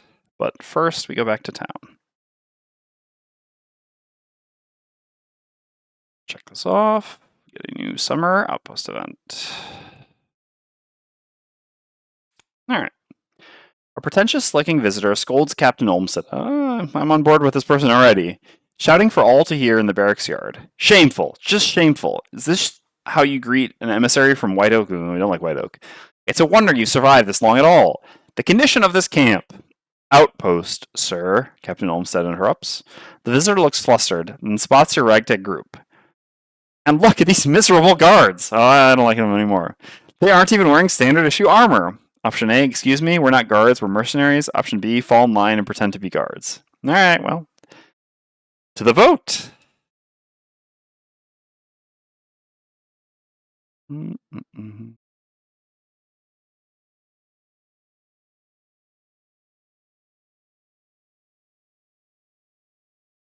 All right, 1 minute poll. Here we go. In the meantime, I'll do the other. Oh, I guess now I need to leave it on screen so people can see. All right. All right, I'll give a minute for the voting.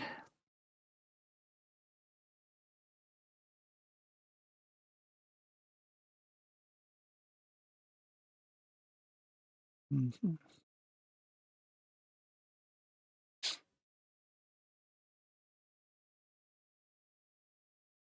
Sorry, I have to check my phone from time to time because basic 84 messages. Ugh. 85 messages? Oh my god. All right. Well, that there becomes a point where you're in a WhatsApp group. This one's for Essen, South Affair Essen group. And people just write too many messages that you basically go, I guess I'm never checking that group again. All right. What was I going to say? Oh yeah, I basically have to check my phone because 2 for votes for option B. Our neighbor who's going to look after our cat for 4 days is gonna come up and like get introduced to the cat. I mean, get the explanation this evening, and so I have to see when I get a message from them to try to organize things a little bit. But anyway, all right, option B. We'll worry about that when we get there. Okay. Captain Olmsted balls his fist and bites his tongue. Yes, these are guards. He stares daggers at you in training. The emissary makes a few marks on his pad of paper. Well, it's still shameful to see them so underdressed. See to it they get the supplies they need. I expect them armored within the hour. Captain Olmsted smiles through gritted teeth. Of course, sir. I'll see to it personally. We're getting Captain Olmsted in the shit. I like this. I like the people who voted for B. Captain leads you to the armory a little more forcefully than necessary. All characters without armor gain 1 armor item crafted from 1 or 2 material resources. I mean, just basically get gold, so it's kind of meaningless, but whatever. Okay, so I can delete this. I assume you don't have armored. No. Nor do you. No. Nor do you. So we each can have one or two resource chest item. Okay.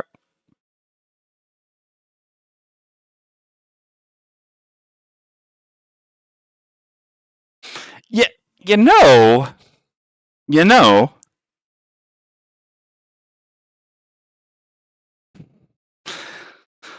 This is called BGGing something, but basically, you could technically argue that one or two material resources would be true. Like, let's say something costs two material resources and two herbs. That would still be something that only costs two material resources, right? Right? Anyway. Okay. So this goes away. Remove the event. Okay, so it's like getting this. I mean, it's a nice reward, but having to get the items out is sort of a punishment in and of itself. So, this one should go.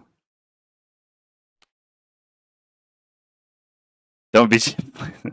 But it wouldn't be an item crafted from one or two. No, it would be an item crafted from one. No, it would still be crafted from one or two material resources. That just would like this would be like it's not lying. It's just a mission. It's still crafted from one or two material resources. It's just not all that it's crafted by. But that doesn't make the sentence untrue. Okay. So this should be in here, I assume. I don't really know. I guess it said we gained the item, but there's like two of them. Am I supposed to get the second? Just take 4 gold. Yeah. I mean, I just want to see if there's an item that I would take on Pyro. I don't think there's like, yeah, I mean, a two material item probably. Anyway, am I supposed to have gotten the second one of these? I don't really know. I really dread doing this. You get well. I did get the hat, but there's actually two of them.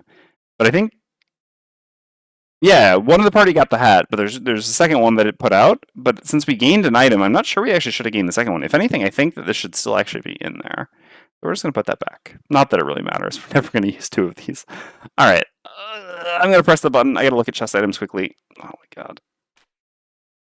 Yeah, I don't think it's available either. All right. Item shop.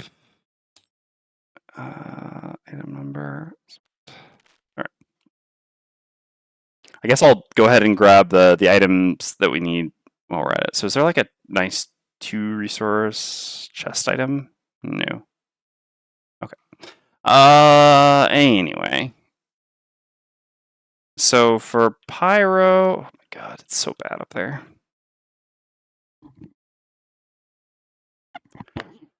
How much do I care about ignoring difficult terrain is basically the question. Essentially, am I willing to spend 2 additional hide to ignore difficult terrain? Probably not, because when you use Igneous Path, you're not really trying to move through difficult terrain anyway. Even though obviously in this scenario that would have been useful. So I think I would rather just spend 2 hide for the crude boots. Alright.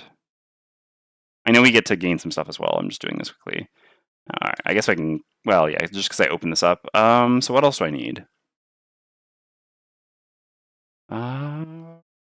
So that shield I have is kind of crap. Are there? I mean, there's Bearing Gauntlet as always.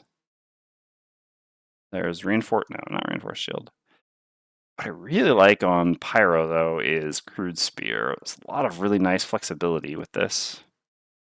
Pretty cheap, too. Can I lose my shield? I mean, how much does the shield really matter?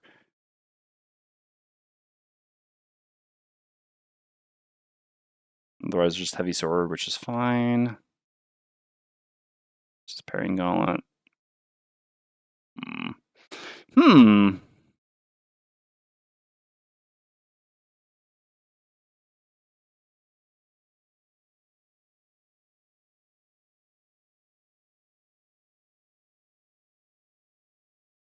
Yeah, I'm going to take a Crude Spear. I really like having this item on Pyro. I don't care that much about the shield. Alright. It's cost me... Oh, got some metal, though. Alright, well. 1 and 1. Okay. So we pack it all up.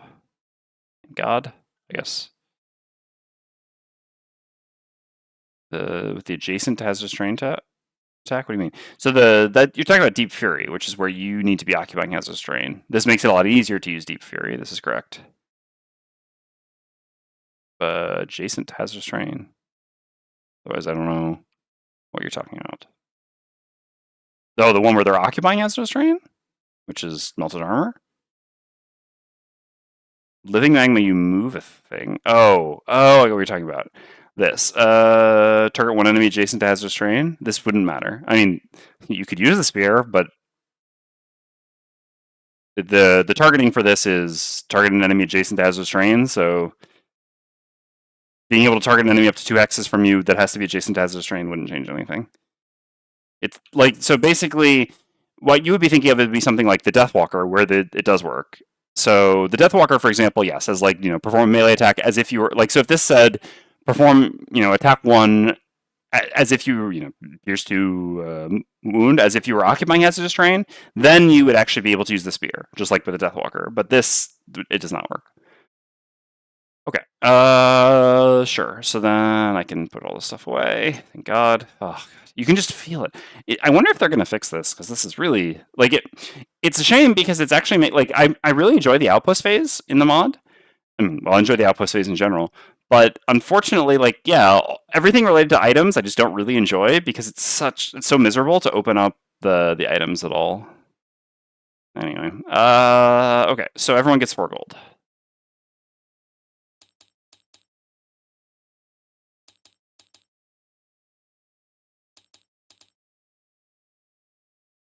And there's no real reason for me to sell this right now. I don't need to buy something with gold.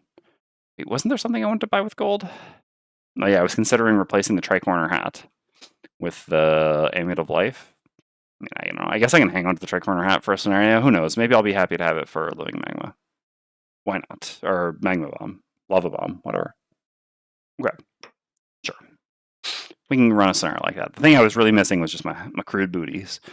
Okay, so it's going to be 2 lumber, 3 metal, 2 hide. Oh no, and I guess I get so we need to spend. So it's going to cost us, normally it would be 12, 14, 16, 18, right? Yeah, it's 18. I guess you're the next to retire. So now to 32 gold. Okay, so no matter what, we gain 2 of this, 3 of this, and 2 of this. And then we get an additional 1 of this. And I still think I'll take an additional lumber over an additional hide based on past experience. Okay, then we rotate the garden. Okay, nothing else to do here. All right, so that one was checked off, right? 127, yeah. I did not gain the random treasure, that's fine. Okay, well, we have to build a boat now. Why 18? Because of the inn. So 6, 4 is 10, plus 4, 14, plus 4, 18. It's finally boating time, yep. We're gonna get a boat. So what is the one other thing that we want to... So we're definitely doing a double build here, that's a given. I mean, I guess it's just the tavern at this point, right? Or should we just upgrade another resource building? So I want to upgrade the garden, but I want to upgrade the garden after it flips. I'm pretty sure... God, it's so annoying that you can't check the higher level buildings. I'm pretty sure the difference for the next level of the garden is really just that it's every outpost phase rather than every other outpost phase. I mean, I know I can check by upgrading and upgrading and then downgrading, I think, but it's just kind of messy to try to do that. Yeah, this is definitely something I really dislike in the mod. It is, yes. Yeah, all right, that's what I thought. Just every outpost phase, yes, which is a big upgrade, right? This just doubles our production, but it doesn't really make sense to do this with it flipped upside down because we're going to get them next outpost phase anyway. So it's actually the next outpost phase that I will upgrade it. So, I mean, which was an argument to potentially do it last time as well, I suppose. But what was the thing we double built last time? We double, yeah, carpenter and mining camp. Yeah, I mean, maybe it was better to do that then. It's funny, we're just gonna have this temple we're never gonna build. Thank God we unlocked that rather than unlocking something useful. Yeah, and it's pretty expensive. It also just gives us, yeah. So I think boat plus tavern is where we're going to be at. The only thing I don't like about doing a tavern is we're just not going to get much loot in this next scenario. So like, what is the value of it? But it's something we need to build anyway. So okay. So the carpenter is just for building, so it won't affect this, unfortunately, right? All construction costs. Oh, hold on. Is this a construction? Yeah, 14 is next. Time to get excited. Is the workshop a construction? Because you're like building a boat, but it also calls it as an upgrade. I'm sure Mr. FAQ Man knows this if he's around, but I guess we're going to find out. Does the carpenter... Construction is all... Okay, so construction does affect both. It's just a little bit weird because it refers to this as an upgrade specifically, so I was wondering if it was doing that to differentiate it from building things, but yeah. Okay. Sure. So first, let's see. Yes, we're going to have a lot of sections to read here. All right, let's do Boaty McBoatface first. So we build the boat.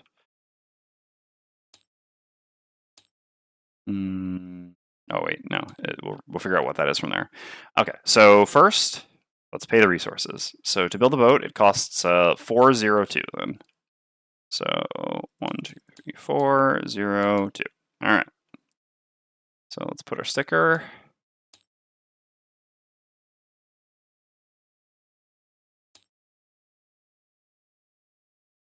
Okay, we read 139.2.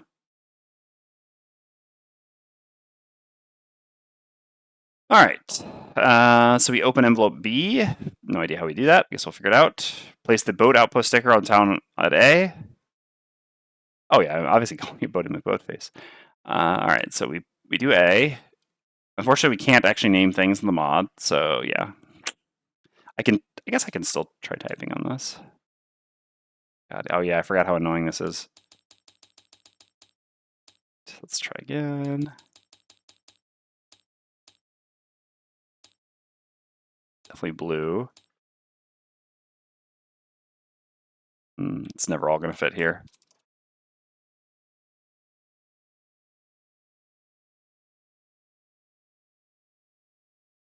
Yeah. Oh, we can't go any smaller. Yeah, honestly, that's good enough. We'll take it. I think this probably should be like a capital B or something, as McBoat would normally, but whatever. That takes up more space, and we're good. Okay, so we did that. Gain 1 prosperity. So now we have to figure out how the mod has us do the boat stuff.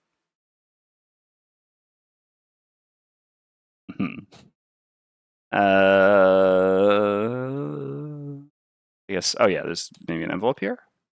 It's envelope B, okay. I see. Neat. All right. Okay. Let's get rid of this. This other way. New Rouge Pay, new boat events. Check. Recall the items. Okay. So yeah, normally we should name our boat on our events as well, but obviously we can't do that, so that's fine. Okay. We're about to have our first boat event as we go to do some boating. All right, so that's done. So then we're going to build the tavern. So the tavern costs 10 gold. Trapper can pay that.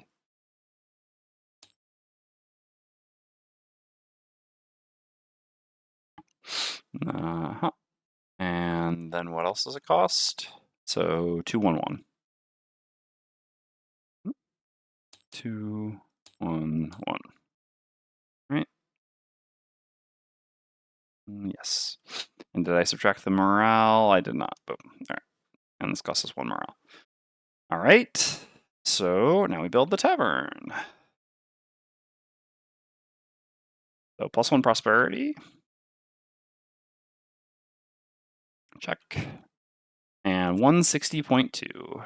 So the tavern itself does nothing. No effect. 160.2.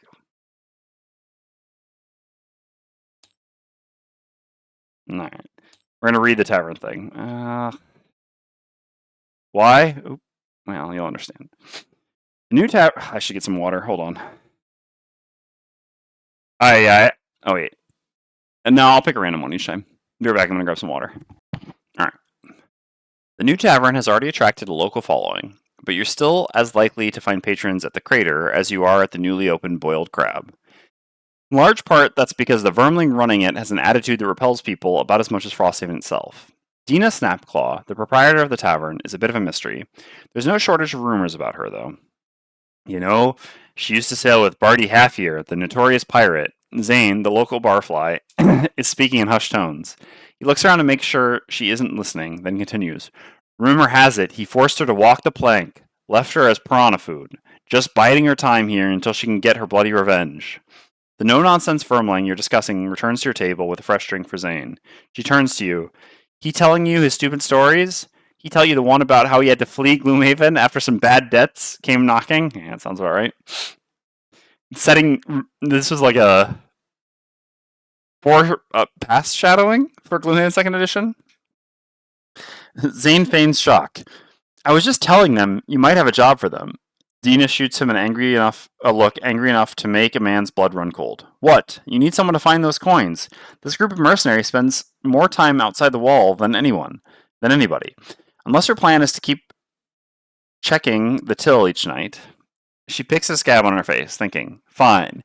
She pulls a gold necklace with an antique coin dangling from it out from under her ale-stained blouse. I'm looking for some others like this one. Bring them to me. Before you can get a good look at it, she shoves the necklace back down her shirt. Zane steps in to explain. Find them all and it's supposed to lead to a massive treasure. Dina looks irritated.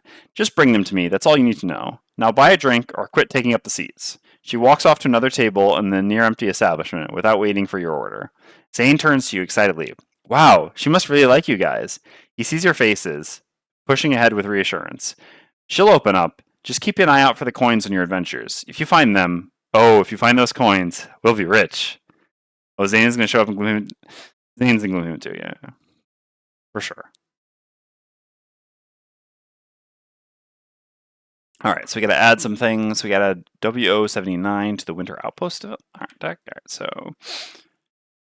Winter Outpost, available, search, 79.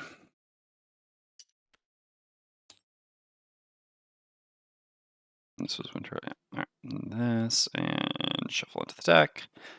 Alright, and then we have SR50, so Summer Road 50. Okay.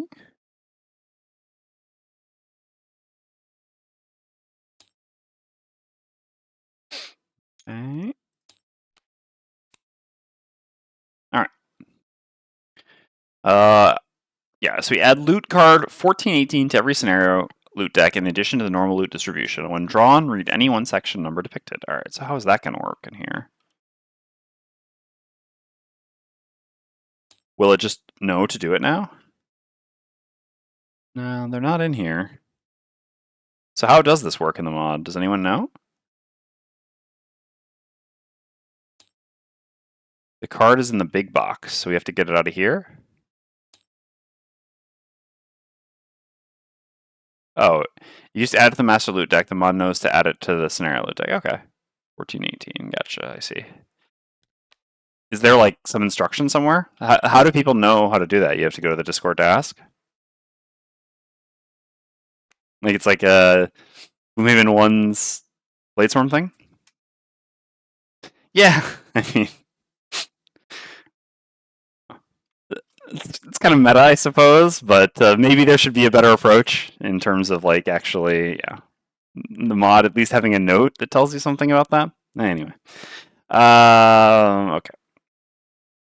So we've done that. So I think we have all the sections taken care of. I think that's all of our town stuff except leveling up on the Bone Shaper, right? Yeah, we did all these buildings, did this.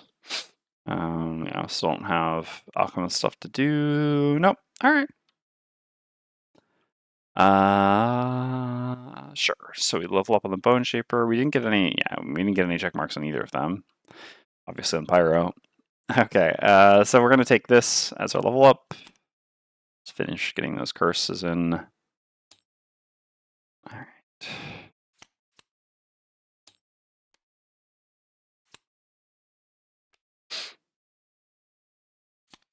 Beautiful. I think I can flip this back over. Oops. All right, and for our level up, our choices pretty straightforward. So there's critical failure, which I mean we don't have enough curses in this party to set at the bottom of this, so that doesn't really interest me at all. The top, yeah, I mean can be 2 granted attack +1s, which can be quite strong, but you know, I just don't. I think this is like this. Yeah, still had a bit of water in my throat. This card is almost like a microcosm of the Bone Shaper, where when it's good, it's really good, and when it's bad, I mean, yeah, it's just I mean, it's level 1 card, basically. So, yeah, I would rather just not take this. I would rather, like, hedge against the bad situations rather than benefit from the good situations, basically. And so having 16 initiative makes a big difference, and this is just a very spammable bottom. That it's essentially like a bottom summon. You can pretty much see it like that. Because most of the time your summons are going to get one shot, so this is basically just like pre-summoning on bottom. So yeah, pretty easy choice for me. All right. Unfortunately, our cards aren't going to matter for this next scenario. We can try to farm a little bit of loot, and we really need to get a battle goal that's doable for Pyro, huh? All right. Anyway, I need to check off the thing on the sheet so that level is correct, although I'm pretty sure scenario level 4 is going to be for a while now. All right, so that's all good. Yes. All good. All good. Okay. Away we go. Yeah, we're good for a while now on this. So we're going to do a boat event, our first boat event. All right. Event. If it's 1, we can shuffle. All right, it's not. All right. A glacier has broken apart ahead of you, and treacherous chunks of ice dominate the path forward, dotting the water like little mines. Each of the ice flows. Also, these cards are pretty, by the way. Each of these ice flows floating above the surface can be a much larger issue under the water. You'll have to either push your way through or turn back. Option A, it's not worth turning back. The weather should support the transit. Option B, the time of year won't support a journey through ice flows. You're better off taking the long way around. So, I mean, I guess this should just be A, but like you kind of got to think about it a little bit because you know Alexander. So,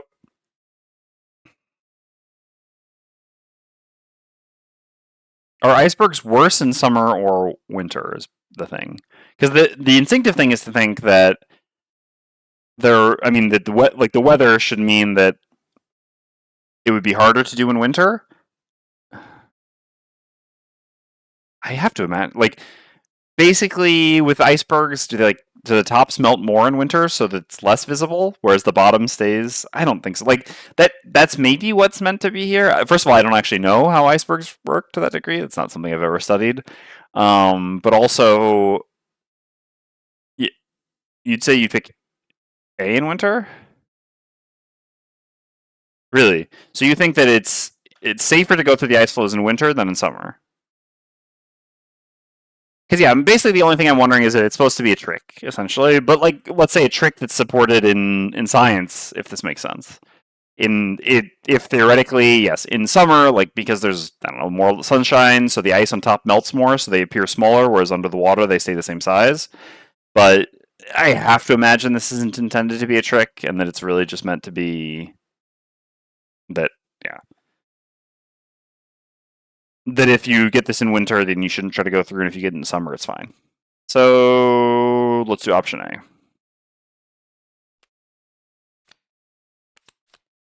A. Winter, no. Summer, okay. The ice flows plink against the sides of your ship as you navigate the waterway. The warm weather has broken the ice into manageable pieces, and there's little danger despite what the surface suggests. No effect. All right. All good. So we remove the event. And we get to scenario 14. All right. The man, the myth, the legend. Hey, look, Chrononaut. Last scenario was a little brutal for us. I mean, we still managed to win, but yeah, we didn't have a lot of fun because we struggled to have combat because of the kind of scenario effect. But and the scenario isn't going to be much better. But you know, when I'm not enjoying the scenarios, I'm still very much enjoying the outpost progression. Will you play the adjusted version coined by Dorf? No, OG Invisible Shenanigans. That's what we're doing while we still have Trapper. No, I'm not house ruling scenarios. I mean, if I was in house rule scenarios, I definitely would have already done some. Oh no, offensive spread in a pointless scenario. Imagine this with Trapper. Imagine if Trapper had gotten this in a regular scenario. What is the ordering for challenges and battle goals, by the way, in the startup? Do I get to see my battle goals before I choose? Anyway. Or the other way around. Whenever any character kills an enemy, the character gains all negative conditions the enemy had when it died. Alright, well, we'll just take Fight Fair. first of all, this saves this for another time, which, yeah, this is a fun one for sure. Depends on the monsters you're facing. And yeah, would be amazing with Trapper, but yeah, not for this scenario. And then here, this won't matter, so. All right, Fight Fair. So, game setup, scenario list, Jagged Shoals.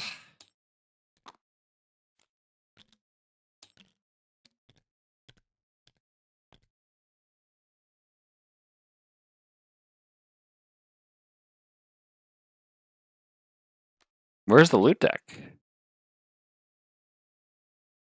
It seems like, yeah, because we got an error there and we don't have a loot deck? Because we put that card in there?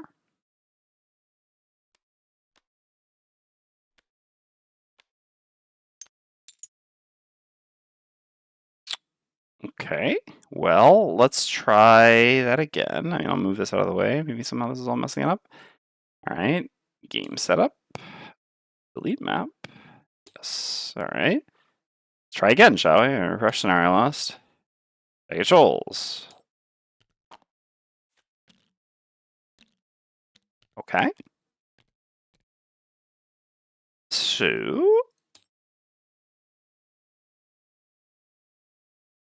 let's get this out.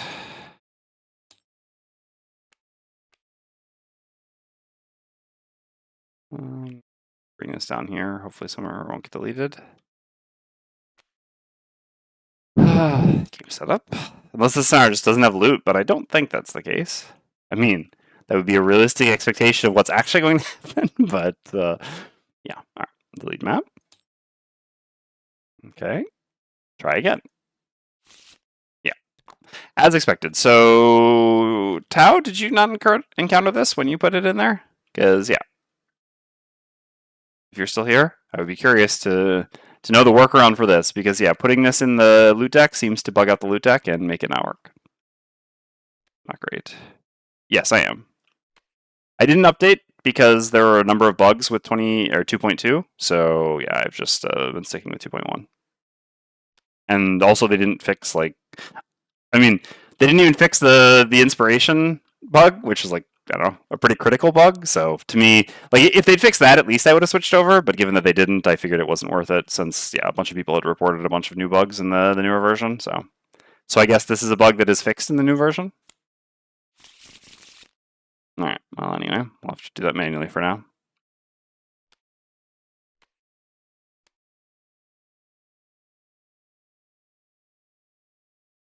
No worries. No, I haven't actually. Well, technically, it was visible at the very beginning of the stream, but you wouldn't have been here for that, most likely. I haven't said that I haven't updated. But yeah, so to explain, I haven't upgraded to 2.2 because the bug fixes were mostly minimal, and right after it was released, there were a bunch of people who reported new bugs. And I figured given that the changes were I was very quick to update from 2.0 to 2.1 because there were a lot of changes that I really cared about. But the changes in 2.2 were, I guess I hadn't gotten to this yet, but were mostly insignificant to me, and the bugs were significant. And again, like I said, the inspiration bug wasn't even fixed. The inspiration bug would have been a reason for me to switch from 2.1 to 2.2, but yeah, given that wasn't even updated, I figured, well, in all honesty, given that the inspiration bug was a pretty significant bug, because all right, so, and I think this is fair criticism. And again, overall, I'm really happy playing the mod. Obviously, that's why I've been streaming and stuff. But, I think it's also fair to have some criticism. So the best way to put this is with this card thing, right? Okay, so what percentage of people who are using this mod are regularly checking the Discord and things like that, right? Probably, I would hope a small percentage, right? Because the Discord's not that active, and you'd like to have a lot of people playing the mod because it's great for the game. And if you're a mod creator, you want a lot of people using it. So that card thing, right? If you don't check the Discord, you have no idea where it is. Hopefully you find it eventually because you know that it's missing at least. But the inspiration bug, for example, you could very easily not know that bug exists, and this could have a really negative impact on your campaign. And if you're not checking the Discord and you didn't see that one message posted one time in that channel, you actually wouldn't even know this bug exists. So from my perspective, at least, I really imagined that they were going to push an update with the inspiration bug being fixed quite quickly, which was part of the reason I didn't update to 2.2, because I was thinking, okay, well, this doesn't have the inspiration bug fix, so the inspiration bug fix should be coming with like a 2.3 or whatever, or 2.21 soon.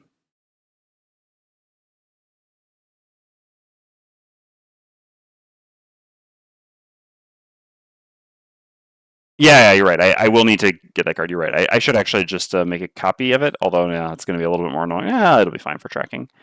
Where is it? Here. Yeah. Okay. So let's copy this down here. Because yeah, they will get deleted each time. So yeah, this will not carry over very well. All right, shuffle that in. Well, if the previous scenario was fun and exciting for everyone, then 14 is going to be simply amazing. At least I know what I'm getting into with 14. All right, there's also a chest we have to try to get. How are we going to do that? Can anyone get to the chest? No, neither of my allies have jump. Guess we'll never know what was in. I mean, Trevor can probably make it to the chest as well. All right. Anywho.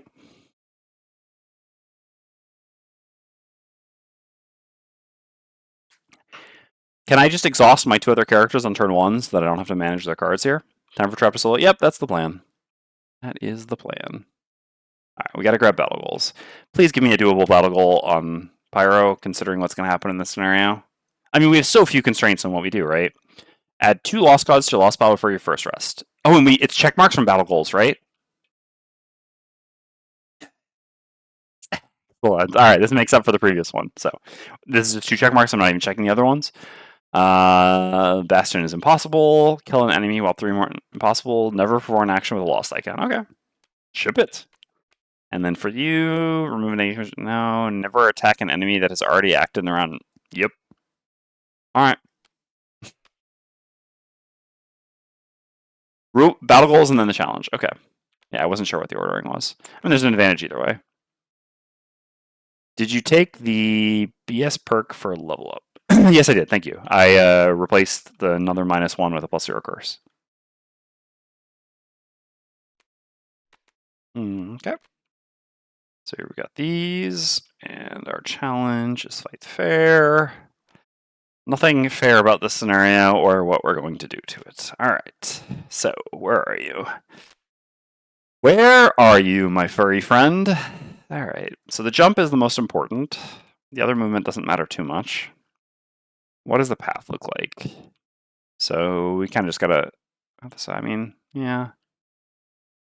So we can even stamina potion at some point here. So like we can have our allies go take these out, but it doesn't even matter. If you haven't done Pyro Mastery 1, it should be very easy to do here. What is Pyro Mastery 1? Create or destroy at least 1 obstacle or tile each round. Oh, if you exhaust, you still get credit for the mastery, even if you exhaust before the end of the scenario? I didn't know that. Alright, yeah, then I can definitely do that mastery. Yeah. Unfortunately, this one's the Trapper carrying in a way that's a little bit different than normal, but whatever, we take those. As it were. Oh, this is jump as well. There we go. Alright. This is also jump. And that's the rest. Yeah, I mean, it really doesn't matter. Nothing else that I do matters. Guess, I mean, I could take more large movement, but I can't really beat these 4. Guess technically, because I can say I'm pushing the invis, I should have another move 3. This is also a move 3. I guess some nice chunky lead initiatives are good. Alright, I mean, there's that. I guess this is about as late as we get then. That's also a move 3. Or this is early. I guess this is also late, which is a little bit funny. This is early. Alright, that's 9 cards. Sure. And Trapper is the only ones whose cards actually matter. I think someone else asked, but if you answered, it missed. Are you doing? I'm doing the original. I'm doing the original. I don't even know what Dwarfs is. Again, I'm trying not to house rule scenarios. All right.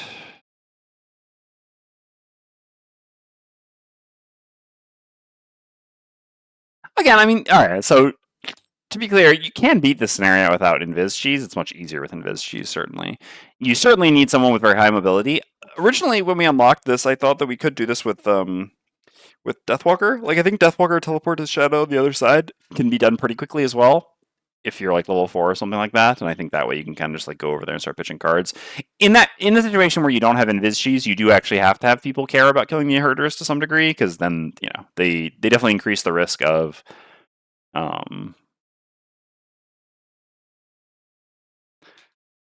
dying when you actually have to survive over there. All right, so we need to take cards to destroy things.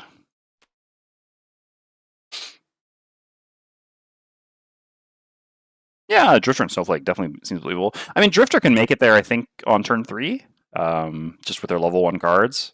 I actually tested back when people started talking about this on the internet a fair amount, I actually tested it with again, Drifter's recommended starting items include jump boots. So if I did this solo, like I did the 2-player setup solo with a Drifter with just the jump boots, right? So yeah, I mean, level 1 Drifter obviously on +1 difficulty.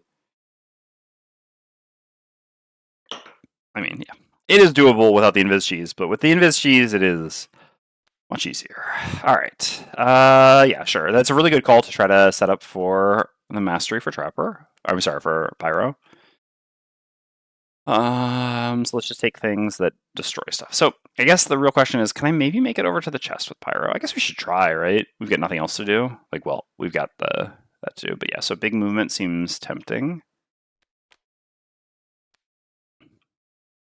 What difficulties do you normally play on? So Jessica and I play on basically the same difficulty we're playing here. We play, currently we have the ability to use, for a while now we've had the ability to do 2 challenges, so we play on +1 difficulty with 2 challenges. Since we unlocked challenges, we've been doing +1 difficulty with 1 challenge. Prior to unlocking challenges, we were playing, well, we started the very beginning of the campaign on +1 difficulty, which we immediately regretted. And so then we went up to +2 difficulty. Part of that is also just because the beginning of the campaign obviously is very easy scenarios. And then we went up to +2, and then we mostly stayed on +2 until we unlocked challenges. There were some exceptions to that where, yeah, we got clobbered and had to drop down a little bit, but yeah. So this replacing, I guess, I don't know if that counts as destroying or not. I mean, technically replacing is destroying and creating, so it should. I mean, rules-wise, this should. Oh, why not? This doesn't. Oops. Someone out of the way or something? I don't know. This is a big move. Sure.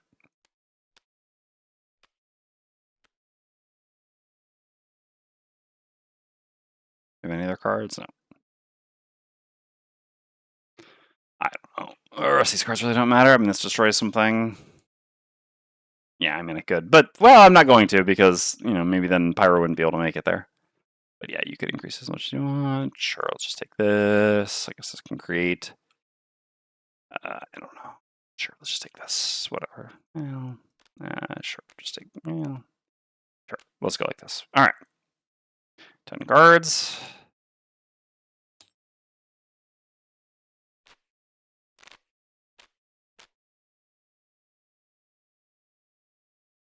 Can I just exhaust the Bone Shaper immediately? So it's going to add a fair amount of upkeep time on a day where I have some time restrictions. So I got to check my phone again. Give me a second. Sorry. Like I said, I just have to see if I've gotten a message for today. I also have to leave before too late because I have to go get food for the cat. All right. Unfortunately, I gotta go. Good luck, though. I don't think luck would matter in this scenario. Thank you. Yeah, I'll be back a week from today, the following Monday. Normally, there's a small chance that I won't be able to make it back Monday, and then I'll post something on the Discord. But yeah, whatever. Let's not think too much. Let's just cut that card. Okay. Yes, fortunately, here we don't need luck. I think.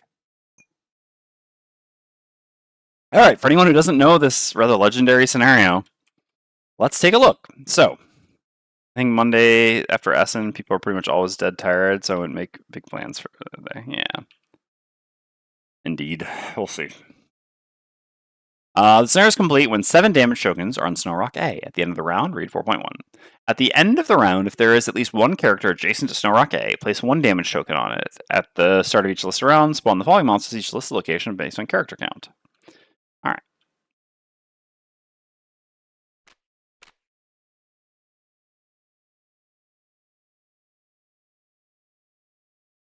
So, let's see. 1, 2, 3. 1, 2, 3, 4. And then we're basically there. All right, that works.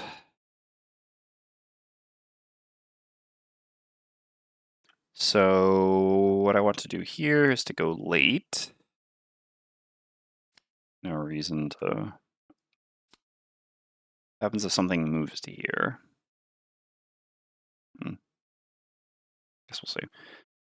Here's some things out in a bit. Okay, for you, so your goal is going to be to try to make it to this, right? So if you start here, 1, 2, 3, 4, 5, 6, and just keep running and taking hits and stuff like that. All right, sure. We have to pitch 2 cards anyway, so why not? And then we need to create or destroy something. If we're here, we can't create anything there. Can I break? Yes.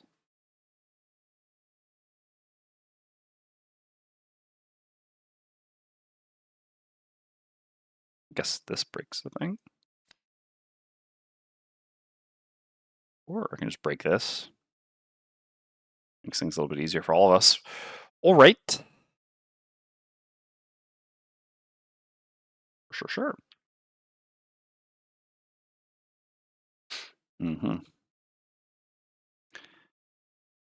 I would really like to just auto-exhaust the Bone Shaper. This would save me so much time, but whatever. All right. This becomes active.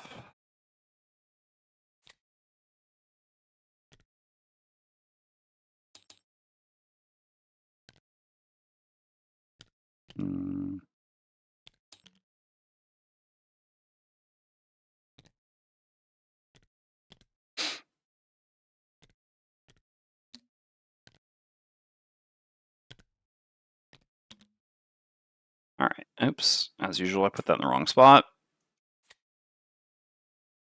Okay.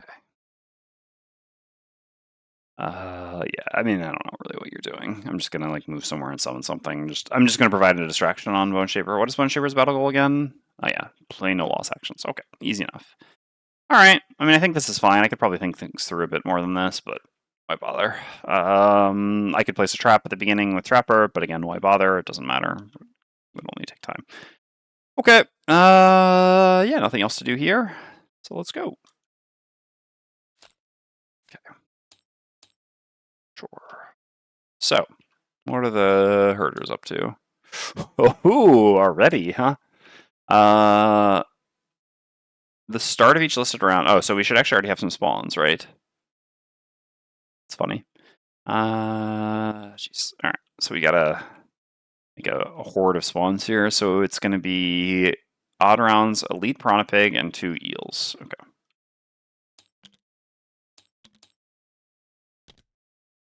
Right. And so these spawn where? Elite piranha pig is at B. Okay. And the eels are at C. So we should just make more copies of these for when we'll need them. All right. And the eels are at C. Oh, except copy pasting is going to get a bit problematic. All right, never mind. Won't copy paste because then, yeah, this should auto do the limits for me. Sure. I don't really care if I have to pitch cards. So I suffer 1 damage for playing Flowing Fire. I have a move 6. Hey, ignoring difficult terrain would make a difference here. Maybe I have some regret. 1.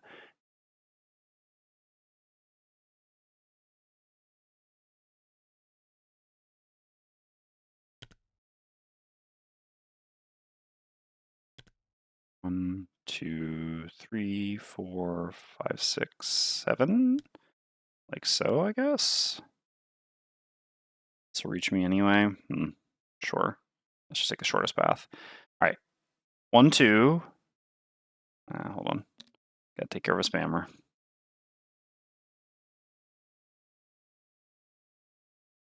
All right. 1, 2, 3, 4, 5, 6.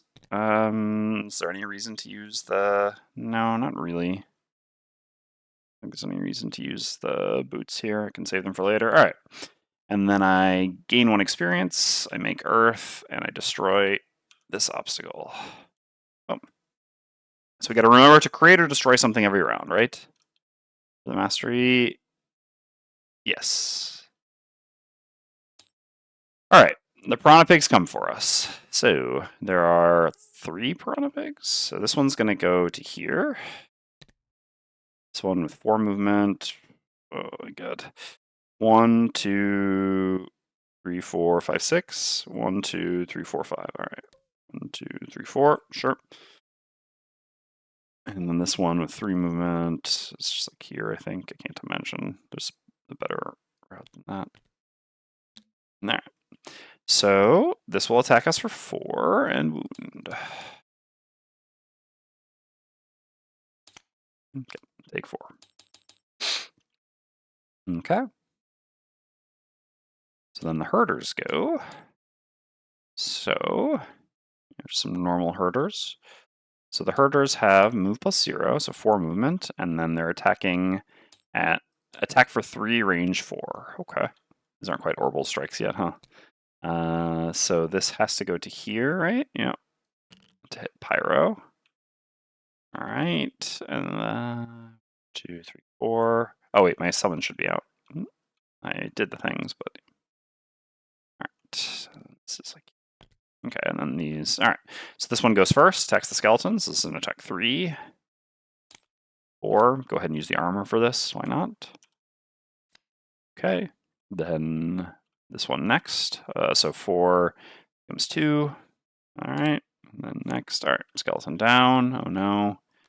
However, we will recover from this. Okay. And then this attacks Pyro. -1. So for 2. Yeah, I probably should have just pitched a card to the initial 4, actually. This wound is going to get annoying. Oh well. I was kind of thinking these attacks were bigger, but they're not. All right. Lightning eels go. There's no light. But yeah. So the elites. Which movement do they have? -1 movement, so 3, 1, 2. This one's already in position. So 1, 2. 1, 2. This one can't get any closer. This one can't get any closer. This one can move to here and hit the Bone Shaper. All right, so we have first attack on the Bone Shaper. This is an attack for 3, for 4. 3. I guess that was premonition. Oh, and this one actually can go to here. Sorry. All right, and then here, yeah, we're gonna pitch a card. See a Deep Fury. 1 card pitched. Okay. So then the Bone Shaper goes. I'm going to throw a curse in their deck. Give them a curse. Gain 1 experience. Suffer 2 life. Then I'm going to use my healing potion to go up to 7. And I'm going to put another skeleton out here. I don't need to put it active. It's not going to survive long enough to make it to the next rest cycle. We'll be fine. Okay. So then Trapper's up. So on Trapper, I just have a move 3 jump. 1, 2, 3 to here. 2, 3, 4, 5. Yeah, in the following turn. Yep. Okay. And that ends the round. Okay, so then we need a normal Piranha Pig to elite eels. Okay, yeah, so it's the same thing, it just alternates. Normal to elite. All right. And these are at D and E. D and E. Sure. Okay, so we need to go invisible here. So we run into enemy territory and use a move 5. Oops, yeah, let's set the camera up. We need to remember all this stuff down here. All right.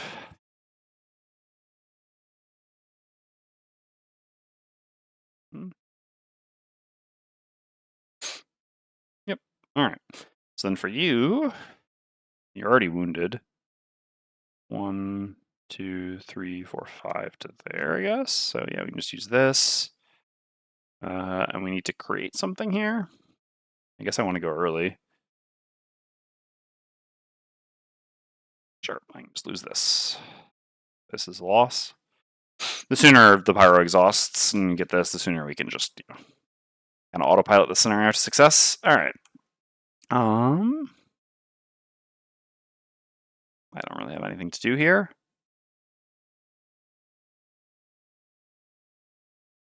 I shall give them a curse and move back a bit, I guess. Sure, why not? All right.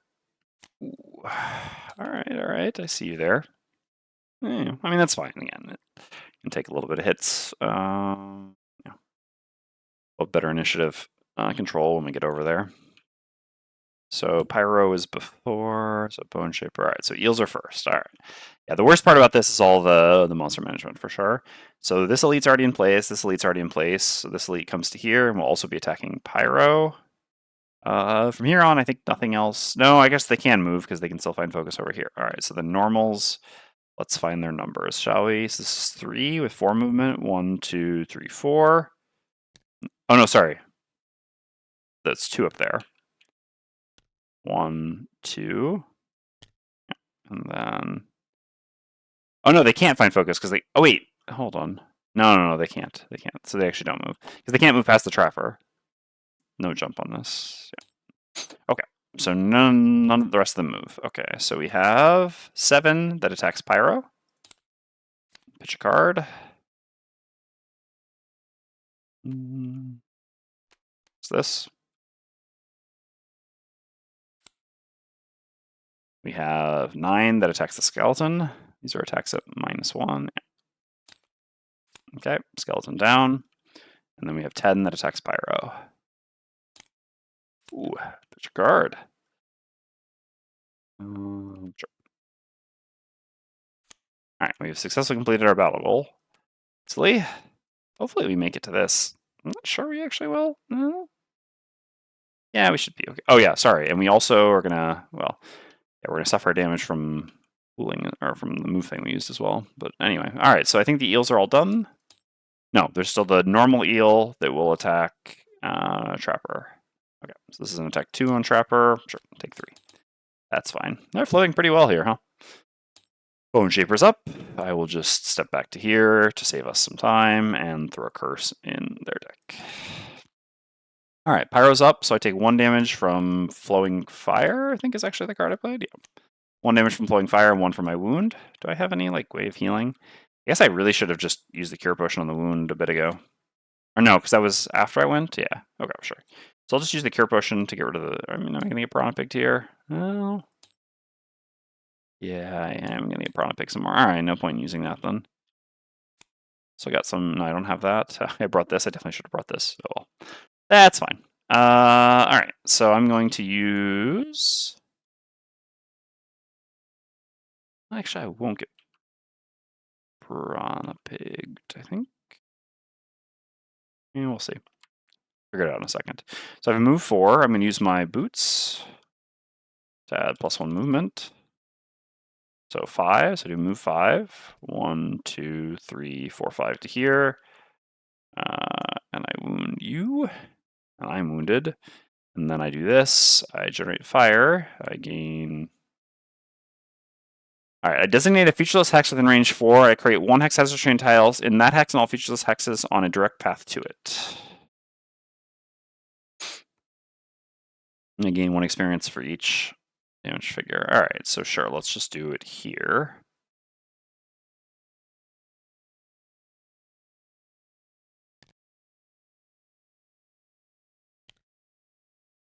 This has... Nah, but then this will still come and hit me here, right? Does it go like this? So no, you're here though. Yeah, so I do this, then you won't reach me at least. But I'll miss out on an experience. Well, did I always get there next turn? It's like short rest. How much do I care about not being wounded versus 1 XP? I mean, I'm going to be playing this character for so long, I actually don't care about experience. This character's going to be forever. Okay. Sure. So I designate this featureless hex.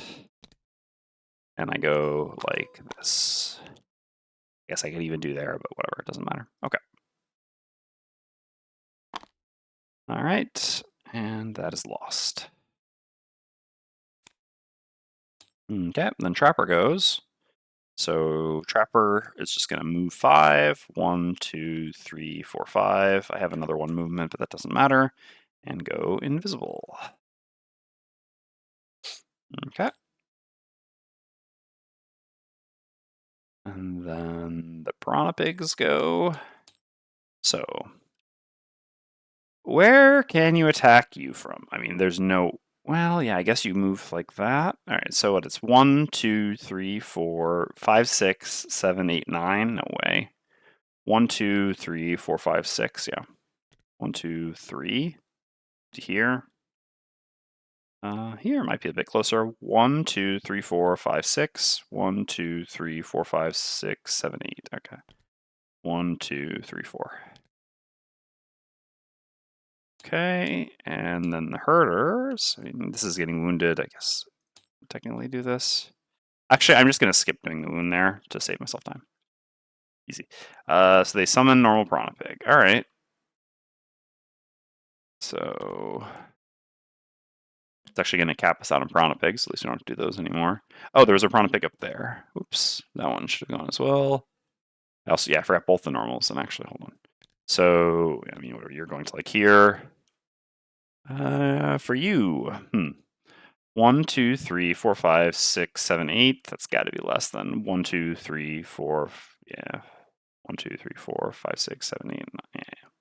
All right, so 1, 2, 3 there. All right, so then you summon a Piranha Pig, and you summon a Piranha Pig. 1, 2, 3, 4, 5, 6. No more Piranha Pigs. And 1, 2, 3, 4, 5, 6, 7, 8, 9, 10. Actually, we don't have to do any more spawns for now, right?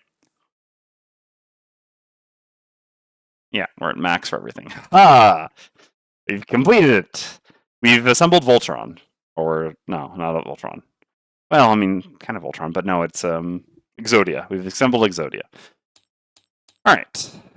And that's the round.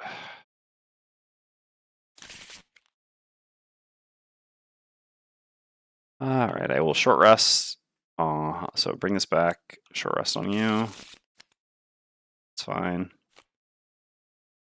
Okay. So I just need a card that creates or destroys something, which yeah, can easily be that. Alright.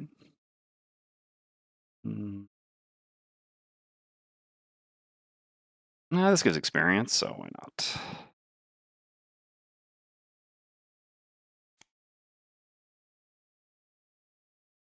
Alright, these go here.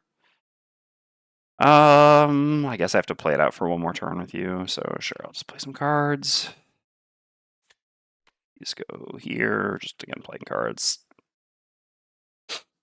I know I could be gaining experience, but I don't care that much about it.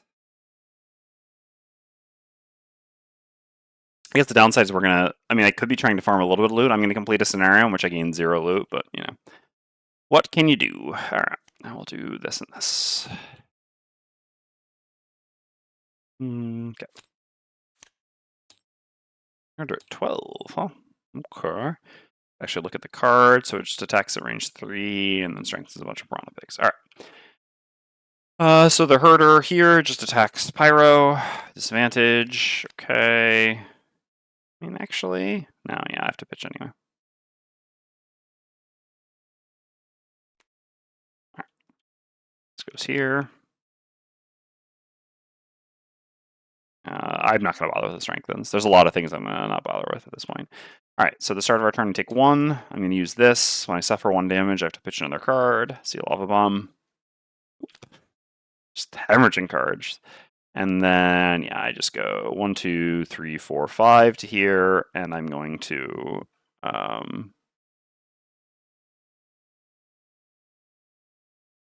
play this as a loss. And I guess I won't quite. Yeah, this will actually let me exhaust then. Yeah, I'll play this loss. I create an obstacle, and I create some hazardous terrain tiles around it. I'm not actually going to I mean, sure, I just do it down here, I guess, whatever. Like, all right, hazardous terrain. Obstacle. Okay, boom. I gain 2 experience, and I get the chest. And so this is lost. So then at that point, I have 1 card in my discard and 1 in my hand, so I actually just exhaust at the end of the round. So this, please tell me I'm not doing range attack, so I don't have to worry about that. Okay. And the Piranha Pigs, he won't make it to me. I mean, also I'm boxed in, so he's just going to start going over there. Okay, so I get to grab this chest and then exhaust on Pyro, so I don't have to mess with Pyro anymore. Let's see what's in chest 64. 3 lumber. All right. Fair enough. Not the most exciting, but whatever. We got the chest. Okay. Bone Shaper does nothing. Just sits over there. So yeah, they're all going to make it over there. I'm just going to exhaust the first 2 attacks to save time. All right, so it's an attack. Okay, I take it. This doesn't matter, right? Yeah. So this was a 4. So the first one was 5 and then 4, so I just exhaust. Oh, I'm gone! Humanity! Alright. So Bone Shaper's out. Alright. And then Trapper goes, and I just do a move 4 jump. 1, 2, 3 to here. Alright. It's at the end of the round, right? At the end of the round. Yeah. Damage token. Alright. We gotta get to 7. We start at 1. And so it begins, the trappering. Okay, and I will just then Stamina Potion the Invis.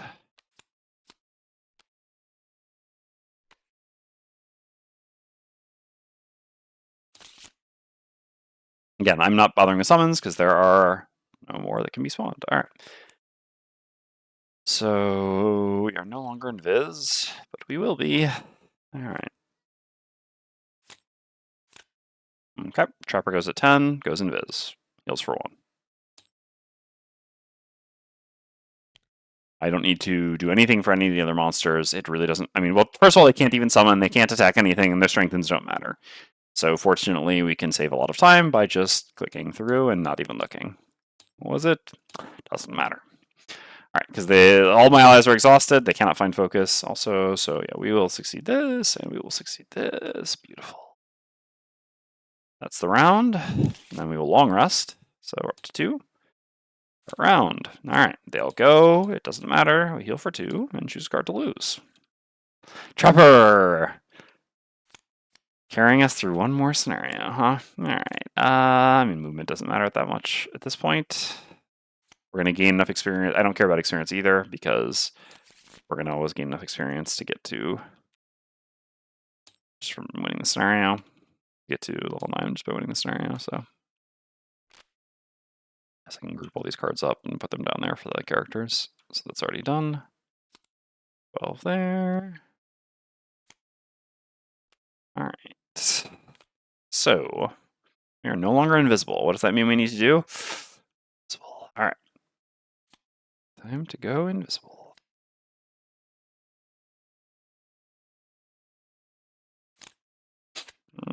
That was round 3, by the way. All right, round 4. We're back to invisible. Nothing else matters. And yeah, that's that.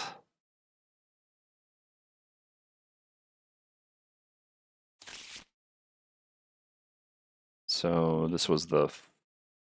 Did I already click it for this one? We arrived. Hold on. Can someone tell me? Did I already click the one for this round or not? Okay. So this round we are invisible. Because how did it work here? I think we didn't click it, right? So we arrived here. I think so we arrived here late in the round. That was 1. And then we Stamina Potion, the invisible thing. We went invisible early. That was 2. We long rested. That was 3. And we just played it again. That was 4. Yeah. Okay. So we have 4 done. So we need 3 more. So we need to go slow here. We could long rest, but then we would give up our 10 initiative. I don't know. It doesn't really matter too much either way. So instead, I will just go very late and play another card. All right. Yeah, well. All right. Lose the invis. This up and round. All right. So let me short rest. fine. It's funny, we're a furry facade just hiding next to this rock. Alright, let me do this and this. Start round. Alright. So then we go invisible. This matters. And round. And then we can just long rest this last round. Because we're invisible now, and long resting guarantees we go after them. We have 2 cards in our discard pile, and that gets us a 7. Well, that was easy. Man, I don't know why people say the scenario is hard. You just cruise through it. Never didn't have it. Alright. That's why I didn't want to do this as a second scenario for the day, because I know this isn't the most exciting thing, but unfortunately the forced scenario from an event kind of forced our hand, as it were. Alright, anyway, so yeah, long rest, start round, click through, and round. Wow, amazing job. I know, right? I'm so good at this game. Alright. As Dwarf said, we could have played this on scenario level 7, it wouldn't have been any different. Okay, so I mean, we got 0 loot. Obviously, I guess we got 3 lumber from the chest, and that was it. So that's always a bit costly to do a scenario that gives 0 loot, but you know, what can you do? Gotta blow my nose. Give me a second. Exciting is subjective. All right, one sec.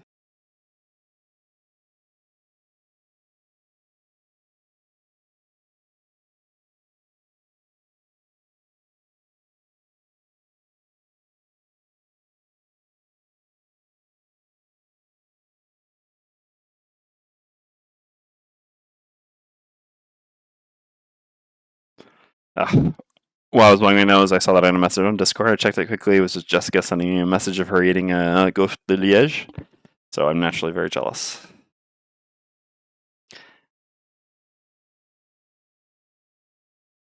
Going off stream to blow nose, like the nicest thing anyone can do. Yeah, thanks. I appreciate that. I mean, I have allergies, and you know, I have to blow my nose a reasonable amount, so I try to do the best I can to make it not so miserable for everyone. But thank you, I appreciate that. All right, yeah. So anyway, now I wish that I had a gaufre de Liège. Okay, so we do quick. Oh, I guess we need to go read the thing. All right. So we won 4.1 in a shocking turn of events. All right. Well, there's gonna. I mean, this is the exciting part of this scenario is that we're gonna leave this up to a poll actually. So we could choose to unlock either this class or this class. We gain Coral Shard and Shard Seeker campaign stickers. We unlock scenario 22 and we add a new event. All right. So I'll start doing the other things while I set up this poll. Give like a 3-minute poll. Who should we unlock? Finally, another character. And the options are Coral or, oh no, Kelp. I was going to say Anemone, but yeah, Kelp. All right. Coral, Kelp. Start the poll, 3 minutes. Okay, so Winter Outpost 81 to the Outpost event deck. Okay, let's do that. Where are you? Winter, Summer. All right. 81. No shuffle in. Okay. And then we needed Coral Shard. I think we already have one of those. So Coral Shard and Shard Seeker. Okay. So this will be here. Okay, got 2 of those. And we now have Shard Seeker. Neat. Basis, because no both. What do you mean basis? Sorry, the basis for your vote? Sorry. I don't completely understand. I also know both. I'd be happy to play either. Okay. Bias. Bias. Gotcha. 1, 2, 2 for these. It's a perk. It's not a perk, but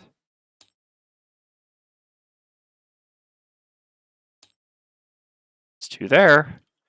And that's actually a perk. Not that that matters too much, but you know, all right.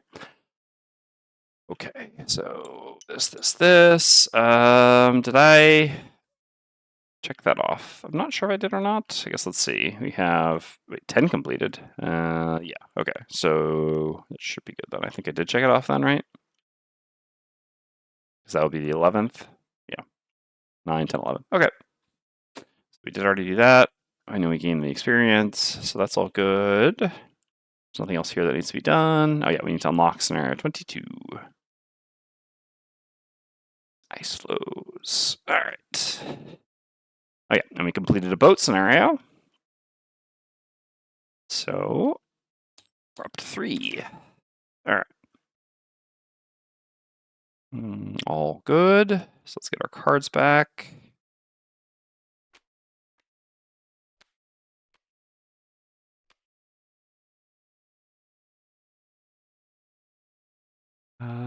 So I guess I didn't need to get them back because I'm about to do scenario 1. Oh well. Scenario 1. Yeah, keep them down here. Nice. Oh no, it's the wrong character. Okay. Anyway. I don't think there's anything else here. Oh yeah, we didn't have a chance to loot the thing. Like I said, it wasn't going to be very useful to have that here. Okay. And so then we can do game setup, lead map. All right. Heavy favorite, vote for Coral. Thank you, boss. So Coral wins, we unlock Coral. All right. I'm going to hide the screen for a second because we're not going to open, I mean, we're not going to start using the class just yet. Why do we have this over here anyway? And unfortunately, it's going to flash the name on the screen. So this will avoid spoilers for now.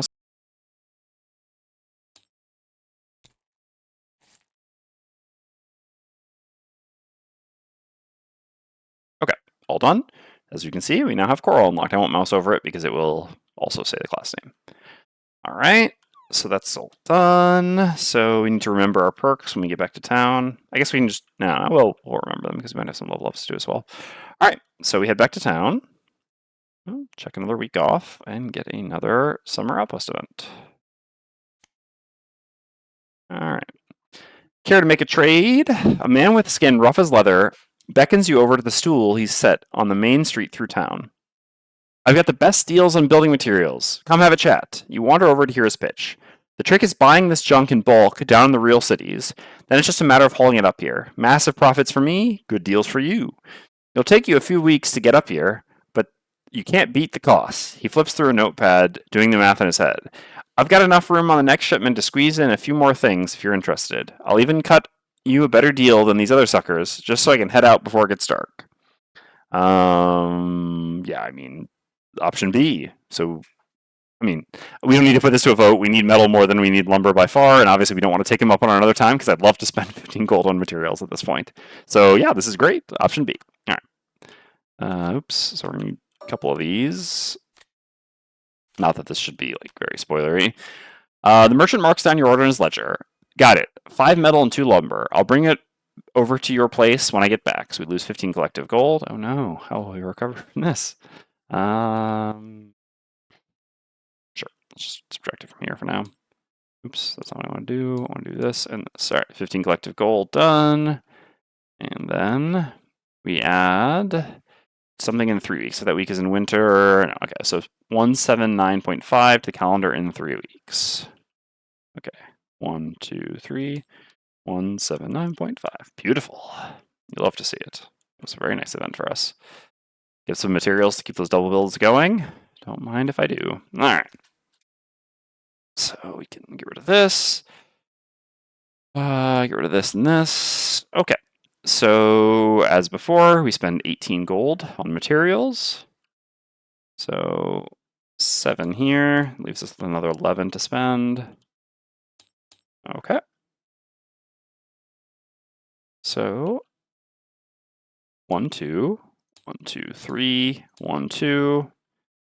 At this point, I mean, how much lumber things cost that I'm building? Everything still costs more. Yeah. All right. We'll go 1, 1. All right. Looks good. Then we rotate this and we gain a snow thistle and axe nut. Check, check. All right. Nothing else to do here, so we can start building. Let's do our character level ups first so that we don't forget. So the swiftness potion, do I have? No, I think I needed a rock root, right? Yeah, I need a rock root, which I still don't have, so I can't actually make that yet. All right, let's take a look at the character stuff. So over here, we had a check mark, a perk. So yeah, I think at this point, I'm happy to just keep replacing -1s. At this point, we're very close to getting all the negatives out of our deck, which is obviously very nice for predictability. Also, Trapper will soon be leaving the party, so although we'll also be retiring pretty soon, to be honest. But Trapper will soon be leaving the party, which makes incremental damage more valuable. Obviously, with Trapper, that's a little bit less the case. Okay, so that's good here. We don't gain anything, neither level nor perk. Here we gain perk and level. So yeah, we'll just do both of these, I guess. 2+1 cards and 2+2 immobilize cards. Twice. God, this Trapper is so jacked. Oh my god. This class. The modifier deck doesn't actually matter that much. Like, you're attacking enemies for 20 damage. Does it really matter that you're flipping +2s or +1s? Yeah. But anyway, it's the pleasure of the thing. Maybe these would be better with a Meteor in the party. Like, this would be very reasonable to think, actually. I don't even think that's necessarily wrong, but at this point, I'm so close to just having improved every card in my deck that I can't resist. Okay, and we get level 9. So, I don't even know level 9 that well for Trapper, so let's take a look. On the one hand, we have Mother of All Traps. Destroy 3 traps within range 3 to create 1 9-damage poison, wound, stun trap. In an empty hex within range 3. Or move 3. During this movement, you may apply any effects of trap sprung to any figure adjacent to the sprung trap instead of yourself. Okay. The other is, once each round during one of your move abilities, create 1 3-damage trap in 1 empty hex you leave. Okay. Is this like a slightly better proficient hunter, basically? Kind of? I don't know. Otherwise, designate all traps within range 3, move 4, regardless of your line of sight, relocate any number of designated traps to adjacent empty hexes. Okay.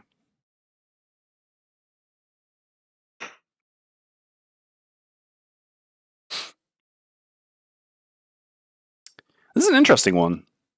What does chat prefer here? I'm thinking I'd just take Mother of All Traps. I understand the value of being able to haul a bunch of traps for it, and both of these have selling points essentially. So it's like the top of Mother of All Traps versus the bottom of Dangerous Cargo are the things that appeal to me here. Arguably this could slot in a little bit more easily, but Mother of All Traps is also really easy to use, right?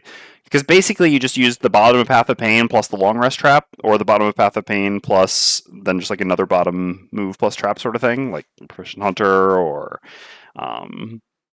the Exploding Decoy, and then that just, you immediately turn it into this. So it's kind of like... this is a bit like combining... it's a bit like if you put the bottom of Extra Teeth together with the top of Persistent Pitfalls, right?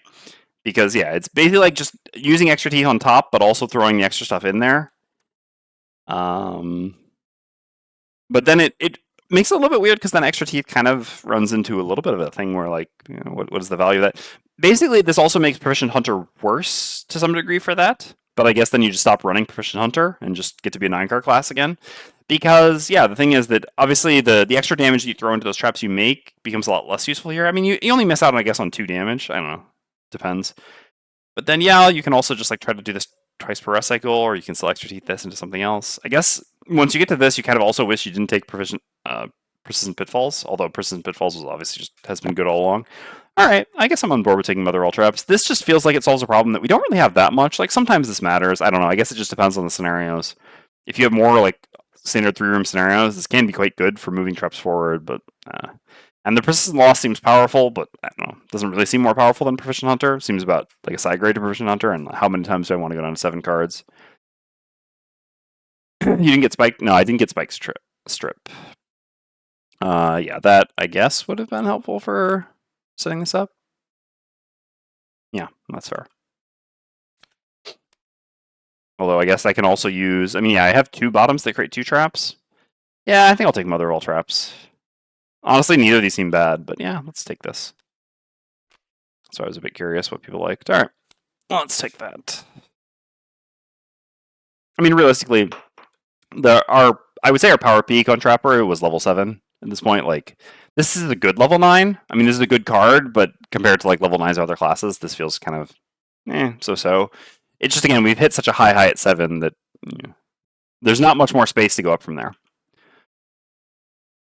Okay, so that's done. So we just need to do the builds. I really need to grab a little bit more water and run to the bathroom quickly, and then we can do some building. Sorry, give me one. All right, I'm back. The cat needs to be fed, but I don't. I mean, I've got a few more minutes here, so I figured I won't feed her right now. But accordingly, I couldn't keep her out, so she's gonna come say hello. All right, Fivia. All right, here. Let's see here. Hold on.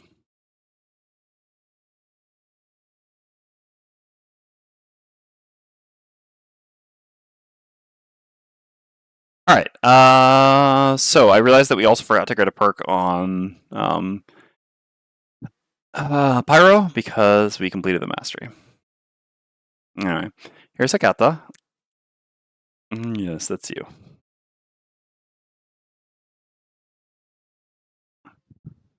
Oui, je t'aime, Fifi. Okay. So let me put this back appropriately. Okay. Oops. All right. Just quelques minutes. Just quelques minutes. Okay. So let's strangle the cat with a cord, or encourage her to chase after it. So this was to be put away. Remove the event. Oui, Fifi, quelques minutes. Okay. So we need to grab the perk for Pyro. Perk. Yes, this for sure. Yeah. All right. So we can get rid of a -1.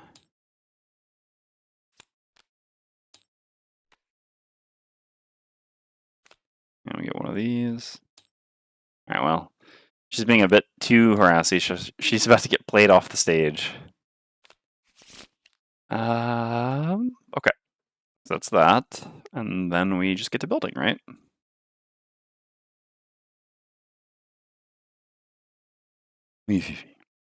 Okay. So we are always going to do the garden. That's a given. So this is going to cost 3, 2, 3. 2, 3. 1, 2. 1, 2, 3. All right. We upgrade the garden. Yeah.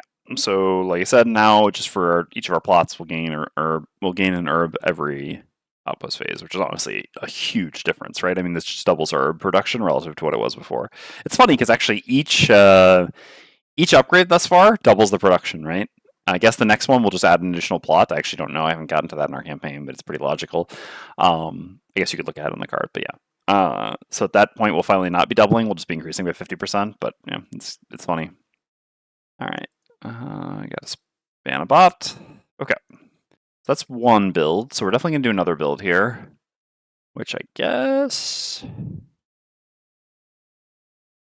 should just be more resource production. I can upgrade the tavern to get... I could upgrade the tavern, actually, to get the other coin search started. That's probably worth more than one more resource, especially since they're less valuable resources. Like, the resources I need a bit less. The metal one, obviously, was more significant. Okay, hold on. You have to wait a few minutes. Am I about to go retire, I guess? Maybe I should upgrade the trading post, finally? Yeah, that's actually pretty tempting. I mean, basically, at this point, we have... So Trapper, if we just go find a scenario that has Claw Crushers, we can retire immediately.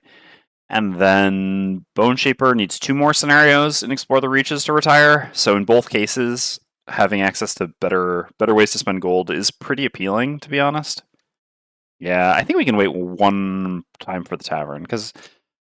I mean, how likely is it that I successfully retire Trapper? I mean, that's what I would like to go do in the next scenario, so I think it still makes sense to do this. All right, so let's spend 3, 2, 2.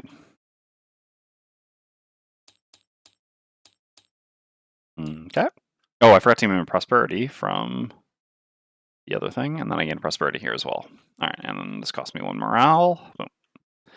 Double building like crazy. All right, so yeah, I was supposed to gain prosperity when I did. What was it that I did again? Oh yeah, guard. Yeah, I was supposed to prosperity. Okay, so trading post upgrade. So now, yeah, I was supposed to prosperity. We read 12.4. Let's do it.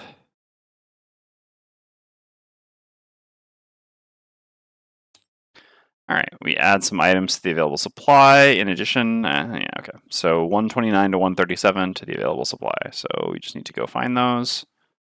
Unlock 129, 130, 131, 132, 133. And there's some nice ones here.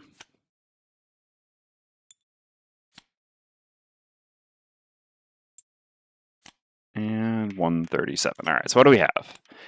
Got the tower shield. Nice tanking shield if we have a tanky character. It's expensive, but powerful.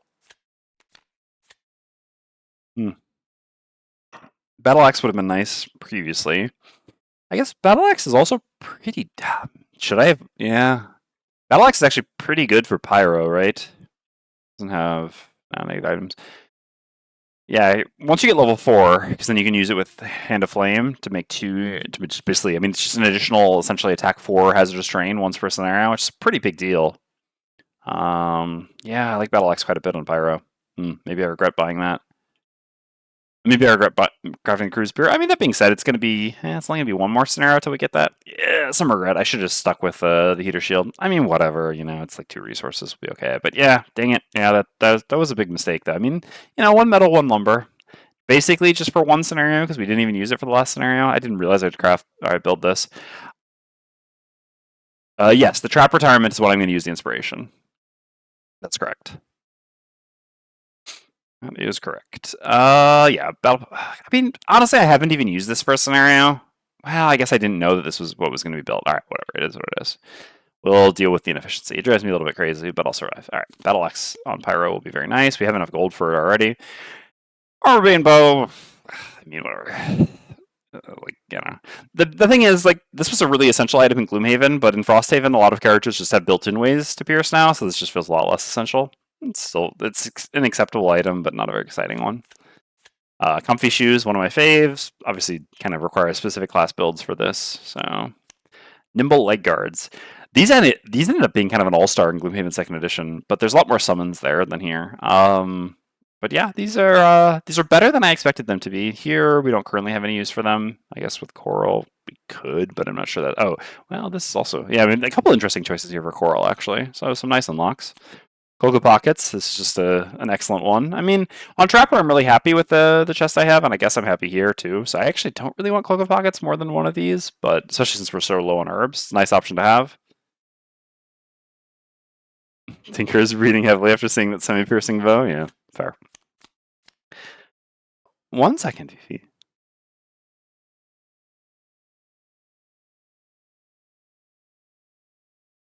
Yes, I got that, I know. All right, chainmail. Yeah, the golden standard of tank armor. Very happy to have this if I happen to play a tanky class in the near future. Iron helmet, same thing. It's good to have it back. What's that? No more crits, thank God. All right, very nice. And Eagle Eye Goggles, also just a very good item. So yeah, some really nice item pickups here. Maybe I waited a little bit too long to build this. All right. Well, like I said, part of it is just that having to get out the items is so painful. It just makes me not want to do anything item related, to be perfectly honest. Which, yeah. All right. So those are our 2 builds. So I think we're done, right? I got all my income. I did my 2 builds. Which unlock that, read my sections, did my level ups, etc. Yeah, I think so. There's no point in me saying today which scenario I'm going to do. I mean, basically, I'm going to look for a scenario. The ideal, and I mean, maybe someone in chat can tell me this right now, will be basically what we want to do is we want to find a scenario. I mean, oh, Ice Flows actually, yeah, I guess it would be Ice Flows, wouldn't it? I guess it would be Ice Flows. Yeah, okay. I guess actually, yeah, because Ice Flows has Claw Crushers, if I'm not mistaken. basically what we want is a scenario that has claw crushers that also requires gear. And yeah, I think that actually is ISOs. That's funny. Back-to-back scenarios on a boat. No, I guess we did 14 in between. Let's see. Tells you how memorable our scenario 14 was. Yeah, so I'm pretty positive this has claw crushers. Yeah, I'm sure it does. Yeah. Okay, well then that's our plan. So what we're going to do so a week from today is we're going to come back and do ice flows, and that'll allow us to retire Trapper, and then ideally one scenario after that we'll be retiring Bone Shaper, and Pyro will be with us forever. I mean, we did get 2 of the 16 check marks required there, so who knows? We're making progress.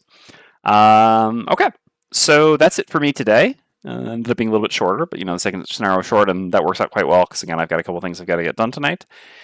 So I won't be back the rest of this week. For those that weren't here earlier when I explained this, I'm going to Essen on Wednesday. I leave early in the morning on Wednesday, and I've got a lot of things to get done tomorrow before I go. So I will not be streaming the rest of this week. I currently plan on coming back on Monday after Essen. So because we drive back Sunday afternoon, so I think I should be in an okay state, but it's tough to say. As other people have mentioned in chat today, Essen is really exhausting, so no guarantees. I'll post on in my Discord on the stream discussion channel whether I will. I mean, I'll basically be posting probably honestly Sunday night or Monday morning, letting people know whether I will actually be streaming on Monday. If I don't stream on Monday, I'll stream on Tuesday. But most likely, I mean, hopefully, I'll be streaming in a week on the coming Monday. So yeah, to anyone who is going to Essen, like I said, feel free to stop by Self-Lover's booth. I'll be there every morning and early afternoon. And otherwise, thanks for tuning in. Still really enjoying this campaign, and I look forward to playing more of it. Hope you all have a nice week, and hope to see you in a week. Take care, everyone. Thanks again. Bye.